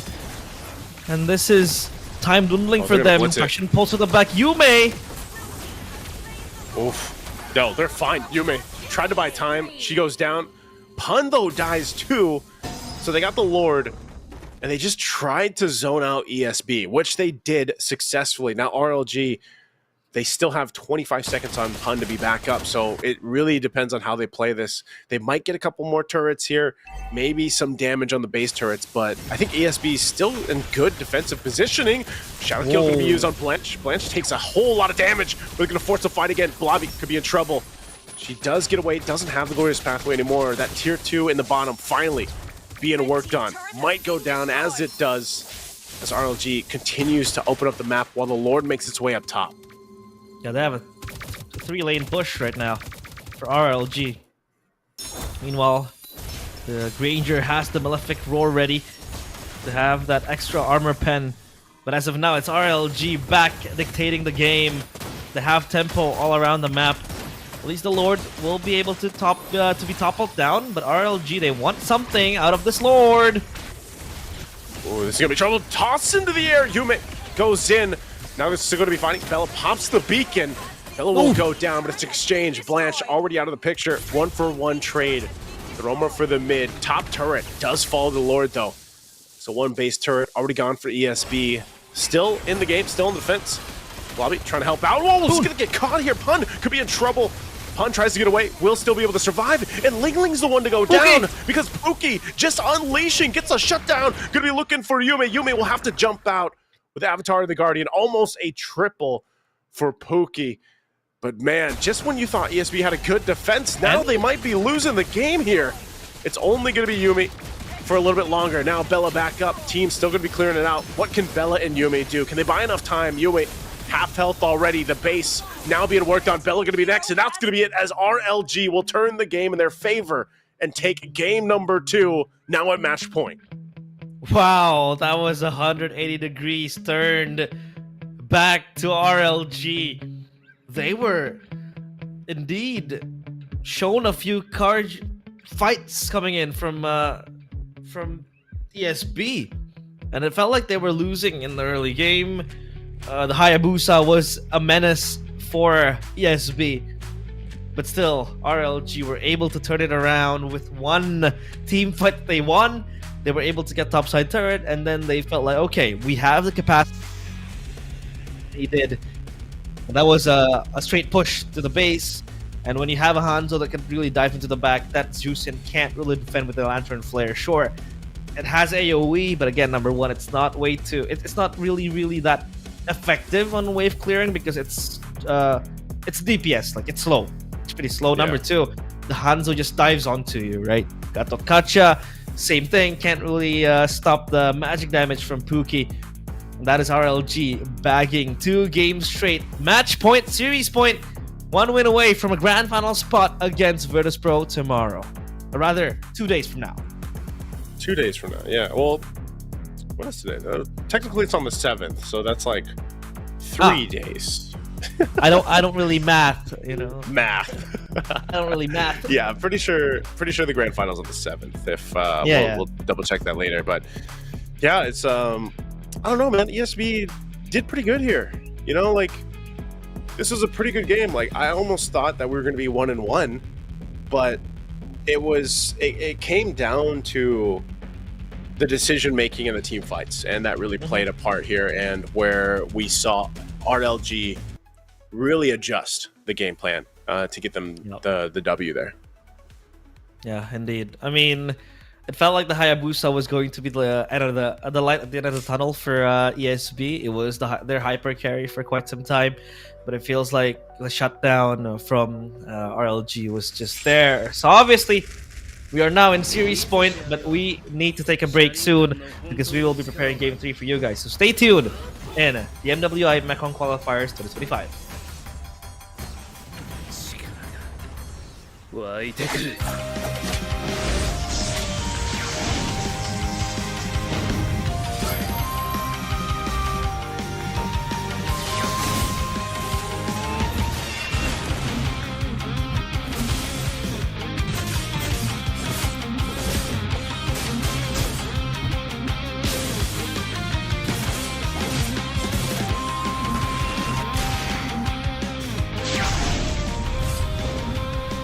相変わらずやかましい奴らだ。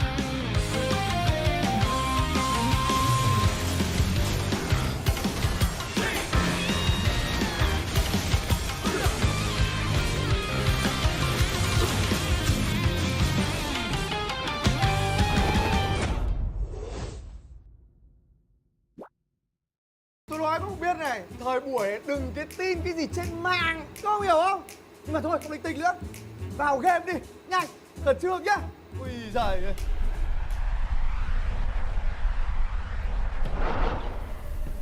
Piu Piu, Đỗ Messi, nuốt 250 của tao không trôi đâu. tao thích. Ngày hôm nay nợ máu phải trả bằng nước màu. Lên đường. Piu Piu, Đỗ Messi, Piu Piu, Đỗ Messi, Piu Piu. Đỗ Messi. Thôi, ông làm gì làm luôn đi. Đỗ Messi.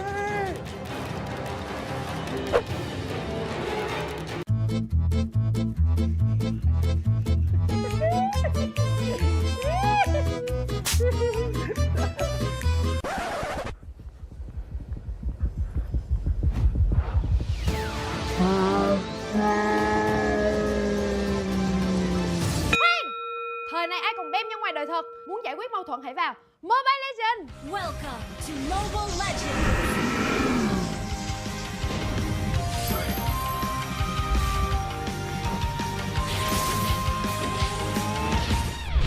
Piu ơi, lùi đừng 1 2 3. Piu đừng Piu. Ok, bạn ơi, mà lên, lên, lên, tôi hết mana. Cố lên các anh ơi. Để giúp anh. Bắn hết chúng nó đi anh em. Này thì mày quýnh tao này. Chơi game là phải như thế chứ, phải Vinisa, Legend. Bốn anh em mình, Legend. Vinisa, Legend. Nhưng mà nhớ giả bạn 250 nhé.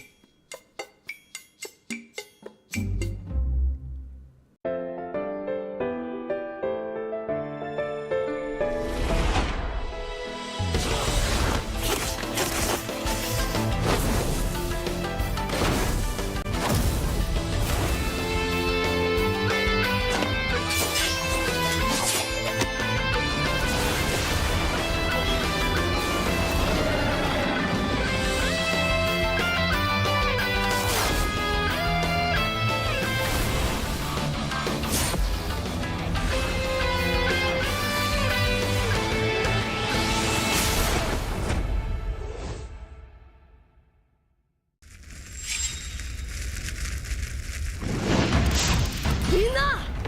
内巻ナルトが帰ってきたぞ!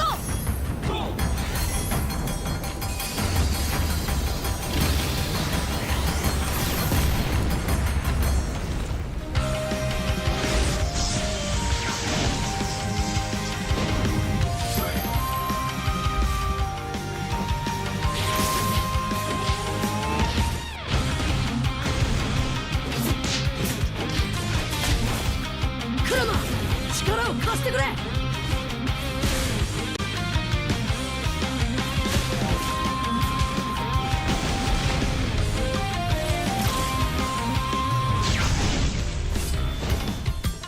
Yosha! 第7班ここに復活だってばよ!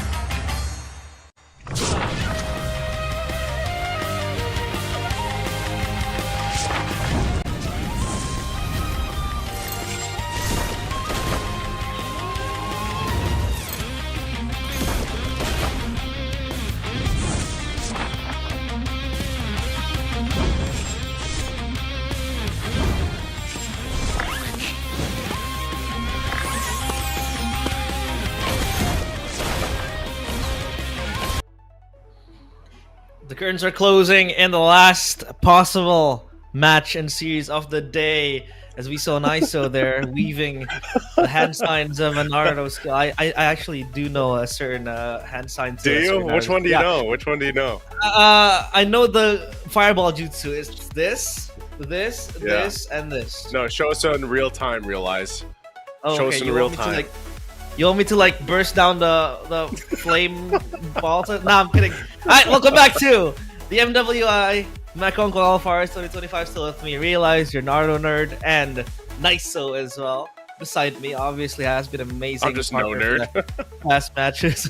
You're just a nerd. Alright, so that was us accompanying you guys for the last 2 games of this RLG Vietnam against ESB clash, in which we saw RLG. They were able to bag the 2 wins earlier on, but that game number 2, it felt like it was close. It was very, very close because ESB, they found their winning conditions. Yep. They found the way to really break the walls that RLG were able to build onto their wins, right? They utilized the Hayabusa very, very well. They even were able to pick up the high-lows, which gives them agency in the early game to not play passively, but also to actively look for picks. And that XP as well, right? That they picked up was also able to unlock a few playmaking tools with the Gatot Kacha down in the XP. So that was indeed the solution that they had.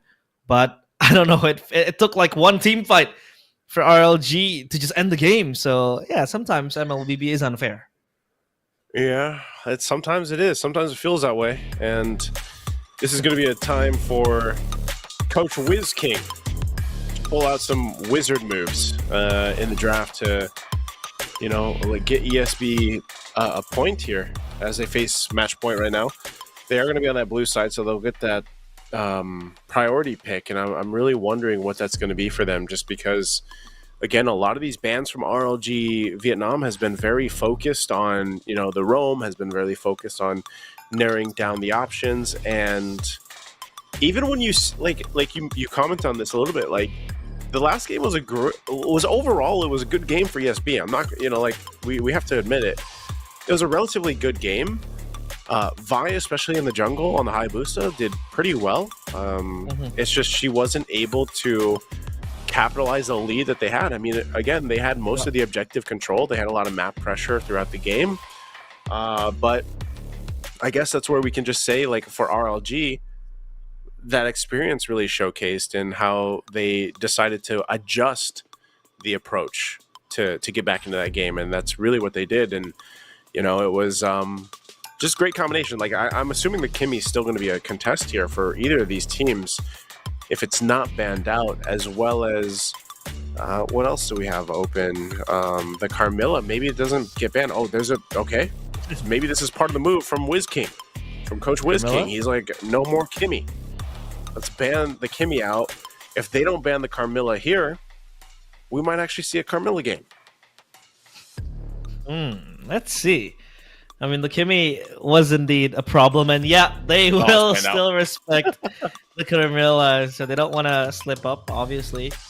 Anything can happen, and the box, being prioed again and again, ESB will be able to pick it up for themselves. And look at how chill they look like. Like, they know they're one game away from being eliminated, but they still have those positive vibes, which is much needed in times like this. And the Gatot Kacha is picked up. And I do believe that's going to be for Tiuma. If they do have another roamer in mind. Do they go to Jawhead again? Jawhead Gatot Kacha seems nasty, to be honest. But I think they could go for the Harith here if they want to, because the Harith is left unbanned. The Harith pick has been proven to give them success. But even if red side picks up Harith, I mean, blue side picks up Ranger, or vice versa, they go for the Ranger. So yeah, a possible Harith pick here, or if they want to go the counter route, they might go the Irithel. They could. Do they also want to maybe just go the Harith? Like, just do the classic matchup again? There might be an option here for ESB. But I think part of that too is making sure that they have their Okay, well, there's the jungle. So I was gonna say Baksha was good flex. So, but the Lucas they didn't want. I guess they didn't want it banned, so they go with the Lucas. So this is the Lucas most likely in the jungle. The Baksha going to be in the roam, and there's the Harith like we were expecting. So the classic matchup in the gold lane will happen. But yeah, I would say Lingling's been. She hasn't necessarily been struggling herself. Like I feel like she's done a pretty good job at holding down the lane, but I feel like she needs some more support, man. Like I feel like they need to make sure that Lingling's actually, you know, having an easier time. Like I always call it the gold lane experience. Like it's usually, you know, you basically have that time to just farm up and maybe you get a 1v1 and whatnot, but you have that gold lane experience where you can get to where you need to be and you're on the Harith. And that's what's going to have to happen here for Lingling, because for the past 2 games, she's been targeted quite a bit. And that's what we saw from the first series where Lamb was always targeted. So hopefully they can do that. This is an interesting pick, though. Like the alpha comes through. Are they planning, if it's, well, I would expect a Matilda ban here, but like, are they planning even an alpha Matilda maybe? Or what's the play here from RLG? Maybe they flex the Ganakacha? I don't know. Yeah, I mean, this is what we call the Lamb treatment, right? Lamb was decimated in the first match of today, and now it's Lingling receiving the same treatment as Lamb did in match number 1. But that alpha pick, you mentioned it, it is very interesting. It was the meta jungler for like the past few seasons, but now it seems like it has been sidelined for quite some time. Again, there is indeed better picks in that area, but I believe this alpha is picked too early because I think they fear that their junglers might be banned. But again, you could have picked it in like 4th pick or 5th pick. But yeah, I mean, the alpha is actually still quite good against heroes like the Baksha, the Lucas, who is really mobile and really wants to move around when you fight them. I mean, the Spear of Alpha is a very good setup tool, so that could be the option and the reason why they picked up the Alpha. Plus the true damage as well that the Alpha brings to the table. And the Badang banned out. They don't want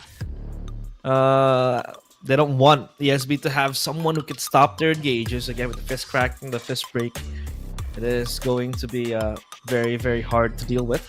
And the Jawhead respected, so there is still a possibility where the Jawhead might come and be picked for RLG. Yeah, there's so I think that because if RLG does take the Matilda here, they get so much utility with an alpha. And I know it's like you mentioned, you know, back in a while ago, quite meta. Still relatively like good pick. There's a Matilda like I was expecting. This is a classic combination, you know. Alpha Matilda just works so well.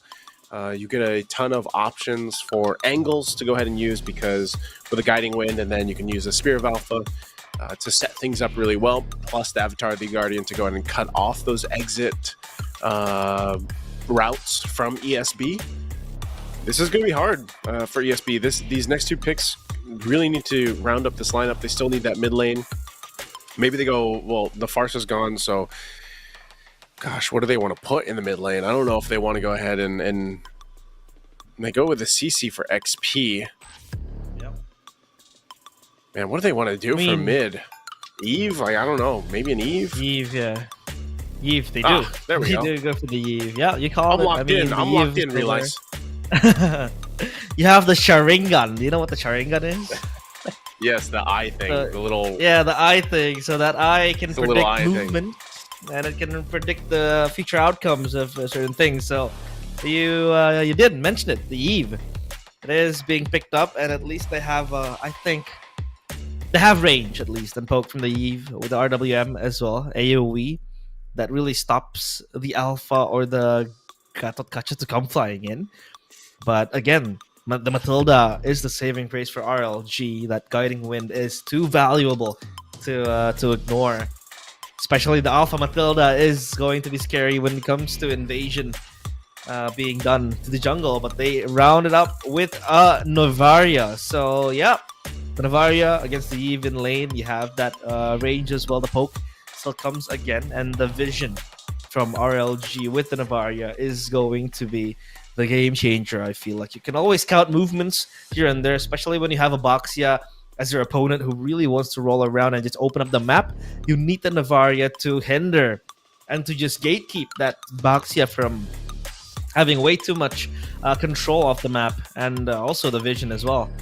Now, it comes down to this, of course, ESB. They are going to bank their hopes on towards game number 3. Meanwhile, for RLG, it's all fun and games for them because they still have a 3-game cushion now. Even if they lose here, they still have the chance to make it up for the next games. The coaches are vibing. They're vibing at least. Yeah, they again. This is similar to what we saw in similar to what we saw in match 1, but I would say at the same time, this has a better chance for ESB to get to another game. A big part of this, though, is, like I said, it's relying on the fact that Ling Ling has a better time in her gold lane. You're going against a naturally losing matchup against the Granger. Statistically, globally, is what I mean. The Granger usually is winning that lane. So even more so, do you want to go ahead and protect this Harith, protect Ling Ling, so that she can actually pop off later on and not get too far behind? Because that's the story. That's the story right now of most of the matchups. If the gold lane falls behind, too far behind, you have to wait so long. And by so long, you're waiting in the base, essentially. And that's why I think the Lucas for Vi, she seems to be rather aggressive in the jungle, and maybe she'll go ahead and get an early start on this Lucas jungle pick, and they'll be able to capitalize on the fact they have an Eve to fight around objectives. And this is the decider match of whether we will see a game 4 or the imminent departure of ESB from the MWI Mekong Qualifiers 2025. It is game number 3 of ESB Valkyrie against RLG Vietnam. Let's just take a look at the Land of Dawn right now. Obviously, Poon with the Alpha. I think when it comes to clear, the Alpha wins out slightly because of the force swing, and it really helps to clear quickly. Bar the Luca, in comparison to the Lucas. Oh, again, so low, but he's gonna be fine. Again, the Guiding Wind saves her, but look at Mlbb already so quick to just back up her own teammates. But Poon is here, Tuma as well. This might be a brawl in the mid lane. Oh, the Guiding Wind. They're going to force out the Revitalize. Mlbb, half health. They get the Battle Spell out, so it looks like that's all they're going to get. Again, anytime a Battle Spell is used, that's still technically a little bit of a win. Mlbb will go ahead and rotate. Mind you, too, we haven't seen this too much through today where it's the Roam Boxia. But this, I would say right now, currently, the Boxia fits the best in the Roam. Like I said, occasionally over here in the Philippines, it is flexed up into the XP lane. It's also been in the jungle. So Mlbb, her work's going to be cut out for her, though, because she is going to be a big part of these team fights. Now, when you consider having a Boxia plus a Lucas, and depending on the build that Yuumi takes on the CC is going to be big, because we've seen a couple different variations of CC builds, which she might even change through by the mid game. It really depends on how this early game goes for ESB. Yeah, I feel like I don't really like seeing Boxia in XP because how restricted his agency does feel like. His movements is limited to a certain amount because he has to focus on the lane. But now, Mlbb comes rolling and the turtle is ready. AOG! Kima jumps on in. They get the Unbreakable Taunt off on Bella. She's going to have to flicker out. Turtle's already going to be secure, though. Now, Jen going down. Still, first blood in the hands of ESB. They're going to force them back, so a good disengage. Again, that Revitalize helped so much. Vengeance going to be popped. Unbreakable again on Yuumi. Yuumi will go ahead and jump on out. Poon has the Spear of the Alpha. She could use this.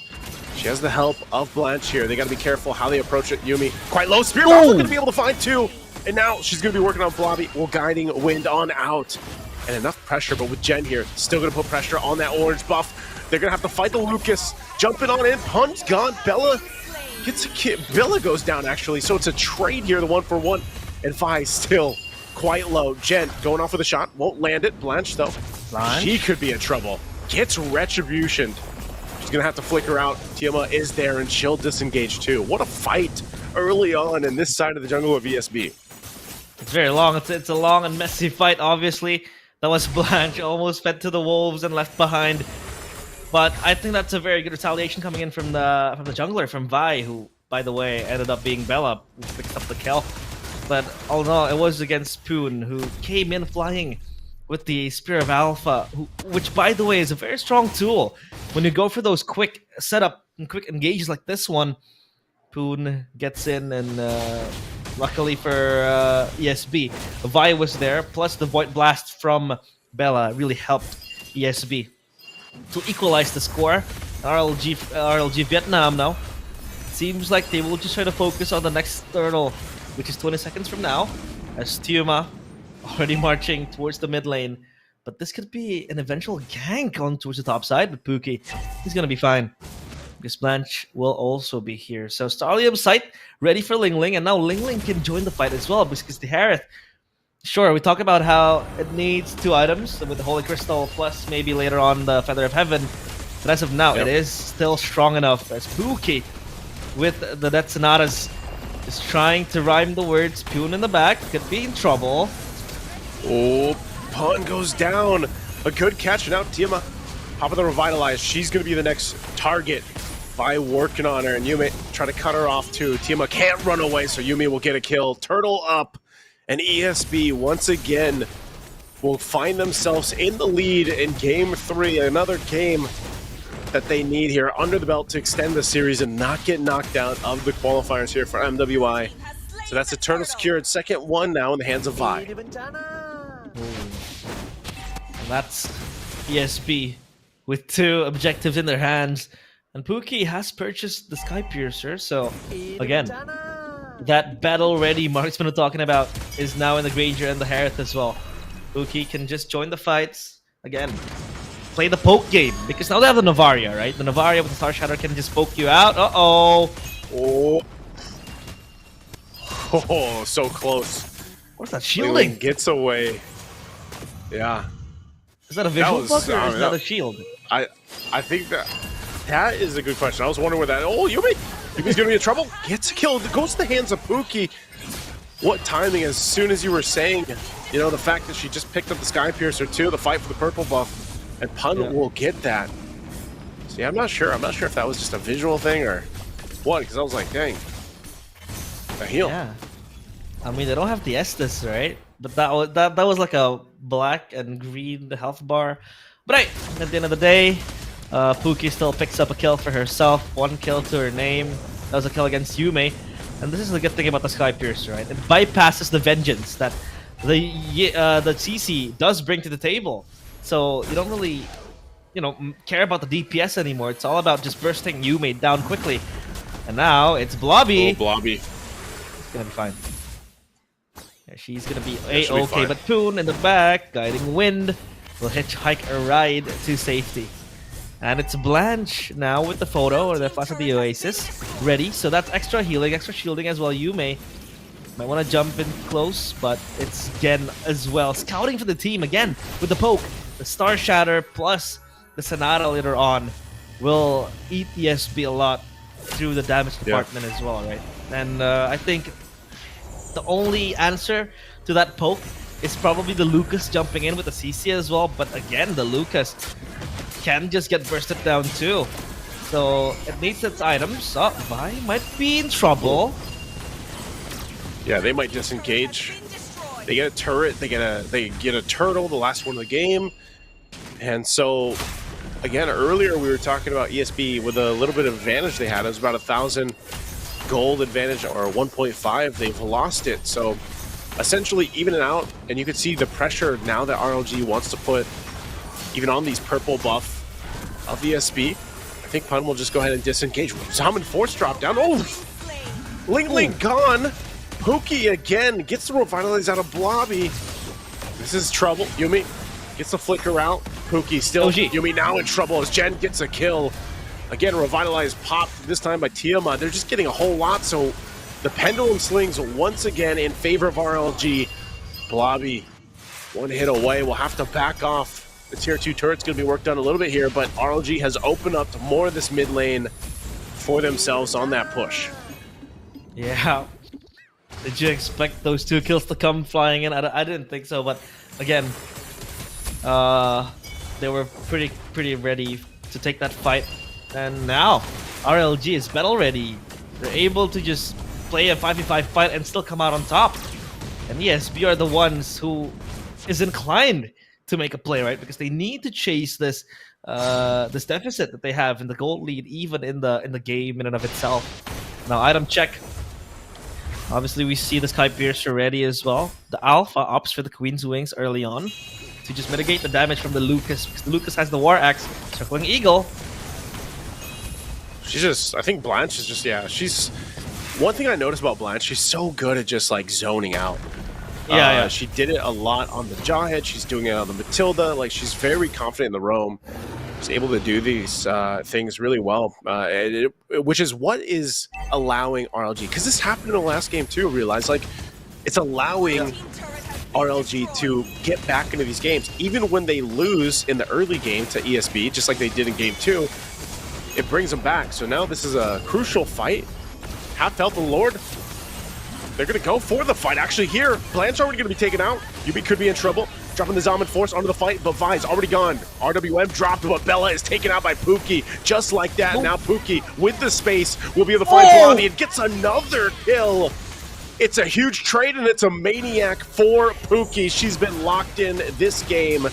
We take a look at the replay. This was a fight that ESB decided to take, and they lost it. They lost it badly here. They can't even get to Pookie. Look at the positioning from her. Just once again, such good positioning from the gold laner of RLG. Wow. Pookie might be a cute name, but she's a cold-blooded killer with the Maniac. 4 kills to her name, 5-0 now. This Ranger is unstoppable. They go even deeper. Astral Echo with the poke. Not going to take down anyone. So now they only have to wait for the Lord to march in. They don't need to overextend or make overzealous plays like how Tiuma did in game number 1.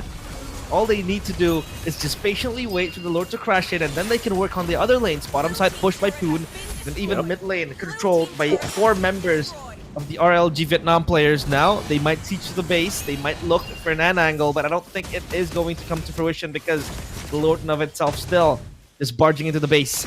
And the minions come in as the second wave does arrive. But RLG, they're taking this slow. They might look for one last fight. Oh, again, a shot. Avatar with the Guardian cut off the backside. The Unbreakable gonna go forward. RWM on the defense. They're not working on the turret, so they're taking a couple shots. Timo will get dragged back in, but Vi's already gonna be gone. Guiding Wind for Pun. Meanwhile, Pookie just firing off on this Granger. Will get the base turret. So the 1-for-1 trade, but the base turret's now the focus. RLG looking to take more. Lobby on the front side. Pookie unleashing with a Death Sonata.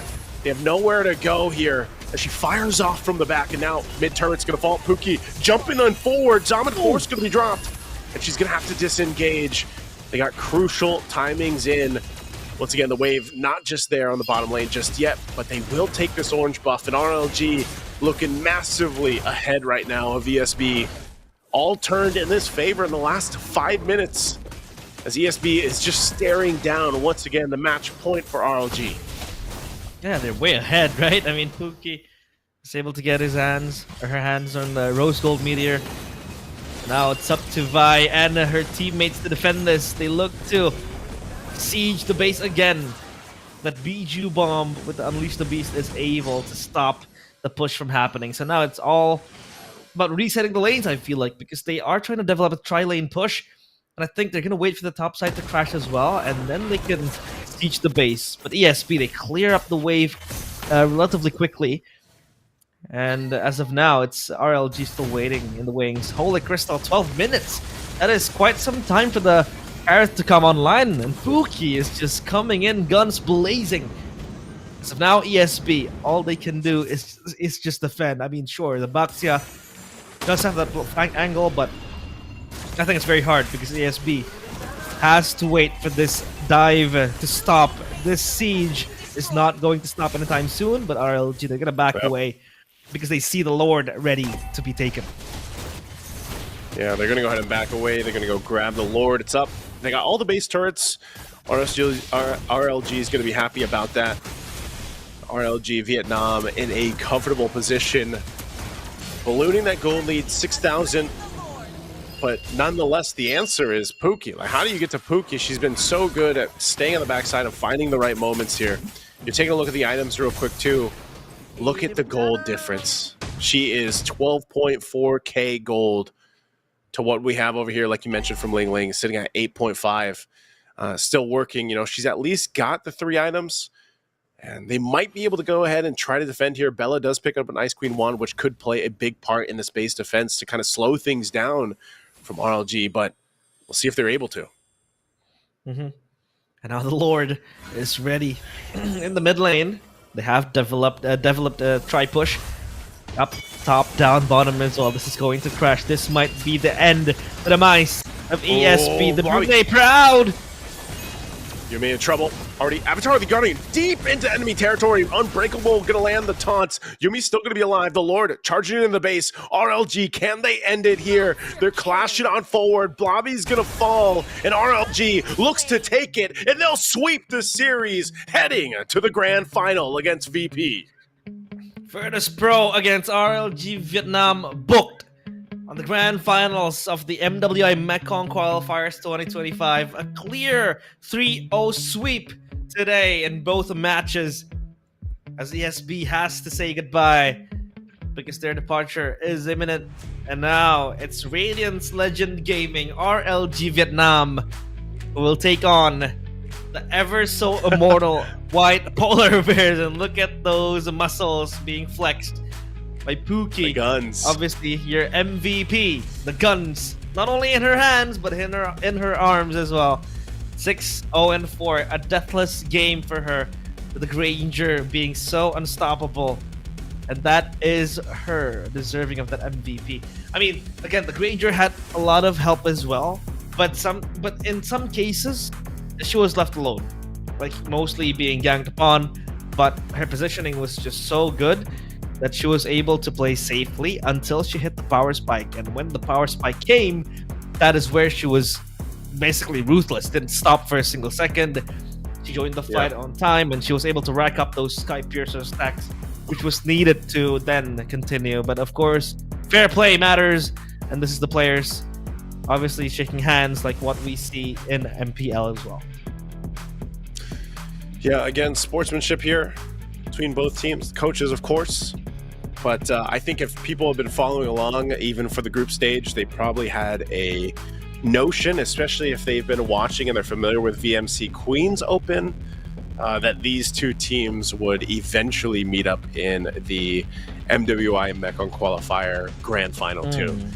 It's essentially a rematch between VP and RLG. So that'll be interesting, because the last time that they met in the VMC, it was a sweep for VP. VP got the 4-0. And so when we do get to the grand final, that's something to consider. It is going to be a best of 7. And may the best team win. For ESB, I felt like, again, this was a team that was, you know, they did, like, this series was, it's almost unfair to say that it was like a sweep, because when you see a sweep, you just think it's all completely one-sided. But yeah, as we saw in game 2 and game 3, it was ESB that was leading the early game and almost to the mid game. But they just lost these team fights that were later on, which really showed the experience of RLG.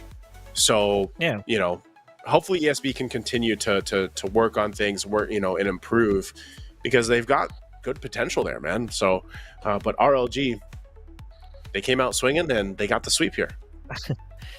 They did.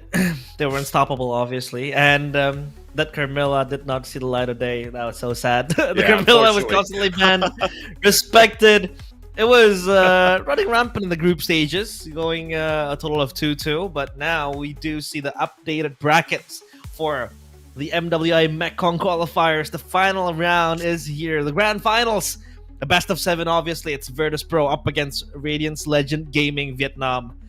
1 ticket, 1 match to secure that spot in the MWI wildcard.